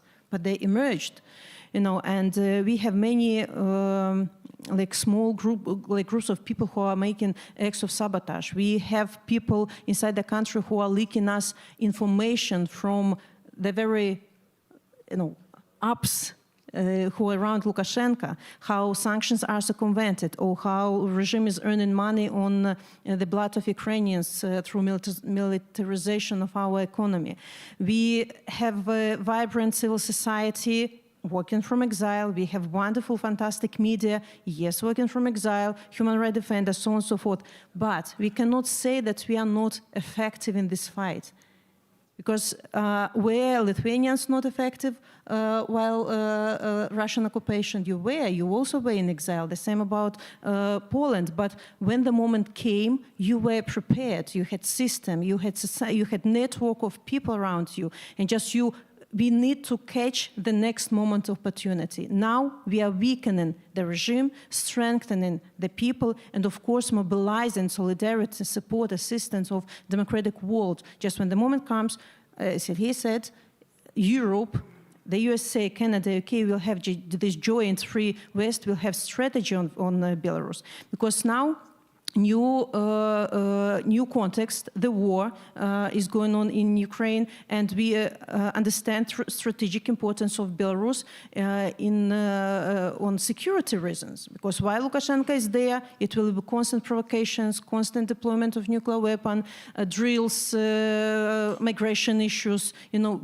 Until he's there, it will happen again, and again. And that's why it's in the interest not only of Belarusian nation, but also in the interest of our Western partners, to help Belarusians achieve independence and freedom from Lukashenko's regime. And I'm so grateful to Lithuania, brave Lithuania, to Poland for standing strong with us all these years.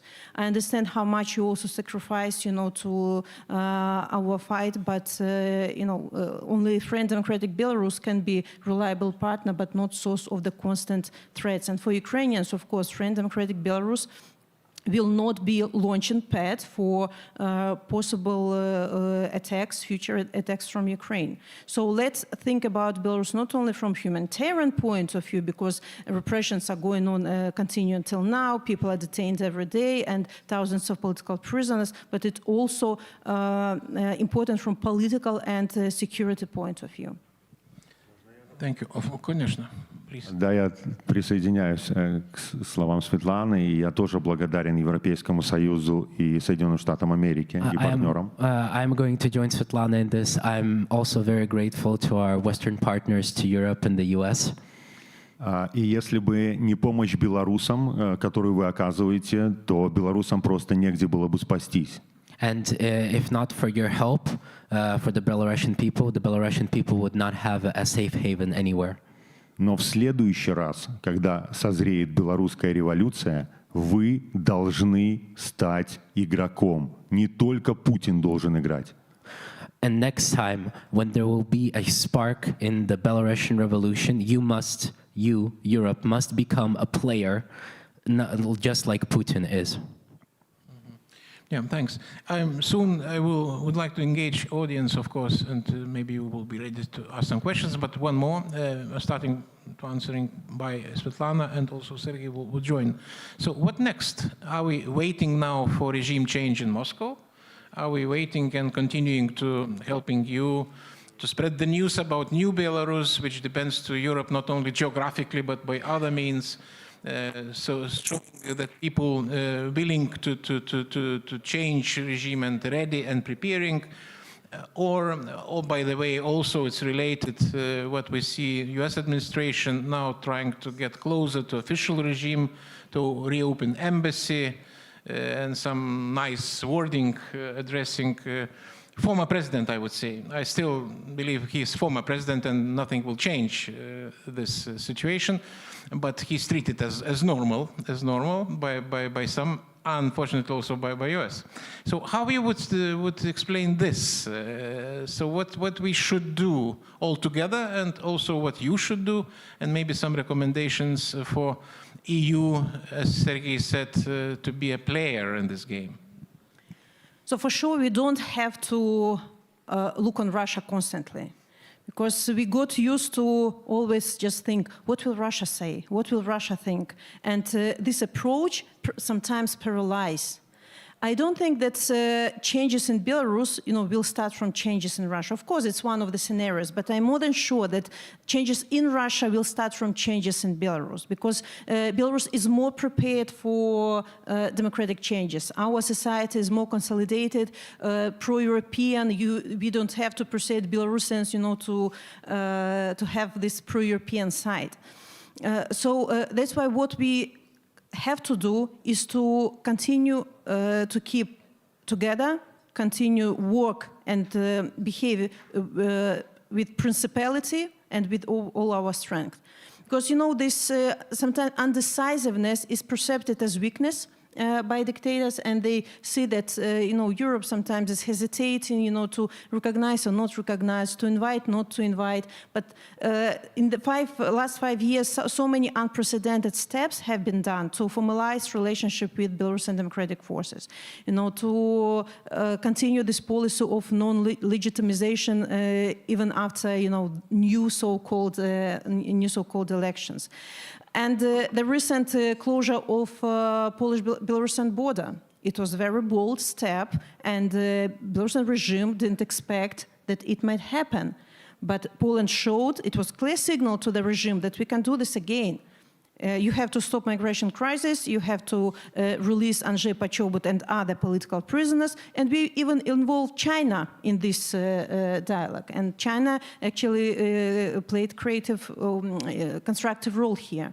So that's why don't give up. I understand, this feeling of fatigue about Ukraine, about Belarus, new crises appear everywhere. But did Lithuanians believe in your victory? You did. Did Polish Solidarność believe that you will succeed in your fight? Yes, you did. You just did everything possible just to bring this moment closer. The same about us. We have to weaken the regime of Lukashenko through sanctions, through secondary sanctions, political isolation, policy of non-recognition, and strengthen people.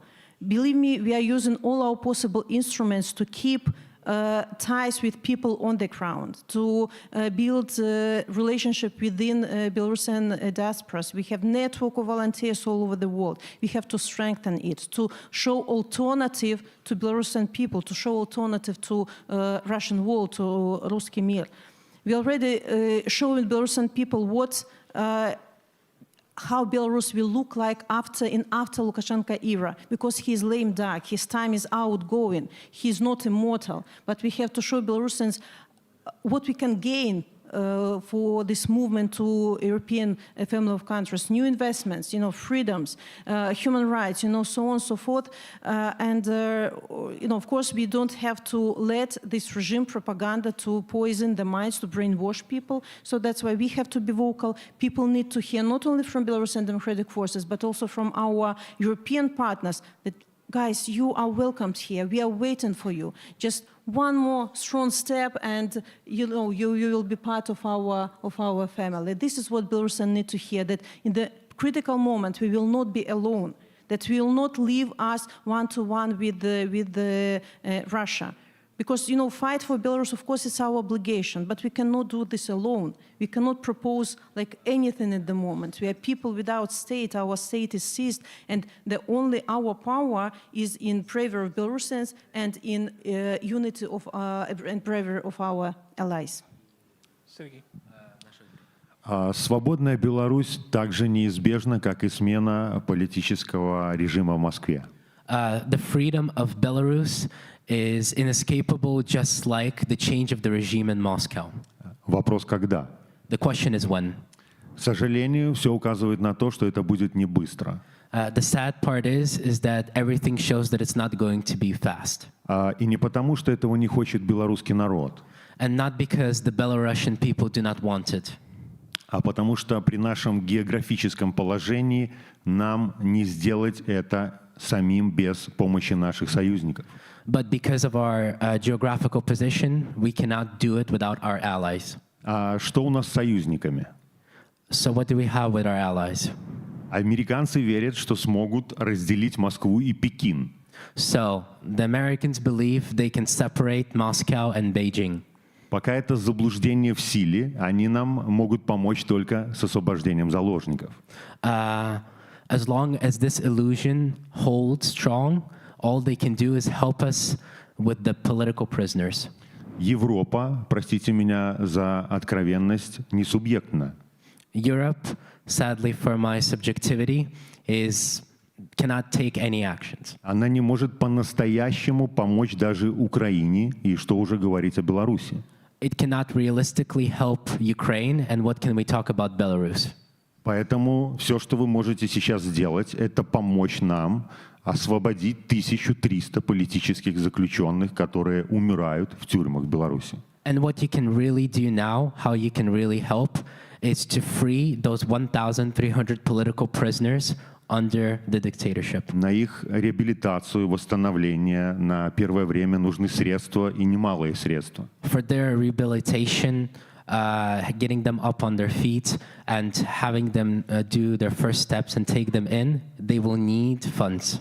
Режим не просто собирается освободить их в обмен на смягчение санкций, он хочет выбросить их за границу, так же вот как недавно выбросил меня с мешком на голове и в наручниках. They do not want to just do a prisoner exchange in exchange for lessening sanctions. They want to throw them out of the country, like they did recently with me. И он выбросит их вместе с их семьями. And he will throw them out with their families. И всем этим людям нужна будет помощь. And all these people will need help. Вот то, что можно сделать прямо сейчас, это подумать все вместе, как мы можем помочь этим людям. What we can all do now, how we can really help, is think about how we can help these people. Я согласен со Светланой, что, конечно, освобождать людей нужно, но мы не должны забывать, что нужно прекратить именно репрессии, иначе, освобождая одних, за решеткой будут оказываться другие. Of course, I agree with Svetlana, but we need to focus on the repression and how we can really solve this issue so their places are not taken up by other people. But still, to release, definitely, it's important. But how? And what we should do? Because Lukashenko uses prisoners as a hard currency for trade-off, basically. And the one way to lift sanctions, maybe he release again some, I don't know, 100, and then we'll arrest 200, and then again wait for something. It's one way to go, or you would have some other suggestion what could be done? Because to release, everybody would like to support this, of course, it's important. Every life which is saved is important, and any victim is too many. But how? What would be your suggestion? No, from both. He will agree with you, of course.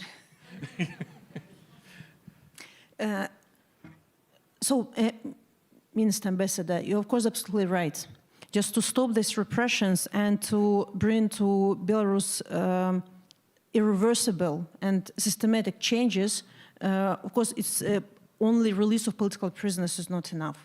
Of course, saving lives of people is our priority, and we are so grateful to President Trump, diplomatic efforts, and General Kellogg, John Cole, Chris Smith for releasing of our hostages out of prison. But as you say correctly, it's like revolving door.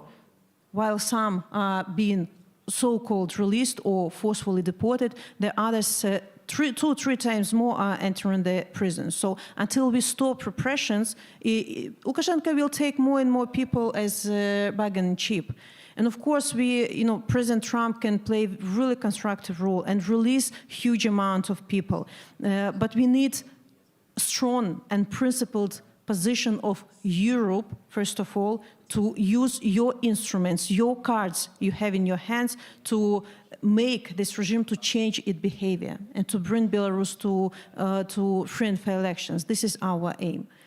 So now President Trump is like peacemaker, Belarus really can be a success story for him, but we need Belarus to be a success story for all European family of countries, and for this we need to dismantle this regime, get Belarus out of the war, get Belarus out of Russia's claws. So this is our aim. But of course, while we have this momentum to release people, we have to do everything possible to do this. Sergei? Я согласен со Светланой, я единственное немножко добавлю. I totally agree with Svetlana, but I wanted to add one more thing as well. Санкции работают, и то, что сейчас люди выходят на свободу, это результат этого давления, результат санкций. Sanctions do work, and the fact that there's people being freed is the example of how sanctions work and how they do have positive results. Я благодарен президенту Трампу и американской дипломатии за освобождение наших политзаключенных и меня лично. I am really thankful to President Trump and the U.S. administration for freeing political prisoners, and me inclusive. И я приветствую инициативу по освобождению всех политических заключенных в Беларуси. I am highly open towards the freeing of all political prisoners in Belarus. И я предлагаю расценивать это всего лишь как первый шаг на пути к переменам. Освобождение людей, которые могут умереть в тюрьме. And I suggest to look at this as just the first step of all the people who could die in prison. Если бы меня не освободили, еще 15 лет, которые мне оставались, я бы не смог выдержать. If I wasn't freed, the other 15 years that I had left, I would not be able to survive. И другие люди находятся в такой же ситуации сейчас, прямо сейчас там, в тюрьме. And there's other people who are in those situations in Belarus right now, imprisoned. Совсем недавно еще один политзаключенный умер в тюрьме. Just recently, there was another political prisoner who just died. Поэтому первое – это освобождение политзаключенных. So the first step is freeing all the political prisoners. И второе – это уже действие по прекращению репрессий. And then the second action is the ending of the repression. Это не такой вопрос, чтобы за несколько минут мы смогли на него ответить. Это очень сложный вопрос. This is not a question we can answer in a couple of minutes. This is really is a complicated question. Seems as impossible in half an hour to talk about that. Maybe somebody will have some question, but not to everyone. Please introduce yourself and short question, because unfortunately time is running. So, my name is Alexey Minchonek. I'm Zerkalo, independent Belarusian media outlet journalist. I would like to ask about Sergei's involvement in Svetlana's office affair. Of course, you're a family, but in politics, are you now one team or two separate teams with different goals?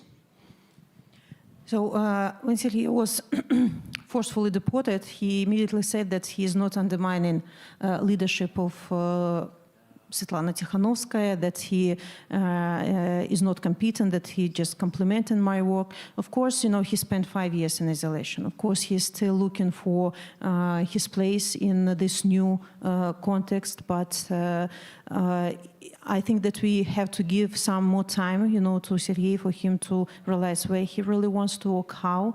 But for sure, he became a very important and loud voice of Belarusian people, and his release was a boost of energy to Belarusian democratic movement. Great. One more question. Yes, lady. Thank you. Uliana Bakhtizina, former political detainee of the regime. I had a question regarding the 1,300 political prisoners that are said rumored to be released in the future. So from the recent releases of political prisoners, we've learned that a lot of people were stuck on the border without documents, without passports, and when they got to countries like Lithuania, a lot of the responsibility fell on the shoulders of civil society and the Belarusian diaspora. What lessons can we learn from those releases for the future in case if 1,300 political prisoners were to be released?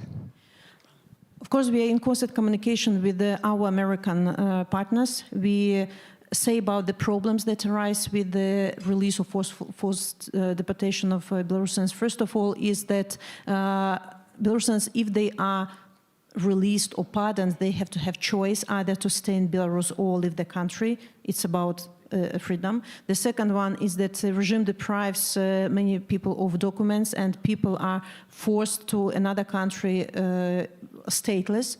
And here I once again want to underline our gratitude to Lithuania that took this burden on its shoulders and accept all these people on their land and doing a fantastic job, giving refuge to people. So of course, if there will be more released people, I hope that other countries will also, jump into these efforts, to secure with documents, with legalization. It shouldn't be only a Lithuanian issue; it's like European ones.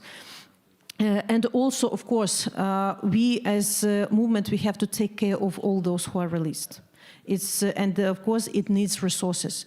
We have volunteers, we have institutions that can provide this assistance to Belarusians, but maybe a lack of technical resources, and that's why it's so timely. We together with Norway, we launched the International Humanitarian Fund, which now is helping us to provide people with some financial support, psychological support, and actually we ask the rest, free world to contribute into this fund, because if it will be hundreds or thousands of political prisoners released, it will be a disaster. And we also working with the Red Cross, how they can help in this situation. So we are working hard to make sure that release of our people will go smooth.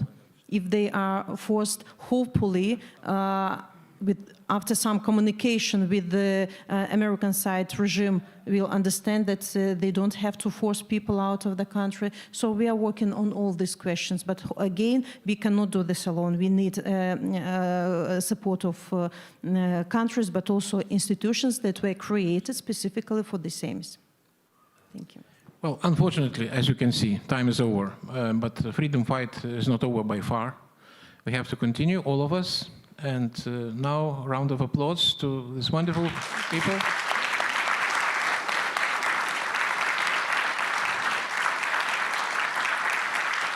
And Żyje Belarus!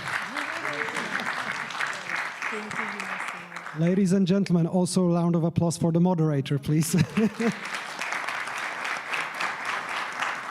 And please, can we have the room stand in ovation for a true hero for democracy? Thank you.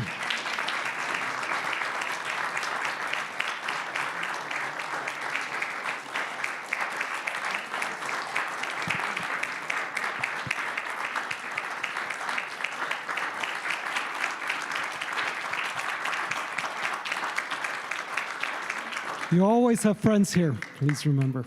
Thank you very much. Ladies and gentlemen, exactly at 4:30, we will have an incredibly interesting speech. You can check of whom, with a special guest from Taiwan.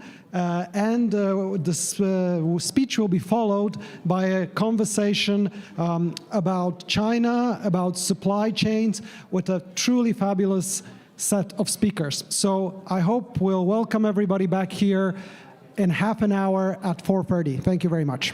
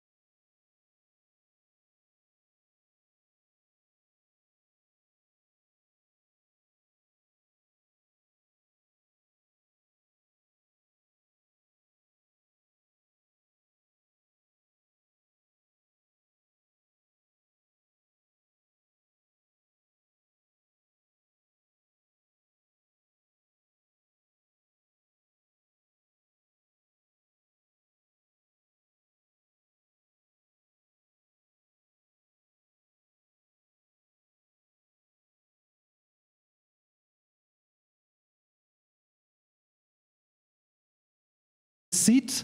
I think we've run out of seats. I see people standing in the back. Well, this is what happens when we have so many fabulous speakers and so many important topics to be discussed at the Warsaw Security Forum. We're entering in our next sessions, and actually before the session, we'll have an extremely interesting opportunity and a great privilege to listen to a keynote address by our very special guest to the Warsaw Security Forum. I have the great honor and pleasure to welcome on the stage Dr. Lin Chia-lung, who is a Minister for Foreign Affairs from Taiwan. Minister, please join us on stage.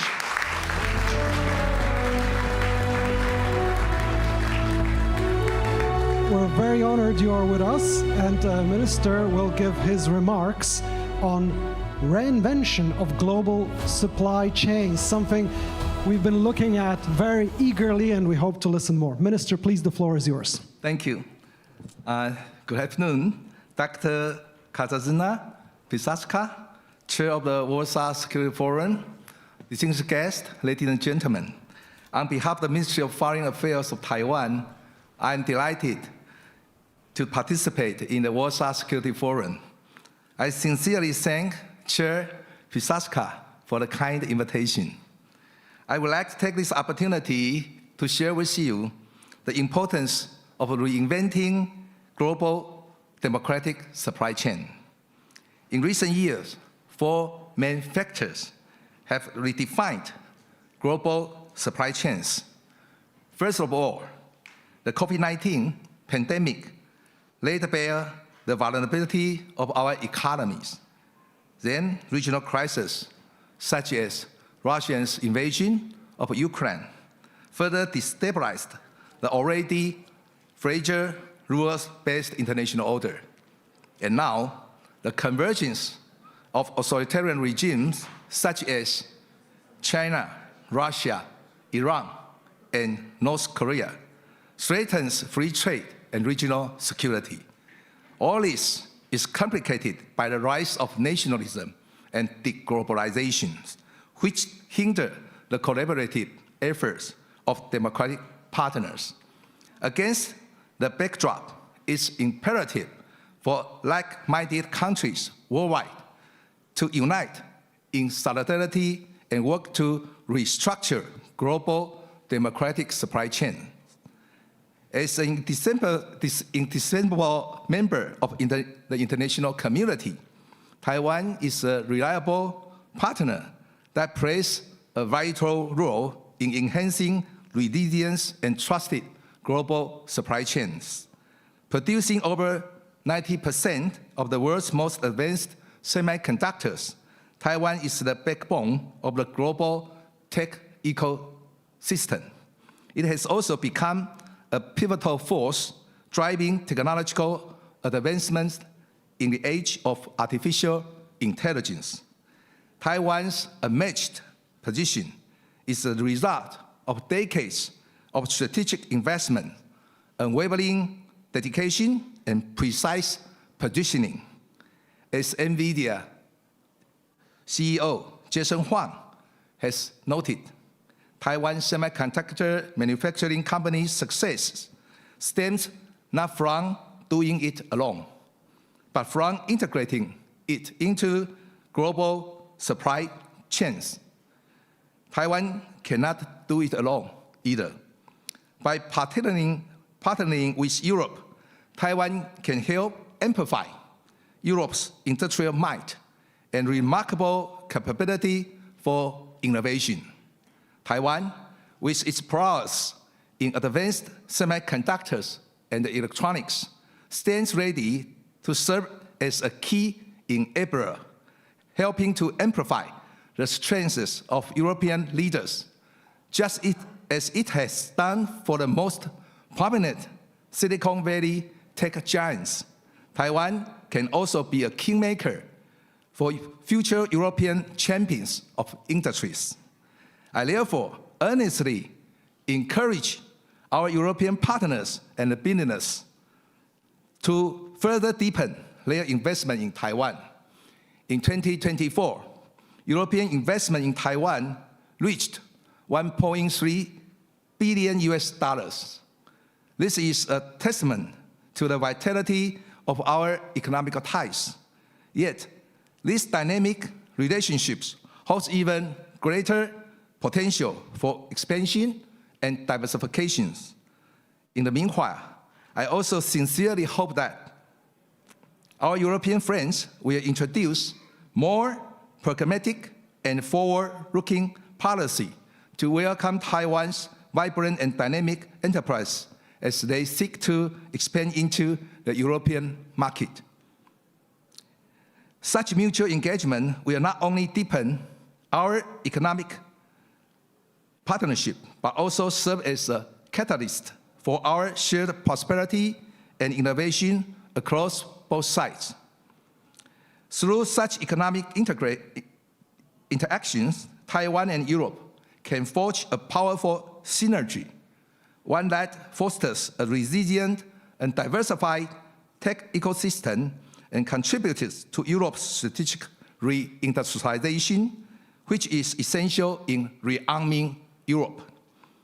The success of this type of collaboration can already be seen in Germany at the European Semiconductor Manufacturing Company. And this joint venture between the Taiwan Semiconductor Manufacturing Company, namely TSMC, and its European partners marks a significant step in boosting cooperation between our two sides. And through semiconductor innovation, AI on chip continues to share the global economy and drives the AI industrial revolutions. Europe has launched both the Digital Europe program and the AI Continent Action Plan. Together, these initiatives aim to shape the digital transformation of Europe's society and boost economy through strategic investments, making Europe a global leader in AI. Taiwan is the #1 supplier in the world for not only chips that compute for AI, but also servers that host the AI systems. Taiwan should be the most critical partner for Europe's future success to achieve its AI ambition. I encourage Europe to chip in with Taiwan in its AI innovation.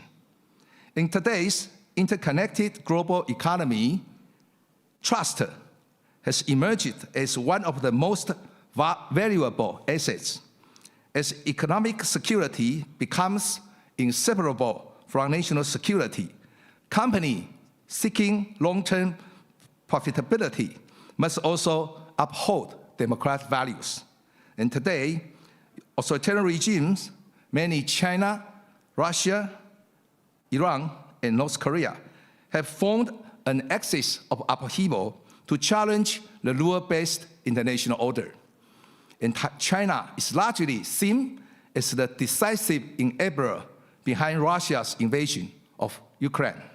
As a result, democracies around the world must act in concert to counter the existential and systemic threat. And in Europe, democratic security faces daunting threats from Russia's hybrid operations targeting critical infrastructure. These challenges are similar to those faced by Taiwan. China continues to employ gray zone tactics, cyber attacks, disinformation campaigns, and the military exercise in an attempt to undermine people's trust in the government. In response to those emerging security challenges, Taiwan has increased its defense spending to 3.32% of GDP over the next year, surpassing the defending spending of many European countries. This figure is set to rise steadily and will reach 5% by 2030. This will help increase our military capacity and boost whole society defense resilience. In parallel, Europe's rearm Europe Plan initiative, and NATO members pledged to allocate 5% of their GDP to defense by 2035, reflects a shared and resolute commitment, which underscores our unwavering determination to safeguard our cherished democratic values and the way of life. On the other hand, authoritarian regimes are also weaponizing interconnectivities and using the vulnerability of our free and open society to undermine global economic stability and reshape the geopolitical landscape to their advantages. Dr. Maurice Zhang, founder of TSMC, once stated, globalization in the chip sector is dead. In today's world, national security takes precedence over profits. The semiconductor industries, once a symbol of global integration, is now at the very core of the strategic competition between democracies and authoritarians.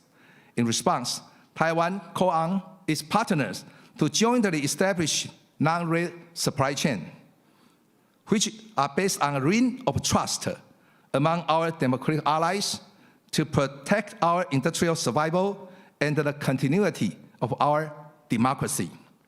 Poland is a NATO member, an EU country, and a frontline defender of European freedom in the face of Russian aggression. As such, it is essentially meaningful for us to discuss these issues today. The security of Taiwan and Europe is inseparable.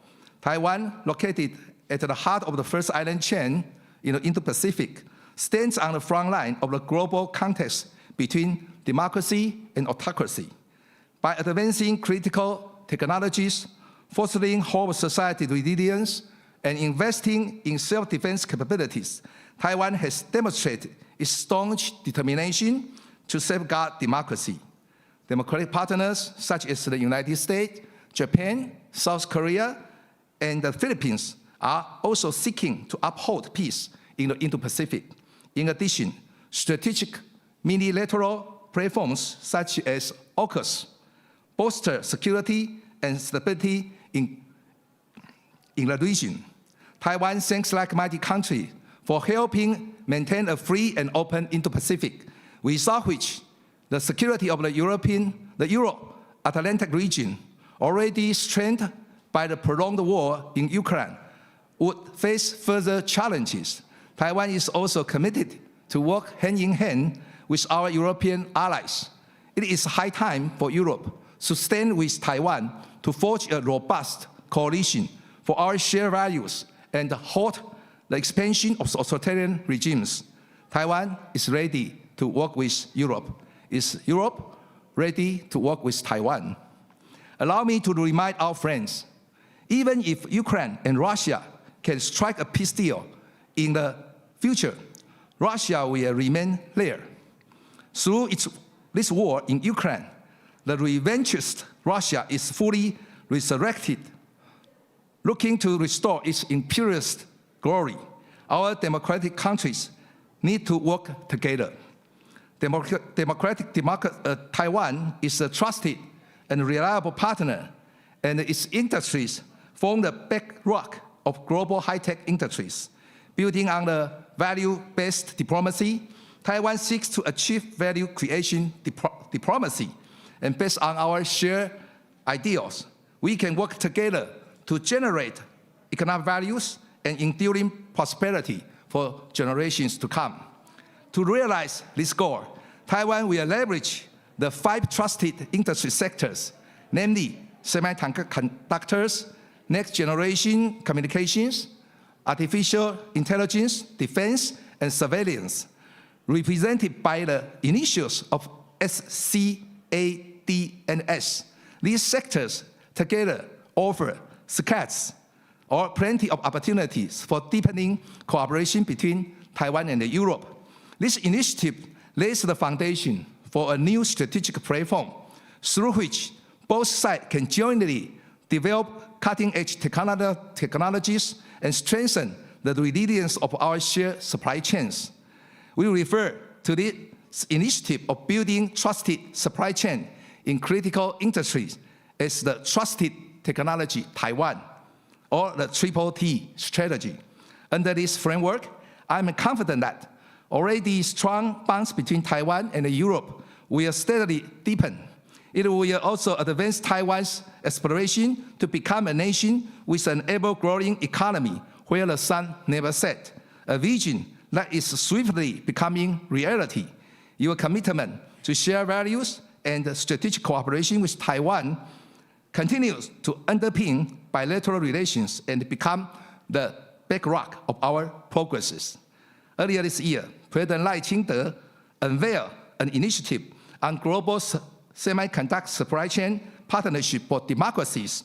It boldly aimed to connect Taiwan with Europe, the United States, and other like-minded partners to construct more resilient, diversified, and values-driven semiconductor ecosystem, as well as democratic supply chains. But it's not only technology that Taiwan aspires to deepen its cooperation with Europe, where our modern civilizations come from. We look forward to moving beyond the tech cooperation into cultural exchanges.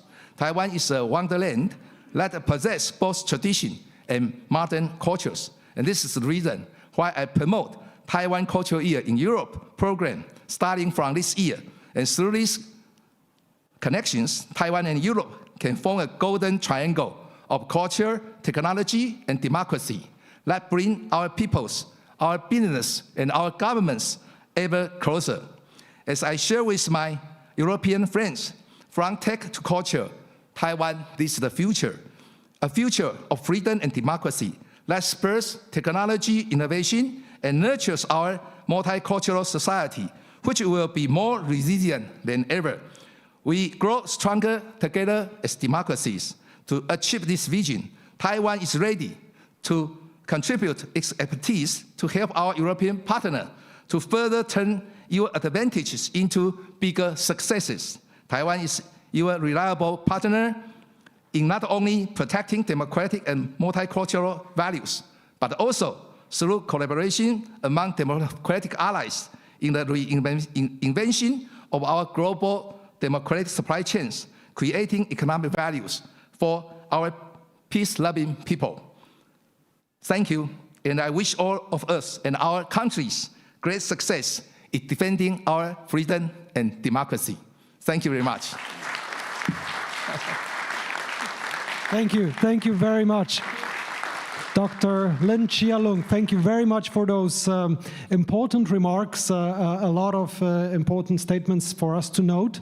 Ladies and gentlemen, as we have heard a lot about the global supply chains, a lot about the challenges which relate to them, this subject will be further explored by a wonderful set of speakers, panelists, and our distinguished guests here at the Warsaw Security Forum.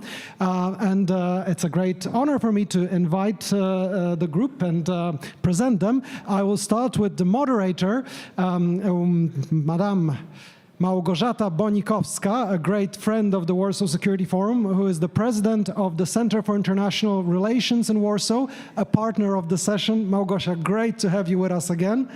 And please let me introduce our following guest, I think who doesn't need any introduction, General David Petraeus, Director of the Central Intelligence Agency in 2011-12, United States, as a member of the Warsaw Security Council, Warsaw Security Forum Advisory Council. We also have with us, sorry if I pronounce wrongly, but Atsuko Higashino.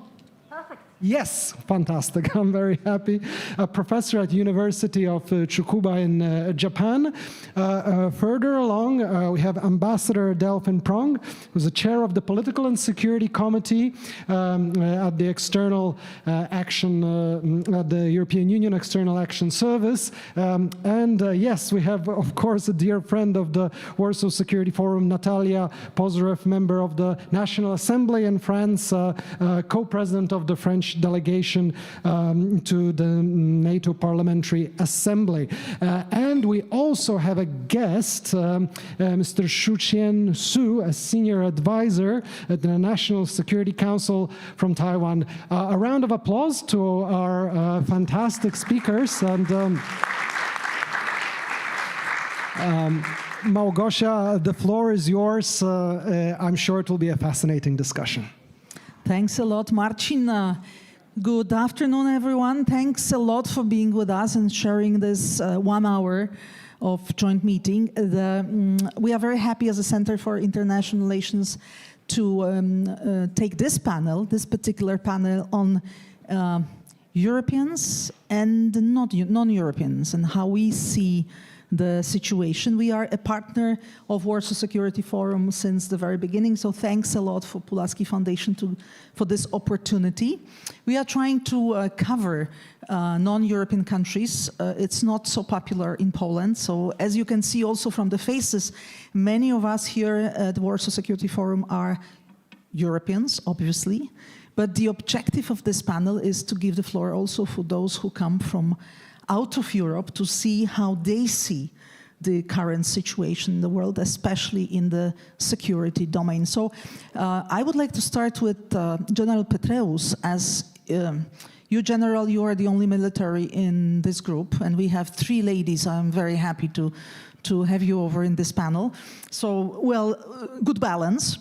But generals first. That's a new rule in Poland, you know? Generals first. So, General, you were working in CIA, but you were also a military, and you are now in the Global Fund analyzing global risks. So the first question would be, how do you see, not only from the American perspective, but generally from the perspective of those who invest money, those who risk, what is the situation in the world? What are the highest risks and where? Well, the world has been transformed over the nearly 13 years since I left government. And you're right, I'm a partner in KKR, which is one of the largest investment firms in the world. We have nearly $700 billion under management. And as we describe it, the world has been transformed from one of benign globalization to renewed great power rivalries.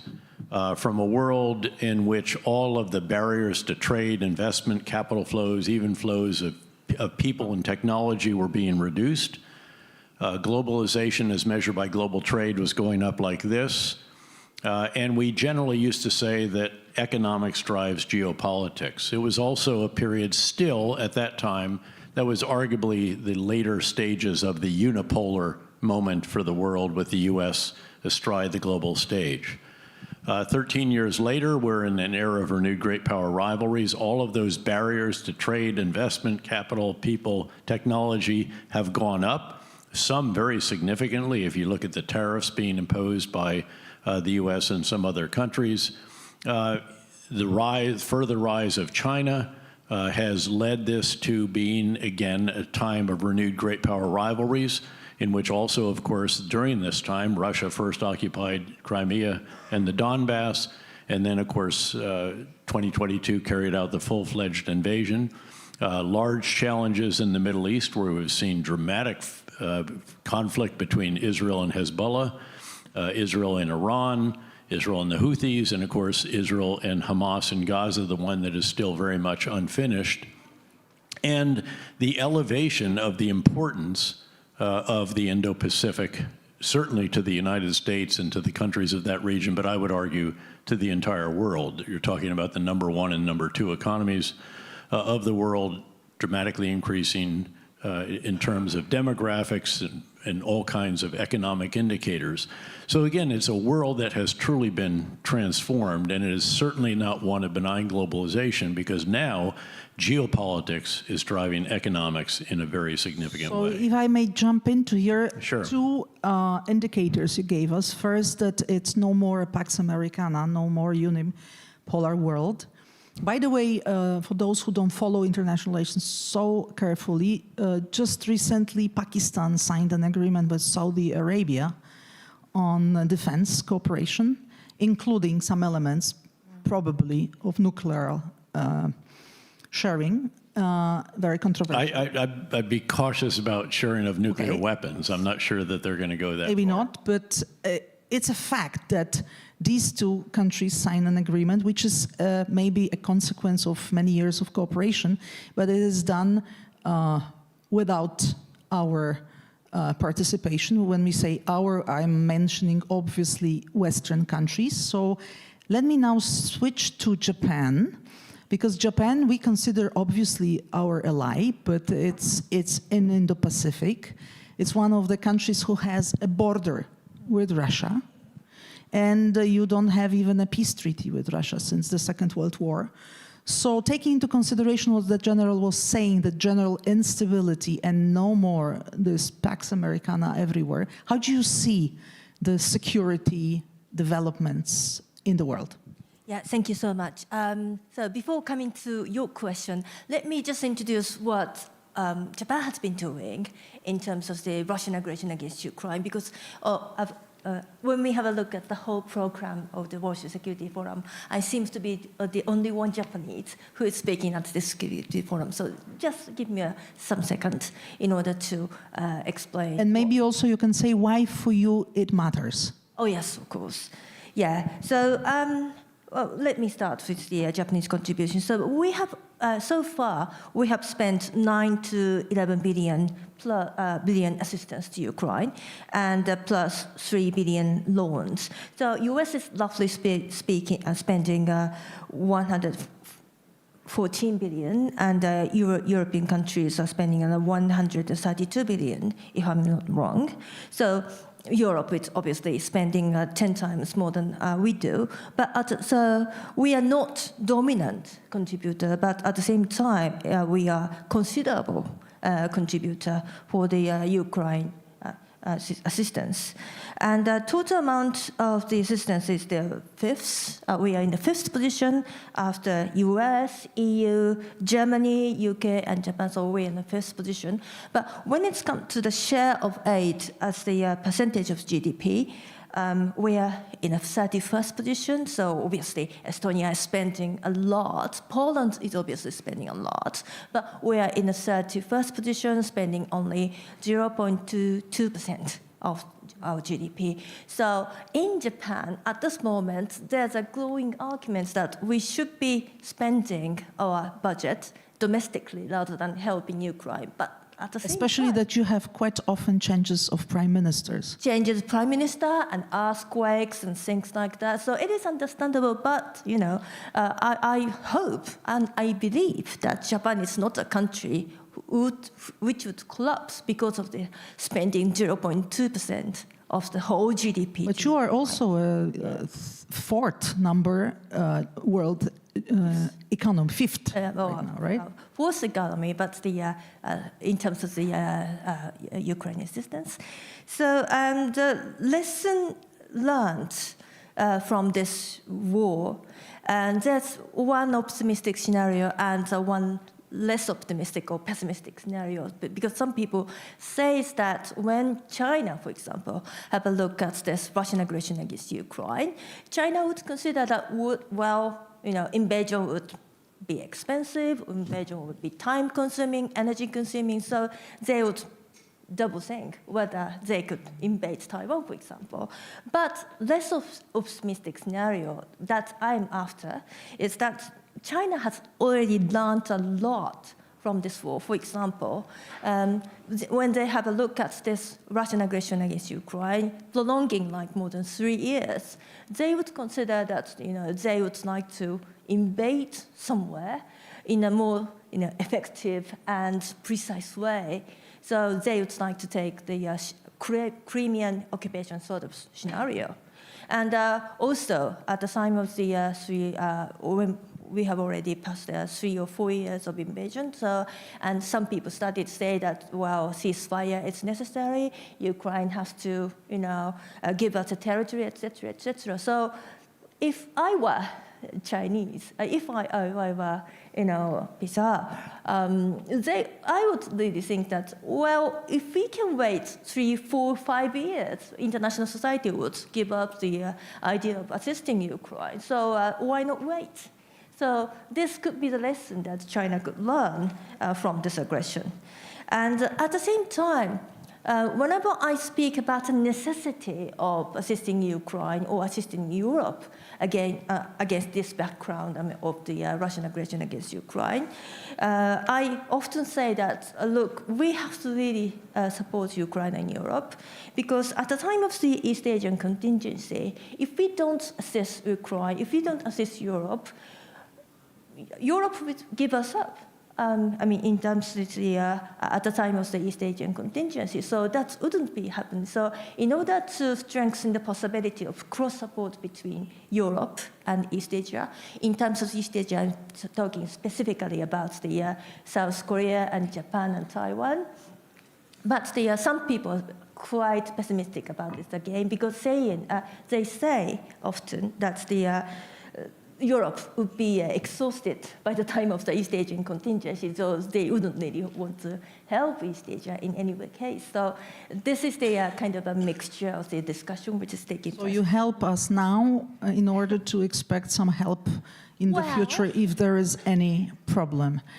Well, we can put it in that way as well. And, but it is a healthy way of thinking that, we help them and we expect them to help them as well. So this is the whole idea of cross-support, I think. Before I jump into our European colleagues, and it just happens we have two ladies from two countries who are quite engaged in the Pacific, the Netherlands and especially France. France has territories in Indo-Pacific, which is not necessarily remembered in Poland. But I think even Poland discovered that between Poland and Japan, we have just one country. Yeah. It's just the problem, it's very big. But if not this country, we could be neighbors, really. So it's quite close. But before we go to the Europeans, I would like to ask our Taiwanese friend Xu. We've just heard your foreign minister speaking, and obviously you are having your own issues. Similarly to us, but it seems that you are far away. Do you feel, coming here to Warsaw, that you are so far away? And in what way you think instability in Europe can bring instability to Indo-Pacific? Do you see some similarities or some differences between your country's situation and us here in the eastern flank? It's not only similarity, it's connection, direct connection. From our perception, the theater here is directly connected with our theater. We have no doubt about that. I hope you don't have any doubt about that either. Why? Very simple. As you can see, China has already been helping Russia. They help Russia building all the defense industry with Chinese machinery tools. And I believe China is testing a lot of their system. I'm talking about weapon system in Ukrainian battlefield. Recently, there is a report. Russia is helping China developing airborne assault battalion with the aircraft and vehicles and training their soldiers. They have already been helping each other. I'm talking about warfare. Not to mention FEMI, hybrid warfare. They're also learning from each other. And let's guess in the future, before I say how they help each other, let me tell you my assumption. I don't think Europe will have the luxury to help us. You will help yourself. Because once there's a contingency happens in our region, in Indo-Pacific, you guys will be busy too. Very easy. Because they will work together. At the same time, they will. So you believe in this scenario given to us recently that China and Russia can join forces and Russia engages Europeans in Europe and keep us all busy and keep US busy. That's their plan. We have to be very firm about that and we have to prepare for that. That's our assumption. Okay, let's hear now the European voice. Maybe I will start with France.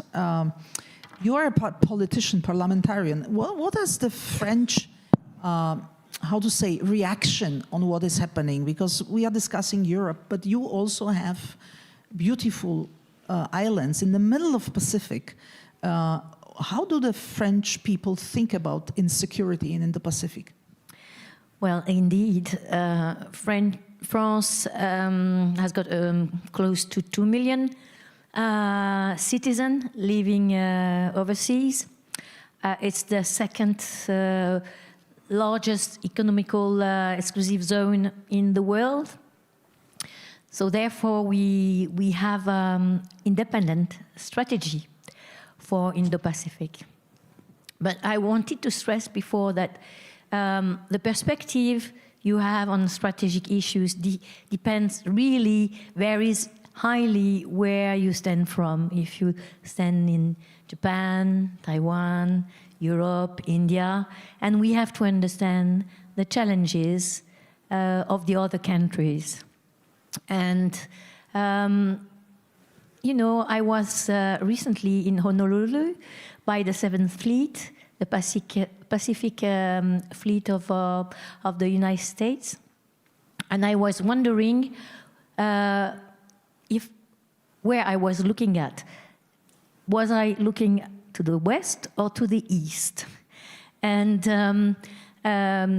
so it's true that all the theaters are interconnected now, but we have all different issues. For France, it's very clear that we have first to protect our people, that we have to fight against illegal fishing, that we have to strengthen our partnerships in the area, that we have to support cohesion of European nations, being present in the area, in the region, for instance, through what we call the coordinated maritime presence, that we can support the United States of America being a base, a background base, you know, a stronghold if necessary.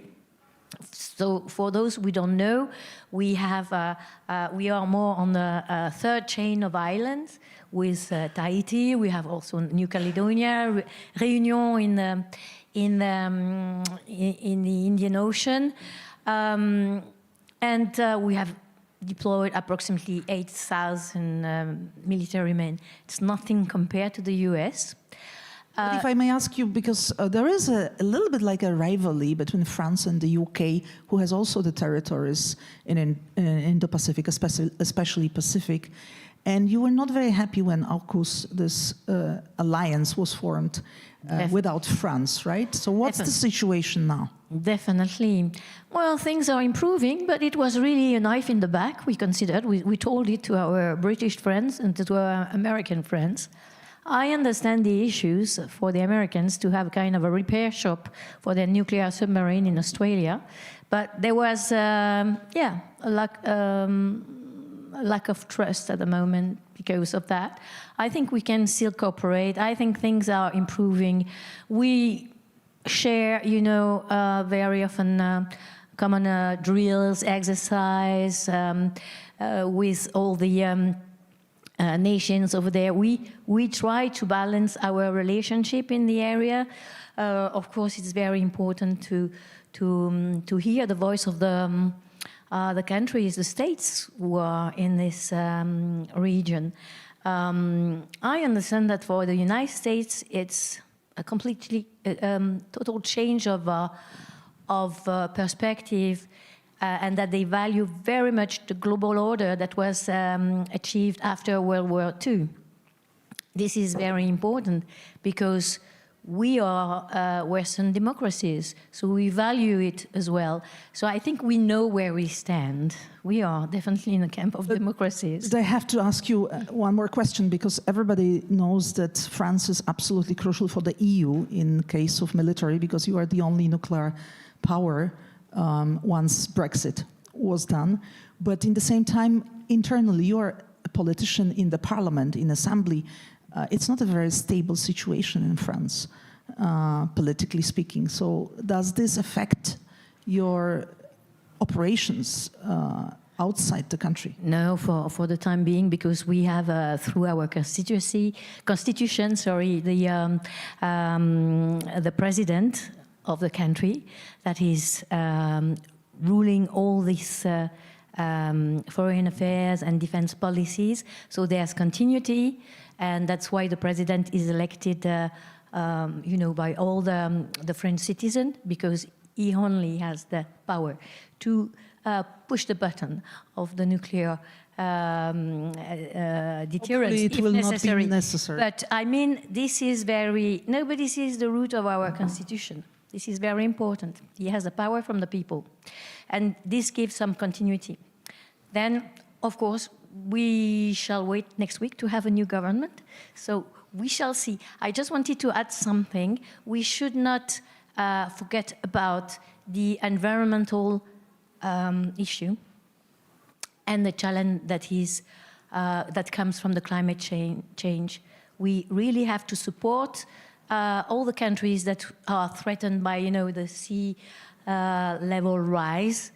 That's why we do not agree with the current American administration regarding the fact that they say that environmental issues are bullshit or something like that. Sorry for my rude word. Well, this was said also it really will affect millions of people in the Indo-Pacific region. Especially these beautiful islands. But before we handle that, I would like to ask Ambassador Prong, because you are in the midst of all these EU countries as External Action Service. And there are countries like yours who have some experience far away, but there are other countries who, for example, Poland, who are never there. How do you handle these interests in the security domain, and in what way Europe can really be more engaged as a whole in the global security matters? Well, thank you, Małgosia, for that question. So just to set the record straight, indeed, I'm a Dutch diplomat, but I'm on loan to the EU, so that's why I'm proudly wearing the EU flag on my lapel here. So I chair on behalf of the High Representative Kaja Kallas, the Ambassadors Committee that is called the PSC, Political and Security Committee.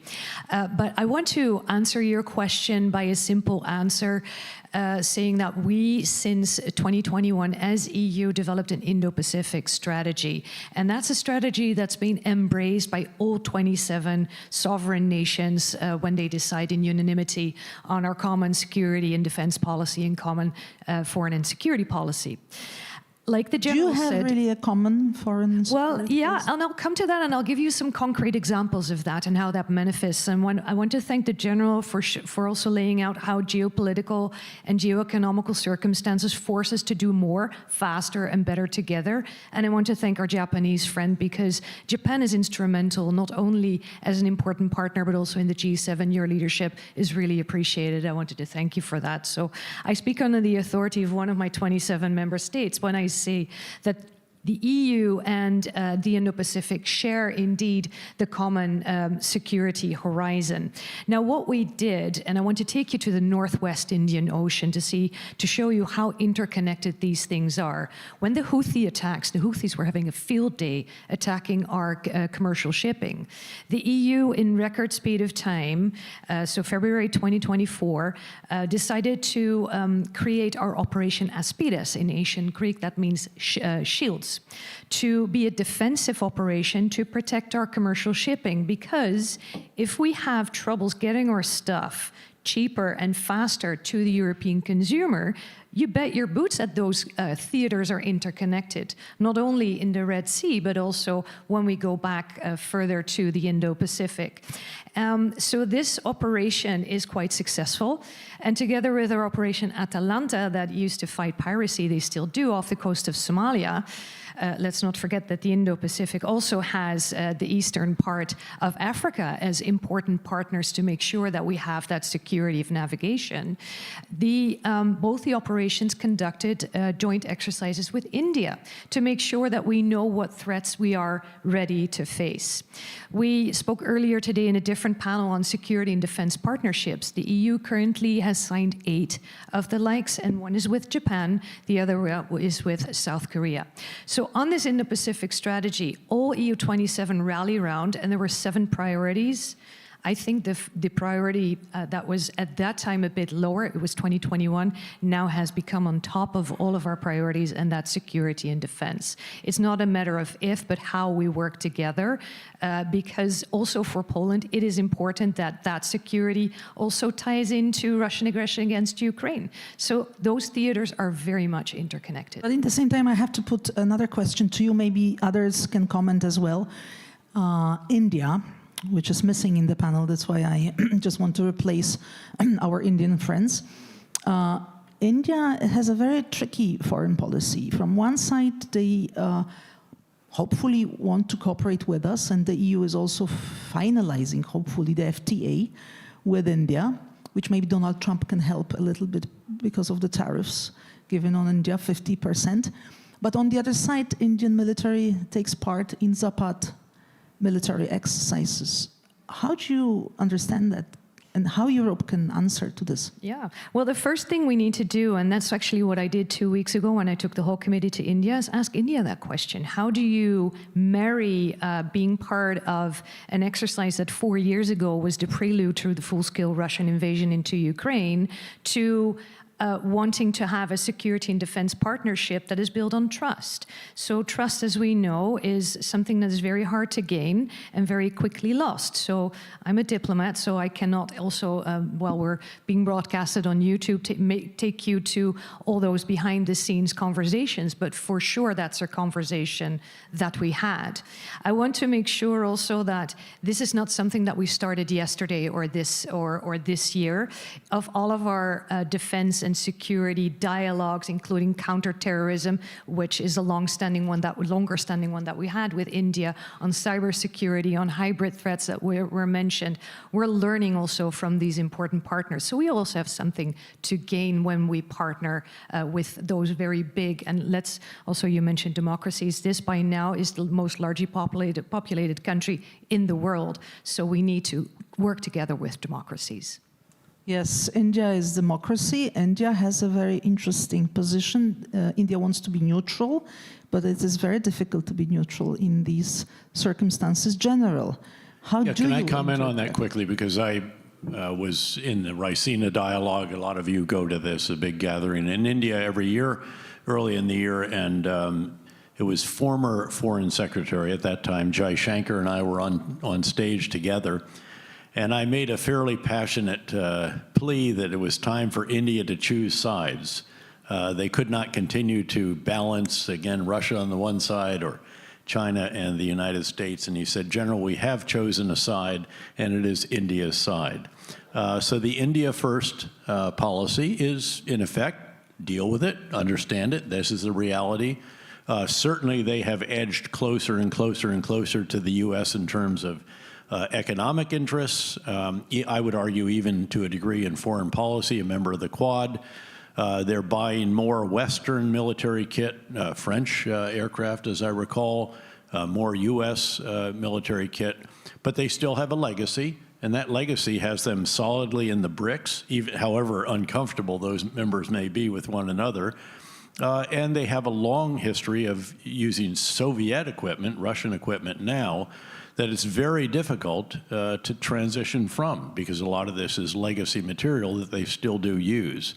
I think that probably some of the lessons from their recent encounter with Pakistan will push them even farther to the high-end Western equipment.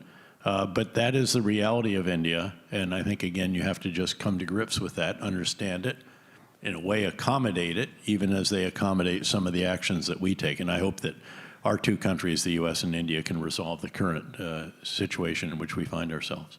But don't you think, in any case, that taking part in military exercises, which are openly against the Western alliance, is taking a side?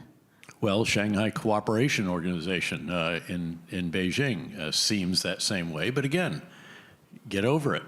Recognize, as a CIA director, you learn very early on that you have to deal with the world the way that it is, not the way you'd like it to be. And this is the way the world is. So we have to put the question how to handle India, not only how to handle China. Shu, what is your understanding of this? You're in between. I mean, India is next doors, but China is closer. what would be your interpretation and how to handle India? My interpretation of India? What they are doing, because they are the major player in the region. Well, I'm also a frequent visitor to Rosina Dialogue. Rosina Dialogue is very, very different from a forum like this. They have participants from the country that we're not familiar with. The global south is well represented Exactly. at Rosina Dialogue. And they seek to do that. They want us. We did the Trilateral Commission there, and it was full of global south, not the traditional, again, North Atlantic countries and Japan. But we in this room, we have to be aware that global south exists and they have the other perception of what's going on. Of course. And I remember one year we also have Russian guests at the same time in the table. So India is located in a very interesting geopolitical position. We have to understand that. You know, next door is Iran or Iraq, you know, and of course, China is also India's neighbor. So that geopolitical situation is very, very interesting. I think that's why they come up with such a, let's say, resilient position on the global politics. But just one thing, if I have an Indian friend, I would advise them. I mean, the Russian weapon system doesn't seem to be that effective, actually, in the battlefield. So I would recommend to think otherwise, take a gradual step to shift away from the Russian military system. I think will serve their own national interest. And I think And they're trying they've to actually do been doing that. And again, we need to foster that, continue to ensure that the momentum is in the right direction. I am just stressing that we are very happy that we are doing this conversation also in partnership with a think tank from India, Observer Research Foundation, the organizers of Rosina Dialogue, which is a good connection to Global South. Professor, you're now coming back to you, Japan. Obviously, and I want to ask you as an analyst, in what way you can take lessons from Ukrainian war to your region? You help, you mentioned how much Japan helps, but now what lessons can you take as far as if something happens in your region? Yeah, resilience is very, very important in any way, in any way, in order to enhance the the total sort of defense ability in Japan. So because when we have a look at the Russian aggression against Ukraine, Russian invaded Ukraine for various reasons, but at the same time they invaded Ukraine thinking that Ukraine has no intention, no willingness to fight back against Russia, and at the same time Russia overestimated the intention of the Western community or the other partners to assist Ukraine. So Russia had a lot of miscalculation for that. So learning lesson from there, it was the one that we invaded, one that was threatened by any country who would like to change the status quo by using military force. We have to build up our resilience in the first place. And before being threatened by any such countries, we have to build the coalition of willingness, so which is rightly happening in terms of Ukraine. So that is a very important two lessons that we have already learned from the case of Russia and Ukraine. Before I give the floor to the audience, I'm expecting some questions, so please just prepare yourself. Question to the general. From the military point of view, what lessons should we take, or should the countries in the Indo-Pacific take from war in Ukraine? Well, everybody should be taking numerous lessons from the war in Ukraine, and I don't think that any of us are learning them as rapidly as we should, except for the Ukrainians. Very few of our countries have the boots on the ground that are actually out with Ukrainian forces. I just finished my 7th trip there 2 weeks ago. Every single time I go there, I visit certain unmanned systems units. By the way, this is one of the few countries, Ukraine, that has not just an Army, Navy, Air Force, but an unmanned systems force. It's an entirely separate service. The advances they have been making in all areas, all domains of unmanned services, are incredible. This is a country that has no Navy as we know it, manned ships at sea, and yet it has sunk 1/3 of the Russian Black Sea Fleet and forced the Russian Black Sea Fleet to bottle itself up completely in a Russian port as far from Ukraine as you can get. How did they do it? Aerial drones that find the Russian ships, maritime drones that sink them. I drove the Magura the last time I was in Ukraine. It got it up to 100 kilometers an hour, and it's just an extraordinary system. They're building larger ones now. When you look at what they're doing in the air, by the way, the systems that we sent early on, you know, we used to be the trainers and they were the trainees. They actually need to be the trainers now, and we need to be the trainees when it comes to this counter-drone wall that we need and so forth. There are very few systems now that are still that effective on the battlefield. Certainly the Patriot, F-16, some others. But by and large, the Ukrainians are making very, very effective systems of all types, even self-propelled artillery pieces now, not to mention 3.5 to 4 million drones this year alone. And again, no country has learned what we should have from this. It starts with real concepts that turn into doctrine and then drive organizational change, training, leader development, and above all, materiel. We should be going to school on what Ukraine is doing much more effectively than we are. The fact is that the responses by NATO countries on the front lines to drone incursions have not been that effective. It's been good to see the response, but shooting down a drone with a Sidewinder missile is not a good cost-effective action. So again, we need to be learning much, much more from what they're doing than we are. The systems we were very proud of in the beginning, the precision artillery, the guided missile launch rocket system, a number of our suicide drones, these don't actually work that well anymore because of the Russia is innovating as well. By the way, the country that is going to school is China. China is very focused on this. Not only are they providing the lion's share of the components that are enabling the Russian war machine to crank out quite high levels of production, they're also learning from this quite assiduously as well. So I think we really have to focus much more on this. I was very impressed by Poland, which when it had the incursion, it immediately reached out to Ukraine and said, okay, we've been helping you, and now we need your help when it comes to this particular element of what really is the future of war, and that is in Ukraine. And it's evolving very, very rapidly. So it's like reverse mentoring. Now it's the time maybe they also give us some knowledge. And also we have to be quick. Commissioner Kubilius already mentioned this several times today, that we have to learn from the Ukrainians. But he also mentioned that these European mills are so slow that this may be a challenge per se. How do you see that, Director? Yeah, maybe indeed we're not fast enough and we're not doing enough together and we're not ramping up enough. But I want to make sure also that the message is heard indeed that Russian aggression against Ukraine is not an exclusive European problem or issue. I hear that a lot when we travel and when we reach out to this horrible term global south. I think those theaters are so extremely connected. And as my boss Kaja Kallas always says, if you don't get Russia right, you won't get China right. So we need to make sure that we rally around stopping Putin from actually doing this.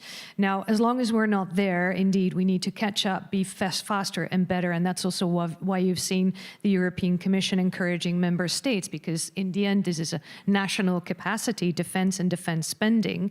And I would like to recall that 23 of EU member states are also NATO allies, so they committed to the spending target. But for me, it's not about numbers or spending targets. It's about actually doing things. So yes, we might have been slow to catch up. I think with the help of Ukraine, and the Danish model is a great example of Ukrainian industry being actually active and able to produce on European territory. I would like to also also make the remark that we've trained now as EU up to 80,000 Ukrainian soldiers. Poland was amazing and is amazing in facilitating that. So that is something that we are doing and we will keep on doing, but we have to be able to walk and chew gum at the same time, to be active in different theaters, to step up, not just for our security, but as for global security. I was in the EU headquarters 2 weeks ago, including in the office that you're part of, and also the EU Commission President's office, and also at NATO headquarters. And my message to each of them was that they do not have enough individuals actually in Ukraine, on the ground, sitting with the Nemesis Regiment or these other great unmanned systems organizations, learning. They have the best battle management system in the entire world right now. They built it with $4 million of donated money, and it's probably better than the billions of dollars JAD-C3, whatever it is, that we have in the United States. The talent there is extraordinary, and they have a partnership between those who design weapon systems and other systems, manufacture them, and employ them that is like this, instead of the litigious relationship that we have between the Pentagon and those who make the weapon systems and those who use them. Great. So we know that we have to learn a lot. Questions, please. Do we have some mics? Yes. Maybe here, the lady in front, and then the gentleman and the lady back. Please introduce yourself. Hi, I'm Latika Burke. I'm a journalist with the Nightly Australia and also associate expert with the ANU Security College. I think, Delphine, I wanted to ask you about the step back from the United States. It felt under the Biden administration that the integration of understanding the two theatres was happening. You were able to make a lot of progress in terms of both Russia and China and helping countries understand that joint threat. How do you feel that's materialising and how it goes forward? Have you struggled in Europe to reach out to the global south, we hate that term, and reinforce this point? Has it suffered? And to the point that the Taiwanese gentleman made about if there's a two-front war, what does the infrastructure look like for how we in the West actually battle that together? Because that's going to open up an entirely separate sort of, I think, joint response that we would need. Who will answer that? Can I also answer after you? I mean, I can start with, look, I think the pivot to Asia, which really should have been the rebalance to Asia, which is a more accurate description, continues. The Undersecretary of Defense for Policy, Bridge Colby, is a huge proponent of that. He's the one crafting the National Defense Strategy. It appears that there's going to be greater emphasis on homeland defense and security in our own hemisphere. But again, the most important effort that we have to deter is in the Indo-Pacific. And keep in mind that deterrence is a function of a potential adversary's assessment of your capabilities on the one hand and your willingness to employ them on the other. I've stated already that I think we should be transforming our forces much more rapidly than we are, based on lessons that we should be learning in Ukraine, but probably aren't internalizing as rapidly as we should. And then we need to be very careful that there is no question about our willingness to employ our forces, even though we do not want to be needlessly provocative in that regard. Clearly, there are some assets that are, say, in the European theater that would be very useful in an Indo-Pacific theater. We've always worked hard to try to get that balance right. An awful lot of what we have in Europe is not as relevant there, probably the ground force systems and the rest of that, but certainly some ballistic missile defense, intelligence, surveillance, reconnaissance, strategic airlift, and a variety of other capabilities that we have here. And I think there may be some continued rebalancing, as we had rebalancing. You know, when I was the commander of U.S. Central Command, we had 250,000 soldiers, sailors, airmen, Marines, and even Coast Guardsmen in the greater Middle East. That has dramatically reduced as the focus has shifted rightly to the Indo-Pacific. And I think that kind of reassessment of deployments will continue, but I have no doubt that we're still going to have sizable forces here and obviously really sizable forces in the Indo-Pacific. Ambassador? Yeah, sure. No, and I think this is a trend that we've seen coming also, regardless of whichever administration there is. So the message has been the same. Maybe the tone of voice has been a bit different. Mercurial at times, whatever qualification you would like to give. But you ask me about, so how do the US and EU then cooperate? And it starts indeed with a shared threat assessment. And still, that is something that we really very much exchange on, see eye to eye on. And I want to also recall we have had numerous exchanges, not only as US and EU, but also as EU and NATO. And America, the United States of America, is still a part of that, a quintessential one. So yes, we're seeing eye to eye on the analysis, maybe not always on the answers and how to deal with maritime security connected to economic security. Yeah, that's a conversation that we had in previous administrations. I think we're working very hard to continue that because it starts with a joint understanding and then each does their part. And I think there also the EU has maybe surprised many that we are stepping up and doing more also for our own security in and around the ring of instability that we are in, and that would also ultimately benefit the other rings of instability that we're working with. And NATO and the EU have stepped up very, very significantly. By the way, it's not just the commitment to 3.5%. You know, the combination of Vladimir Putin on the one hand and President Donald Trump on the other has worked miracles when it comes to European willingness to spend on defense, and it's long overdue. But the 3.5% is fantastic, but also the pace of diplomacy. I mean, European diplomacy has never been noted for its speed. Think about what happened when President Trump met with Vladimir Putin in Anchorage. I think it was on Friday. And then on Monday, the leaders of the major European countries and the EU Commission and President Zelensky are in the White House. Yes. That is moving fast. The Article 4 discussions, the first one was held that night. There was a communique about what was actually going to happen with concrete military actions on top of that. So that is also, I think, very notable and has not been actually recognized, I don't think, as much as it should be. And I think it's also, we have to stress the power of the leaders, because without leaders, the EU could not operate, and that was including UK, by the way. Yeah, yes, exactly. It's including UK, and it's about European nations as well, and maybe more than ever, and it's about leadership. I think that when we are talking about the European pillar of NATO. It's getting more and more real as we are stepping up and increasing our budget. And definitely, NATO is still the cornerstone of our collective defense. That's why we need unity and we need to stick together and engage our American partners. Sure, you wanted to. Yes. Of course, I cannot speak for US or EU on how to connect the two theaters, but at least something we can do. Taiwan is not asking European friends to defend ourselves. No, we will defend ourselves, but help us build up our capabilities. Do what you can do right now. Invest in our peace. We have to do right now. Let's not wait for another war from happening. We should deter it from happening. How to deter that? Contribute to our capabilities. We will pay. Okay? Sell it to us, first of all. Second, we should become each other's supply chain. Right? Taiwan has the best microelectronics in the world, the best, no doubt about that. And we want to become your supply, especially in unmanned system. We are also investing a lot in our own unmanned system. General, we are learning the lessons too, especially on the sea. But our unmanned system is composed of non-red supply chain. No Chinese components. Do you want that? Let's work together, right? Plus, on top of that, we should joint venture, we should co-production, do co-production together, right? Each of us, we also have to enlarge our defense budget. Minister Lin just mentioned next year will be 3.32. By the year of 2027, we shall have 3.9 in our core defense budget. And you guys too.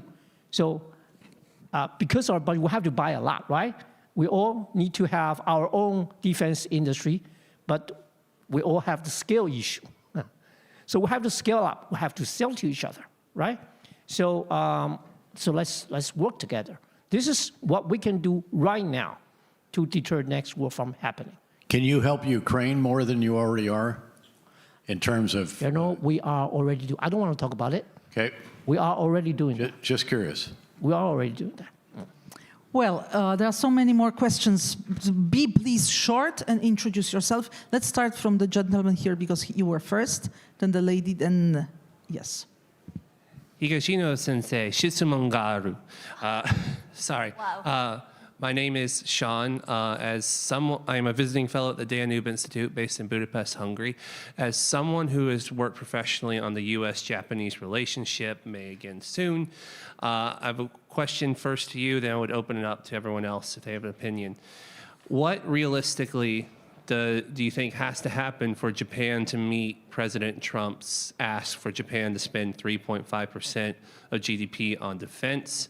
And then my question for all of you, if there was time, is there a game plan once the Russian bear is tackled to help our esteemed colleague here defend his country from preventing an invasion from China? Okay, let's take one more and give a chance. Who was first?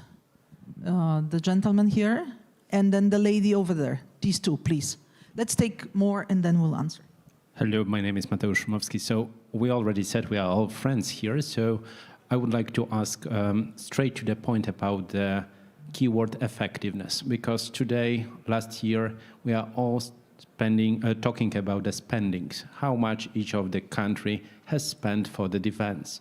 So could you please tell us something more, what is behind those numbers? Because I have a feeling that we are buying, for example, the things that are going to be produced in the next 10 or 20 years and will be supplied from the countries to the Europe, which will be crossed by the ocean. Okay, great question. And the lady behind. Thank you very much. Virginia Allen with the Daily Signal. We're based out of Washington, D.C. This question is Taiwan-specific, though General Petraeus may also want to speak to it. Correct me if I'm wrong, but from what, sir, I've heard you say is essentially that China is motivated for the war between Russia and Ukraine to continue. And yet earlier today we heard on the main stage it stated that China might be the only one with the power and the authority to pressure Russia to end the war. So where does that leave us? And also if you could just speak a little bit further to China's motivation to keep this war going. Okay, who will start? General? Sure. Look, on that last question, which is a great one, I would submit, and China has actually openly said that they do not want Russia to lose this war. That's what they have publicly declared. The truth is that I think the best way to bring this war to an end is not necessarily through Beijing. I think it's from each of our own capitals. I think right now there should be a catalytic effect because of the incursions in Poland, drones buzzing around Denmark, fighter jets in Estonian airspace, and many other activities in the Russian hybrid war dictionary, if you will, that we should be taking two simultaneous set of actions, much more aggressive than we are. And I think, to be fair, I think we are headed in this direction. This was one of my conversations at the EU headquarters. The first is to take more action to support Ukraine, to enable them to stop the Russians on the front lines completely, not even the incremental gains that they're achieving at tremendous loss, and to also help them improve their effectiveness against missile and drone attacks at night. This is very doable. And the single biggest action that would enable this is what the EU Commission President very cleverly is pursuing, which is to turn the $250 billion of Russian reserves in European banks into Euro-clear bonds, essentially money to give to Ukraine of that amount, and Ukraine doesn't have to pay that back until Russia provides reparations to them, which is an incredibly clever scheme and will enable Ukraine more than almost anything else that we can do, with the exception of the provision of certain of the ballistic missile defense systems and interceptors that they just can't make themselves. But getting that amount of money would enable them to double their production of drones from, say, 3.5 to 4 million a year literally to as much as 7 to 8 million each year, and that will do an enormous amount on the front lines. We have to pick up more of what it is that we're doing. And then the other simultaneous action is to crush the Russian war economy and to penalize those, punish those who are enabling it. In this case, again, you're working on your 19th round of sanctions from the EU. I think it looks as if, again, the Commission President is going to be able to get all the countries to sign up to this. That will also then bring the United States on, because this includes stopping the purchase of oil and gas that President Trump has requested, and that could activate the ability in the U.S. Congress with the White House to pursue what are very draconian sanctions as a package, and it has very strong bipartisan support in the U.S. Congress. The Senate alone has 84 out of 100 senators supporting this. That would be huge. But then also to go after those who are providing the components that are fueling, if you will, the Russian war machine and enabling. You remember in the beginning, they were actually buying refrigerators to strip them of their microchips. They're not having to do that anymore. So we need to have some secondary sanctions there. And then those that continue to buy the oil and gas from Russia, first get it all the way down to the EU price level, and then gradually reduce it in coordination with those that can ramp up production so that you don't affect the oil markets in a negative way.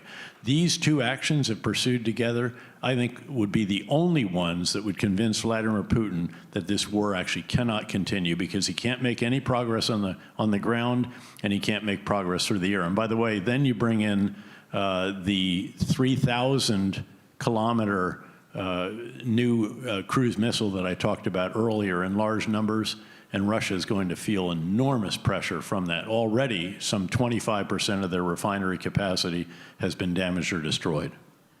Thank you. We have to give a chance to the rest of the panel to get answers, so maybe quickly we can wrap up.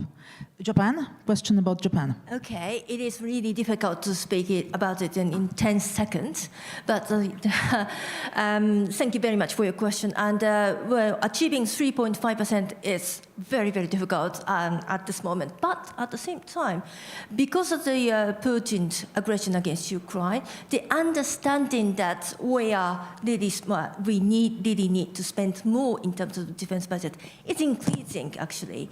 But at the same time, there are quite a few resistance within Japanese society. Let me just quickly give you one anecdote. Prime Minister Ishiba suddenly cancelled to attend the NATO summit in July, and it made a lot of speculation about it. Some people really wanted to say that the Ishiba didn't really want to see President Trump, because at that time, NATO summit was talking about 3.5% plus 1.5%, in total 5% of the defense spending in 10 years. So Ishiba really wanted to avoid that sort of argument, for Japan to be involved in that sort of. But in reality, it seems that Ishiba cancelled it because the trumpets didn't come to the IP4 meeting of NATO summit. So it is something different from the reality, but still, that sort of rumor can easily go around because some people still fear a lot about any sort of increase of the defense budget. But at the same time, taking account of the sudden change of the security environment in Japan, nobody could finally resist. I have to stop you here because also just 10 seconds. 10 seconds, the two questions. One on the game plan, and in short, there's one answer, and that's deterrence. So to support Ukraine and stop Russia from its endless war on Ukraine, I think that's the best deterrence also for our Taiwanese friends. And the second question on effectiveness, so we have identified critical capability gaps. Watch this space as also the leaders come together in Copenhagen and further on in this month. It's not just words, it's also doing national defense spending to make sure that this effectiveness question doesn't need to be raised. We do it by showing. Yes, about the effectiveness in spending. In France, we will be doubling our defense budget within 10 years, but it's not the only issue. I think we need to have fast tracks.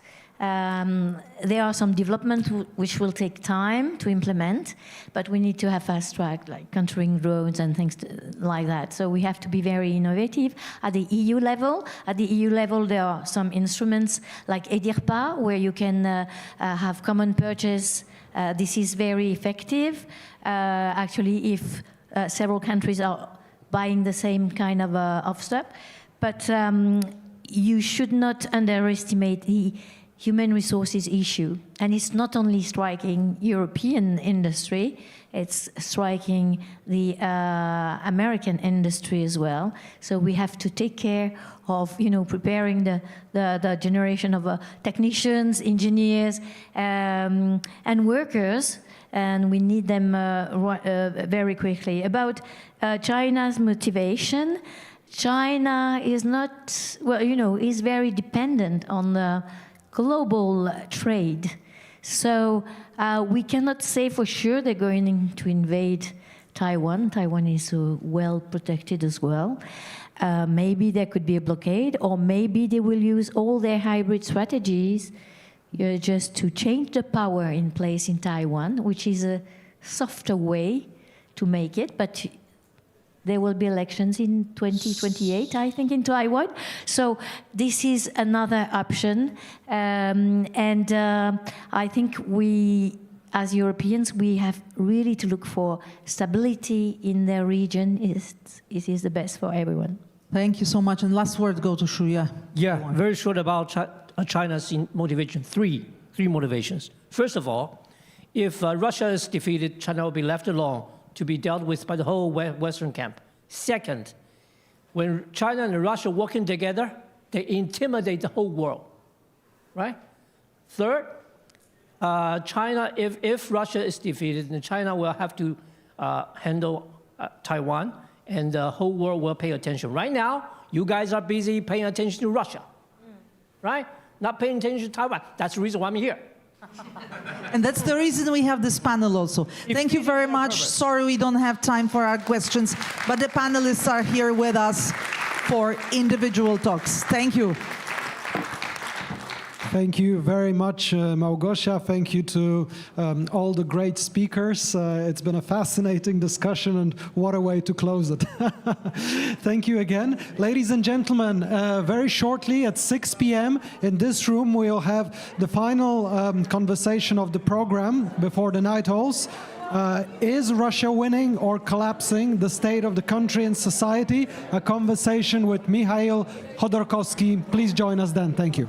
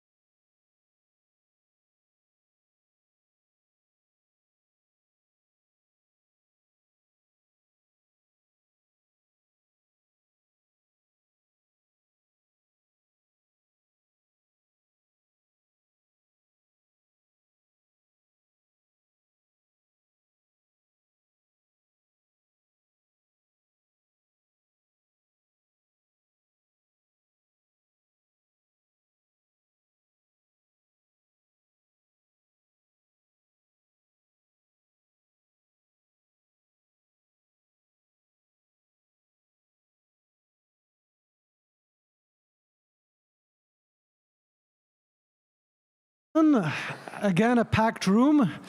We're very, very happy about that, but I must say it's no surprise considering the great guest that we have here at the Warsaw Security Forum. A guest who has an incredible biography, as we all know, and also will be able to share a lot of very important insights when it comes to the political situation in Russia, when it comes to the future of Russia, and hopefully when it comes to the big question, can Russian society actually change? But the session's title, the conversation's title is Russia winning or collapsing? The state of the country and of its society. And it is a great pleasure to welcome again a friend of the Warsaw Security Forum, Mikhail Khodorkovsky. Please join us.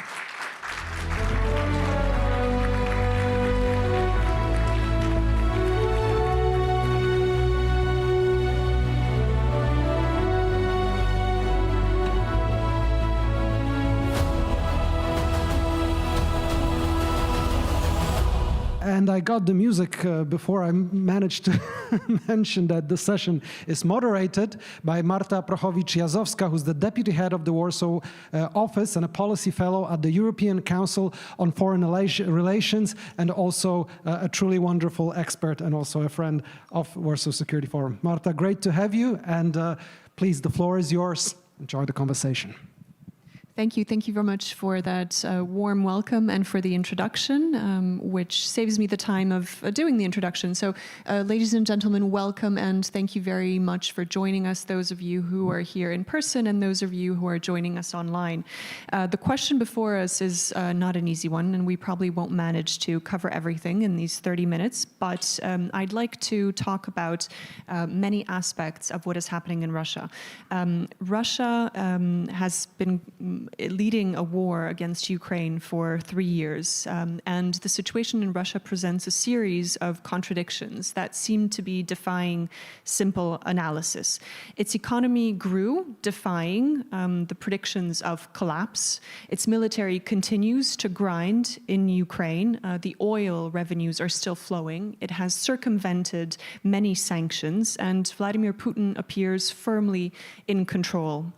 Russia and its society appear to be absorbing, ready to absorb more war damage, and only recently we have seen an escalation towards NATO. But that is only on the surface. When we scratch a little bit further, the war-fueled growth may be reaching its limits. And the scale of material losses and victims in the war is outstanding. There is intra-elite competition, and the human costs and the fatigue is growing. Now, which trend is going to be the lasting one? Are we witnessing strategic adaptation and authoritarian durability? Or is this a slow-moving unraveling of a state that has sacrificed its future for small territorial gains in Ukraine? So, Mr. Khodorkovsky, welcome to this conversation. I'm extremely glad to be having this conversation here with you. We only have 30 minutes, and I'm going to ask a couple of questions, and then I'm going to open the floor, so gear up your questions. And the first one that I'd like to ask you is about the war economy. So, and the state of Russian economy. We've seen 18 EU sanctions packages and over 5,000 targeted individuals and entities. And Russia's economy has managed to confound predictions. There's been a small recession in 2022, but an uptick in 2023 and 24. But now we're seeing that GDP growth is slowing to near zero. Could you help us understand whether this newest development is one that will be a lasting trend, or is this yet another short difference that will not change the Russian economy and therefore allow Russia to continue its war in Ukraine?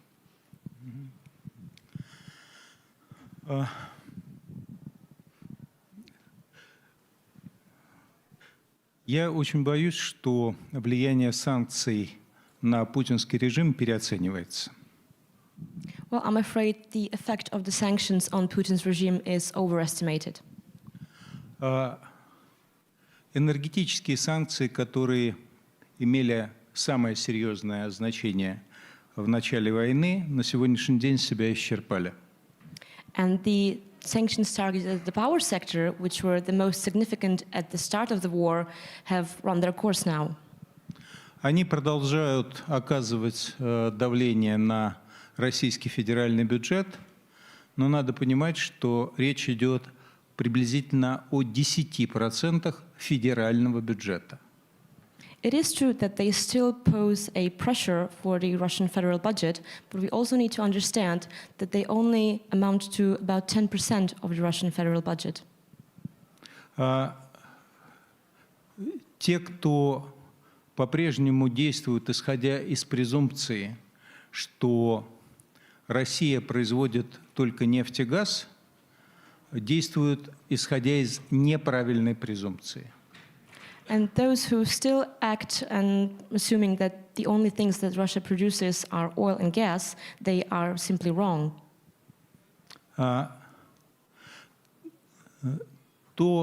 Та продукция, которую в Россию поставляли западные страны, на сегодняшний день в значительной степени скомпенсирована Китаем. And whatever items and products the Western countries were supplying into Russia, today, most of it is replaced by products and items from China. Теперь что происходит с промышленностью? Now, let's talk about industry. Если мы возьмем военную часть промышленности, то она выросла за эти 3,5 года приблизительно на 50%. If we only look at the military sector, that has grown roughly 50% over the past 3.5 years. И этот рост продолжается, хотя уже с достаточно небольшими темпами, в районе 5-6%. This growth continues, though it has slowed down to some 5 to 6% per year. Может ли Путин радикально увеличить объем военного производства? Now the question is, can Putin drastically enlarge the amount of military complex and what it produces? Может, но для этого придется переводить вообще всю экономику страны на военные рельсы. Он этого хочет избежать. He could make the military industry bigger, but that would mean he needs to basically adapt the entire country's economy to military, and this is something that he wants to avoid. На сегодняшнем уровне загрузки промышленности Россия вышла на полку по военному производству. So if we look at the capacity of the military complex today, we have reached a peak. При этом мы должны понимать, что эта полка на сегодняшний день по разным видам вооружений в 2-3 и более раз превосходит европейское производство. Общее европейское производство. We need to understand that this is 2 to 3 times higher than what Europe can produce as a whole. На сегодняшний день. Может быть, к 2028 году ситуация изменится, но пока она такая. At least that's the situation today. Things might be different in 2028, but currently this is where we're at.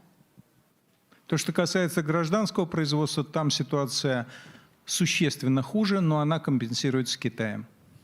As for non-military sectors of the industry, yes, the situation is much worse, but it is compensated by China. So, turning slightly to the military, material, political, and human aspect and the society, the losses are widely viewed as disproportionate by the Russian society to the military gains that have been made in Ukraine since 2022. There has been little battlefield progress, but the mood in Russia remains confident, and there's a feeling that, and correct me if I'm wrong, that Russian society is ready to absorb more upcoming war damage.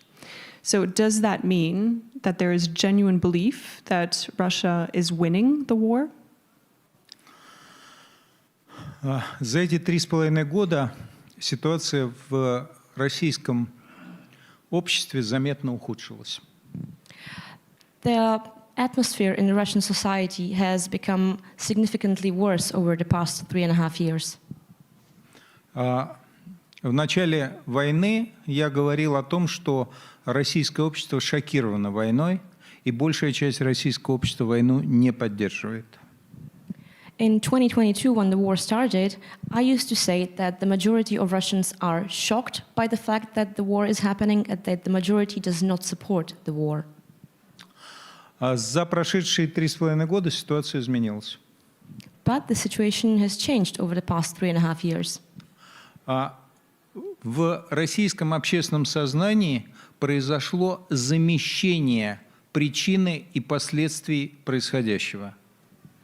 So what happened is that people in their mentality, they have basically switched places of what caused the war and who started it and why.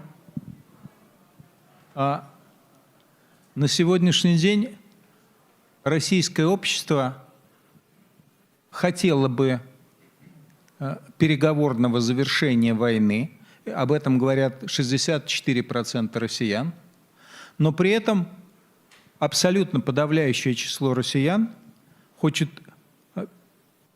победного завершения войны. Now, today, the majority of Russians want to negotiate a deal to end the war. That's 64% of people who are for this. But at the same time, the majority of Russians also want to win this war. И у людей в голове под действием пропаганды то, что войну начал путинский режим, ушло и забыто. Now, the fact that it was Putin's regime that started the war, this is something that people have forgotten under the pressure of propaganda. При этом напрямую бенефициарами войны являются приблизительно 30% населения. It is also worth noting that roughly 30% of the Russian population benefits from the war somehow. So I'm sure that some of you will have more questions on the internal situation, but I wanted to shift gears slightly and talk about the very concerning escalation here on the eastern flank that we've noticed in recent weeks. So there's been an uptick in recent months in the aggressive actions from Russia, whether it's drone incursions or electoral interventions, Russian-sponsored arson attacks to sophisticated cyber attacks. It seems that the line seen here from Poland between war and peace is basically blurring. Help us, please, understand this escalation. Is this a sign of Russian confidence and expanding ambitions and readiness for war with NATO? Or is this a negotiating tactic over Ukraine and the changing policies of Donald Trump? Здесь нельзя быть уверенным до конца. Well, you can never be absolutely sure when it comes to this. Но мое личное мнение, что ваше второе предположение близко к истине. But my personal opinion is that your second guess is what is probably closer to the truth. Это Путин увидел после Анкориджа, что он может получить от Трампа хорошую сделку, но Европа против. Yes, the negotiations, because what the meeting in Alaska showed Putin is that he now believes that he can get a better deal from Trump, but Europe is against this. Не говорим про Украину, потому что Украину Путин субъектной не считает. Now, we are not talking about what Ukraine thinks, because Putin doesn't care what Ukraine thinks. Это, так сказать, ну вот у него так мозги устроены. This is just the way his mind works. Да? Он считает, что у Европы есть позиция, которая ему мешает получить то, что он хочет. But he believes that it is Europe's stance that is preventing him from getting what he wants. И он создает давление на Европу, на европейское общественное мнение, для того, чтобы заставить европейских политиков сделать шаг назад. So what he's doing is he's putting pressure on the opinion of European public, so that in turn puts pressure on European politics, and they are forced to perhaps take a step back. А если не получится, то с помощью европейского общественного мнения поменять нынешних европейских политиков на тех, которые ему более удобны. And if that doesn't work, he would continue to use pressure on European public opinion to change the politicians, to replace those who are in power now with those who would be more open to him. И для этого он должен показать европейцам, что Европа слаба, что НАТО не является защитой. And to do that, he needs to show Europeans that Europe is weak and that NATO won't protect it. И надо сказать, что в некотором смысле в этой части он успешен. And I have to say, there is some success that he can celebrate on this part. So let's talk about that. Let's talk about the response. So of course this is viewed here from Europe, from the eastern flank. The question about deterrence and escalation management is pertinent.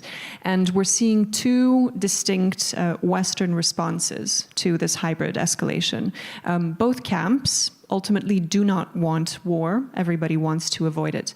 But one school argues that restraint, no escalation, don't shoot down Russian assets, keep NATO in a purely defensive posture, was what is going to prevent a wider conflict.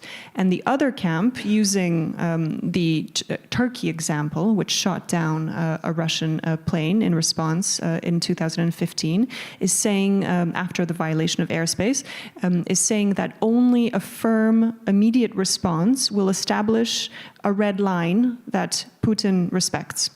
Mr. Khodorkovsky, you studied Putin's decision-making for years.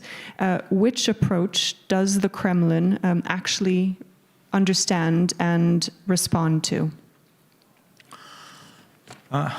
Если бы Европа реально была готова на сегодняшний день к противостоянию, то я бы говорил, покажите силу.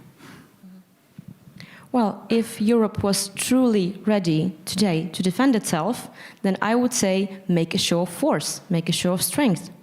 Но если кто-нибудь думает, что Путин не понимает, что Европа не готова к этому противостоянию, то эти люди ошибаются. Путин, к сожалению, это хорошо понимает. And if someone thinks that Putin does not see that Europe is not ready to do anything of the sort, then, well, these people are mistaken, because Putin knows this very well. Я прошу прощения, что, находясь в гостях, я, может быть, скажу неприятное хозяевам. Now, I apologize because I know I am a guest here, and what I'm going to say might not sound very nice to the ears of the locals. Вот, но реакция Польши на вот этот массовый прилет дронов была драматически негативной. But the way Poland responded to the drones that have breached its airspace recently was very, very negative. С точки зрения Путина, Польша показала, что даже тогда, когда она хочет противостоять, она это сделать не способна. Because what Putin saw is that even when Poland wants to defend itself, it is not capable of doing so. И это несмотря на то, что Польша воспринимается как наиболее готовая к противостоянию страна, потому что она находится, ну, прямо вот рядом, что называется, с зоной боевых действий. And that, despite the fact that Poland is often seen as the country who is most ready to defend itself, as it is very close to the front line. Воюющая Украина сбила бы 80%, если не 90%, из этих дронов. Now, Ukraine, they would have shot down 80 to 90% of these drones. А Польша, которая должна была бы быть готова к противостоянию, сбила сколько? 20%. Now, and that is Ukraine, who is already at war, while Poland, a country that is supposedly ready, only managed to shut down, what, 20%? Ну вот, теперь подумайте, как это воспринял Кремль. Now, just think how this looks to Kremlin. Should we expect more? Я не знаю. I don't know. Но вы все сделали для того, чтобы ждать больше. But I have to say, you have done everything to expect more. Okay, I'm going to ask one more question that I've been wanting to ask for a very long time. So 20 years ago, I studied Russia in London. And one of the main things that I took away from those studies is this slogan that Russia is a riddle wrapped in a mystery inside an enigma by Churchill. Yeah. And after these 3 years of conflict, it's becoming clear that many Western predictions about Russia have been entirely wrong. From the fact of whether it's ready to invade Ukraine, to what happened with the sanctions and sanction circumvention and how it's able to adapt, to the popular support for Putin, which has not gone down. Where do you think that Western analysis gets Russia wrong consistently? К глубокому сожалению, после окончания Холодной войны западная экспертиза России была во многом утрачена. Well, sadly, after the end of the Cold War, much of Western expertise on Russia was simply lost. Смотрите, американцы сумели предсказать начало войны. But let's take a look. The USA was able to predict that the war will start. Это военное предсказание, которое было, в общем, достаточно эффективно сделано. This was a good, efficient military prediction. Развитие войны никто в Европе предсказать не смог, но надо сказать, что и Кремль его предсказать не смог. Now, how the war would go, that is something that no one in Europe was able to predict, but also no one in Kremlin was able to predict it. А вот дальше возникла интересная ситуация. Все дальнейшие оценки того, что будет происходить в России, были на Западе слишком радужны для Запада. But what happened next is quite curious, because all the Western predictions that followed in terms of what is going to happen next in Russia turned out to be to sunshine and rainbows. Какой я для себя сделал вывод? Почему до войны предсказания были сделаны более-менее правильные, а потом сплошные ошибки? Now, the conclusion that I would draw from this, from the fact that before the war, the predictions were more or less correct, but after the war, they are simply wrong, is the following, or during the war. Это означает, что западная пропаганда оказала влияние на саму западную мысль. The conclusion I draw from this is that the Western propaganda has affected Western minds. Когда Запад говорит себе, мы принимаем эти санкции, и они окажут воздействие на Путина. So when the West thinks, okay, we'll adopt these new sanctions, and they'll have an effect on Putin. Да, мы введем персональные санкции, люди надавят на Путина, Путин прекратит войну. When the West believes that, okay, we'll impose these personal sanctions, and these people, they will put pressure on Putin, and he will be forced to stop the war. Все россияне понимали, что этого не будет. Now, everyone in Russia knew this was not going to be the case. Все специалисты понимали, что этого не будет. All experts saw this. При этом Запад был в этом абсолютно уверен, что это будет. But the West was absolutely convinced that this would be the case. То есть, если эксперты говорят, что этого не будет, а Запад считает, что это будет, но это значит, что на мозг воздействует пропаганда, а не экспертиза. Now, when you have experts saying this is not happening, but you have the West saying, yes, this is happening, clearly it means that the West is affected by its own propaganda. That obviously begs the question of what would affect Russia if it's not this course. But yeah, I definitely want, we have 4 minutes, so I saw a lady here and another one here. Oh gosh, that's a lot of questions. Okay, I'm going to take a round of 1, 2, and 3 right there. I hope we'll manage in 4 minutes. Hello, my name is Natalia Prihornitska from Open Platform, NGO. And I have a comment and a question. So on the one, I want to say that the sanctions are actually not constantly followed. And that's the biggest problem in the EU. It's one just obvious fact. And my question is, unfortunately, too little is being said about what will happen to Russia if it loses the war.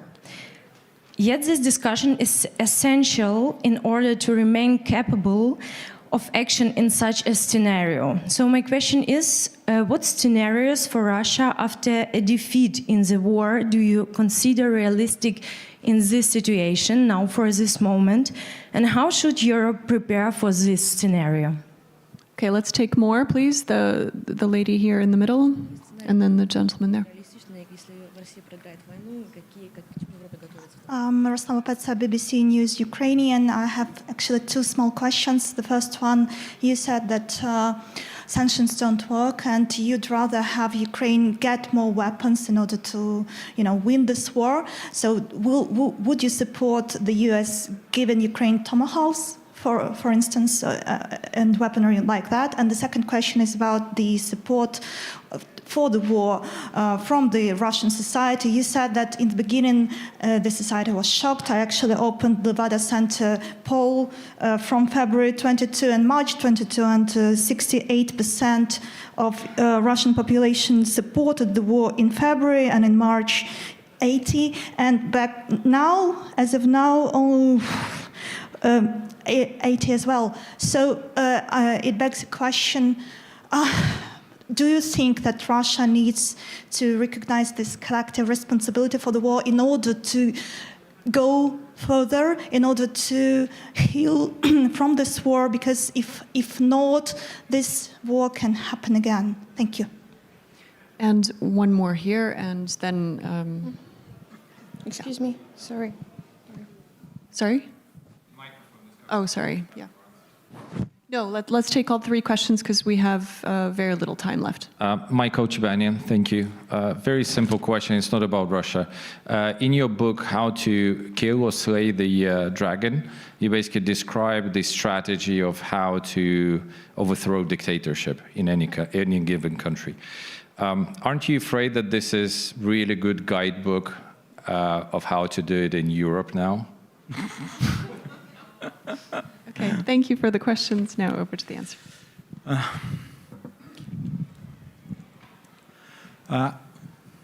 Мы могли говорить о проигрыше Путина в этой войне в первый год войны. Well, we could have perhaps discussed Putin potentially losing the war during the first year of the war. В этот момент Запад принял решение о том, что Путин не должен проиграть эту войну. But currently, the West has decided that Putin must not lose this war. У этого были определенные резоны. Вы сами понимаете, Путин грозился ядерным ударом. Запад боялся, что Россия в этой ситуации развалится. Неважно. Было принято решение, что Путин не должен проиграть эту войну. Of course, it had its reasons. Putin was threatening to use nuclear weapons, and the West was afraid that Russia would simply fall apart, etc., etc. It doesn't really matter. A decision was made that he must not lose. И это решение, к сожалению, безвозвратное на этом этапе. And at this point, this is not a decision that can be overturned or changed or taken back. Может быть, на следующем этапе этой войны, не дай бог оно случится, решение может быть изменено. Но на этом этапе оно безвозвратное, и не надо себя спрашивать, что будет, если Путин проиграет. Perhaps this decision could be reversed in some other stage of this war. God forbid it gets to the next stage. But at this stage, this decision that was made is absolutely irreversible. So it doesn't make sense to theorize what would happen if Putin lost.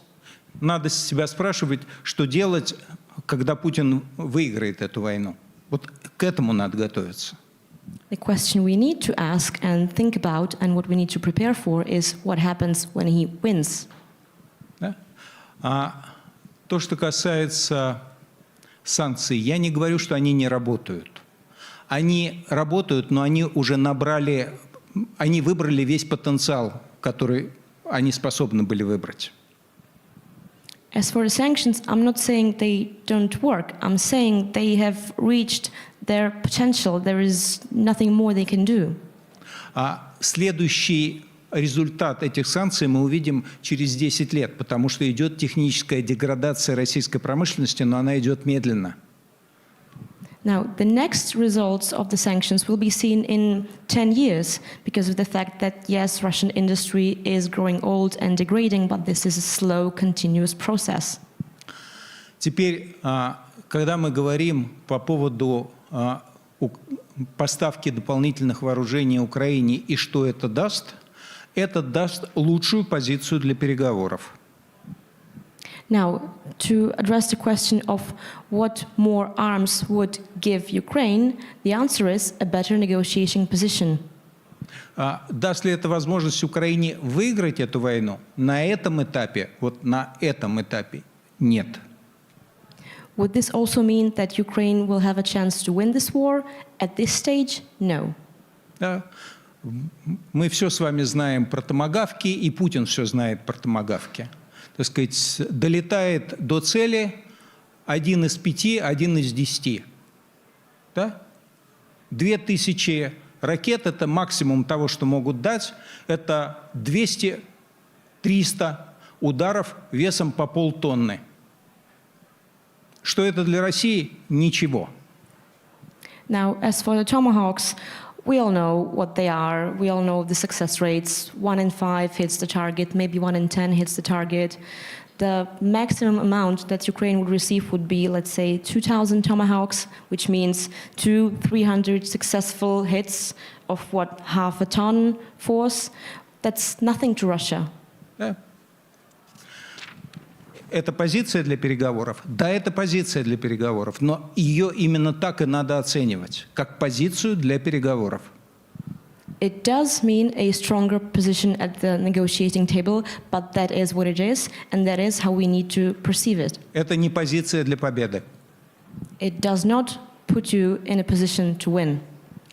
Мы должны понимать, что у Путина за спиной, кроме ядерного оружия, еще один рубеж.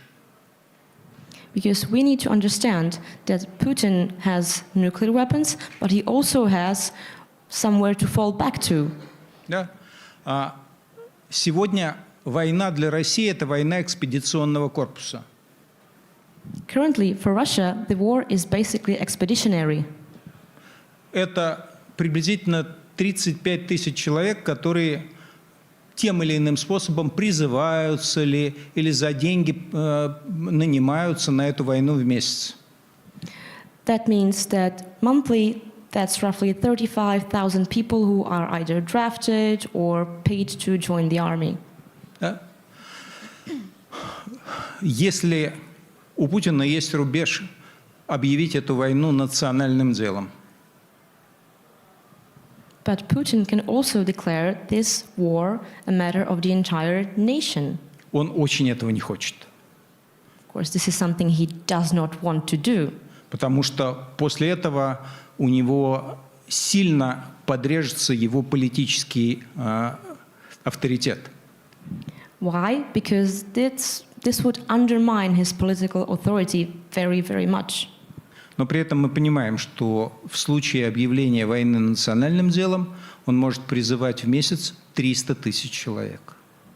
But on the other hand, if he does make this war about the entire nation, he could be drafting not 35,000 people, but 300,000 people every month. Это нетрудно. Вопрос, чем их вооружить, это другой разговор, но мы должны понимать, что этот рубеж еще у Путина есть.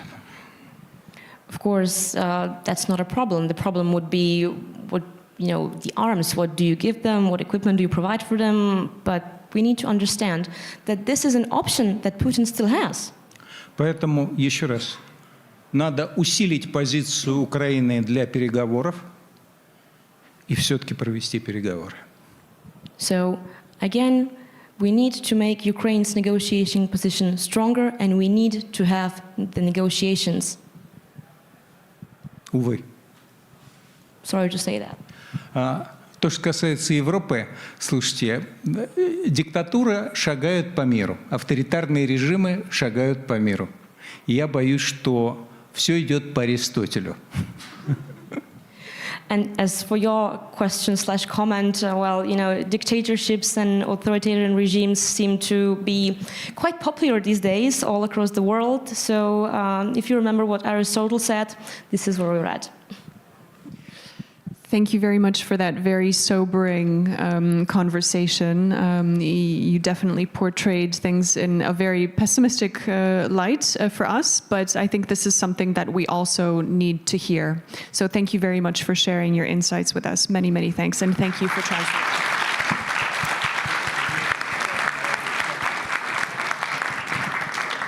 And thank you very much to Marta for great moderation. Please, round of applause. Ladies and gentlemen, the Democratic Resilience track here is coming to a conclusion today. There's a partner country reception, which is France this year at the Warsaw Security Forum, and there will be a NATO session here and in the Chicago room, which you're all invited to. Look forward to seeing you. Thank you.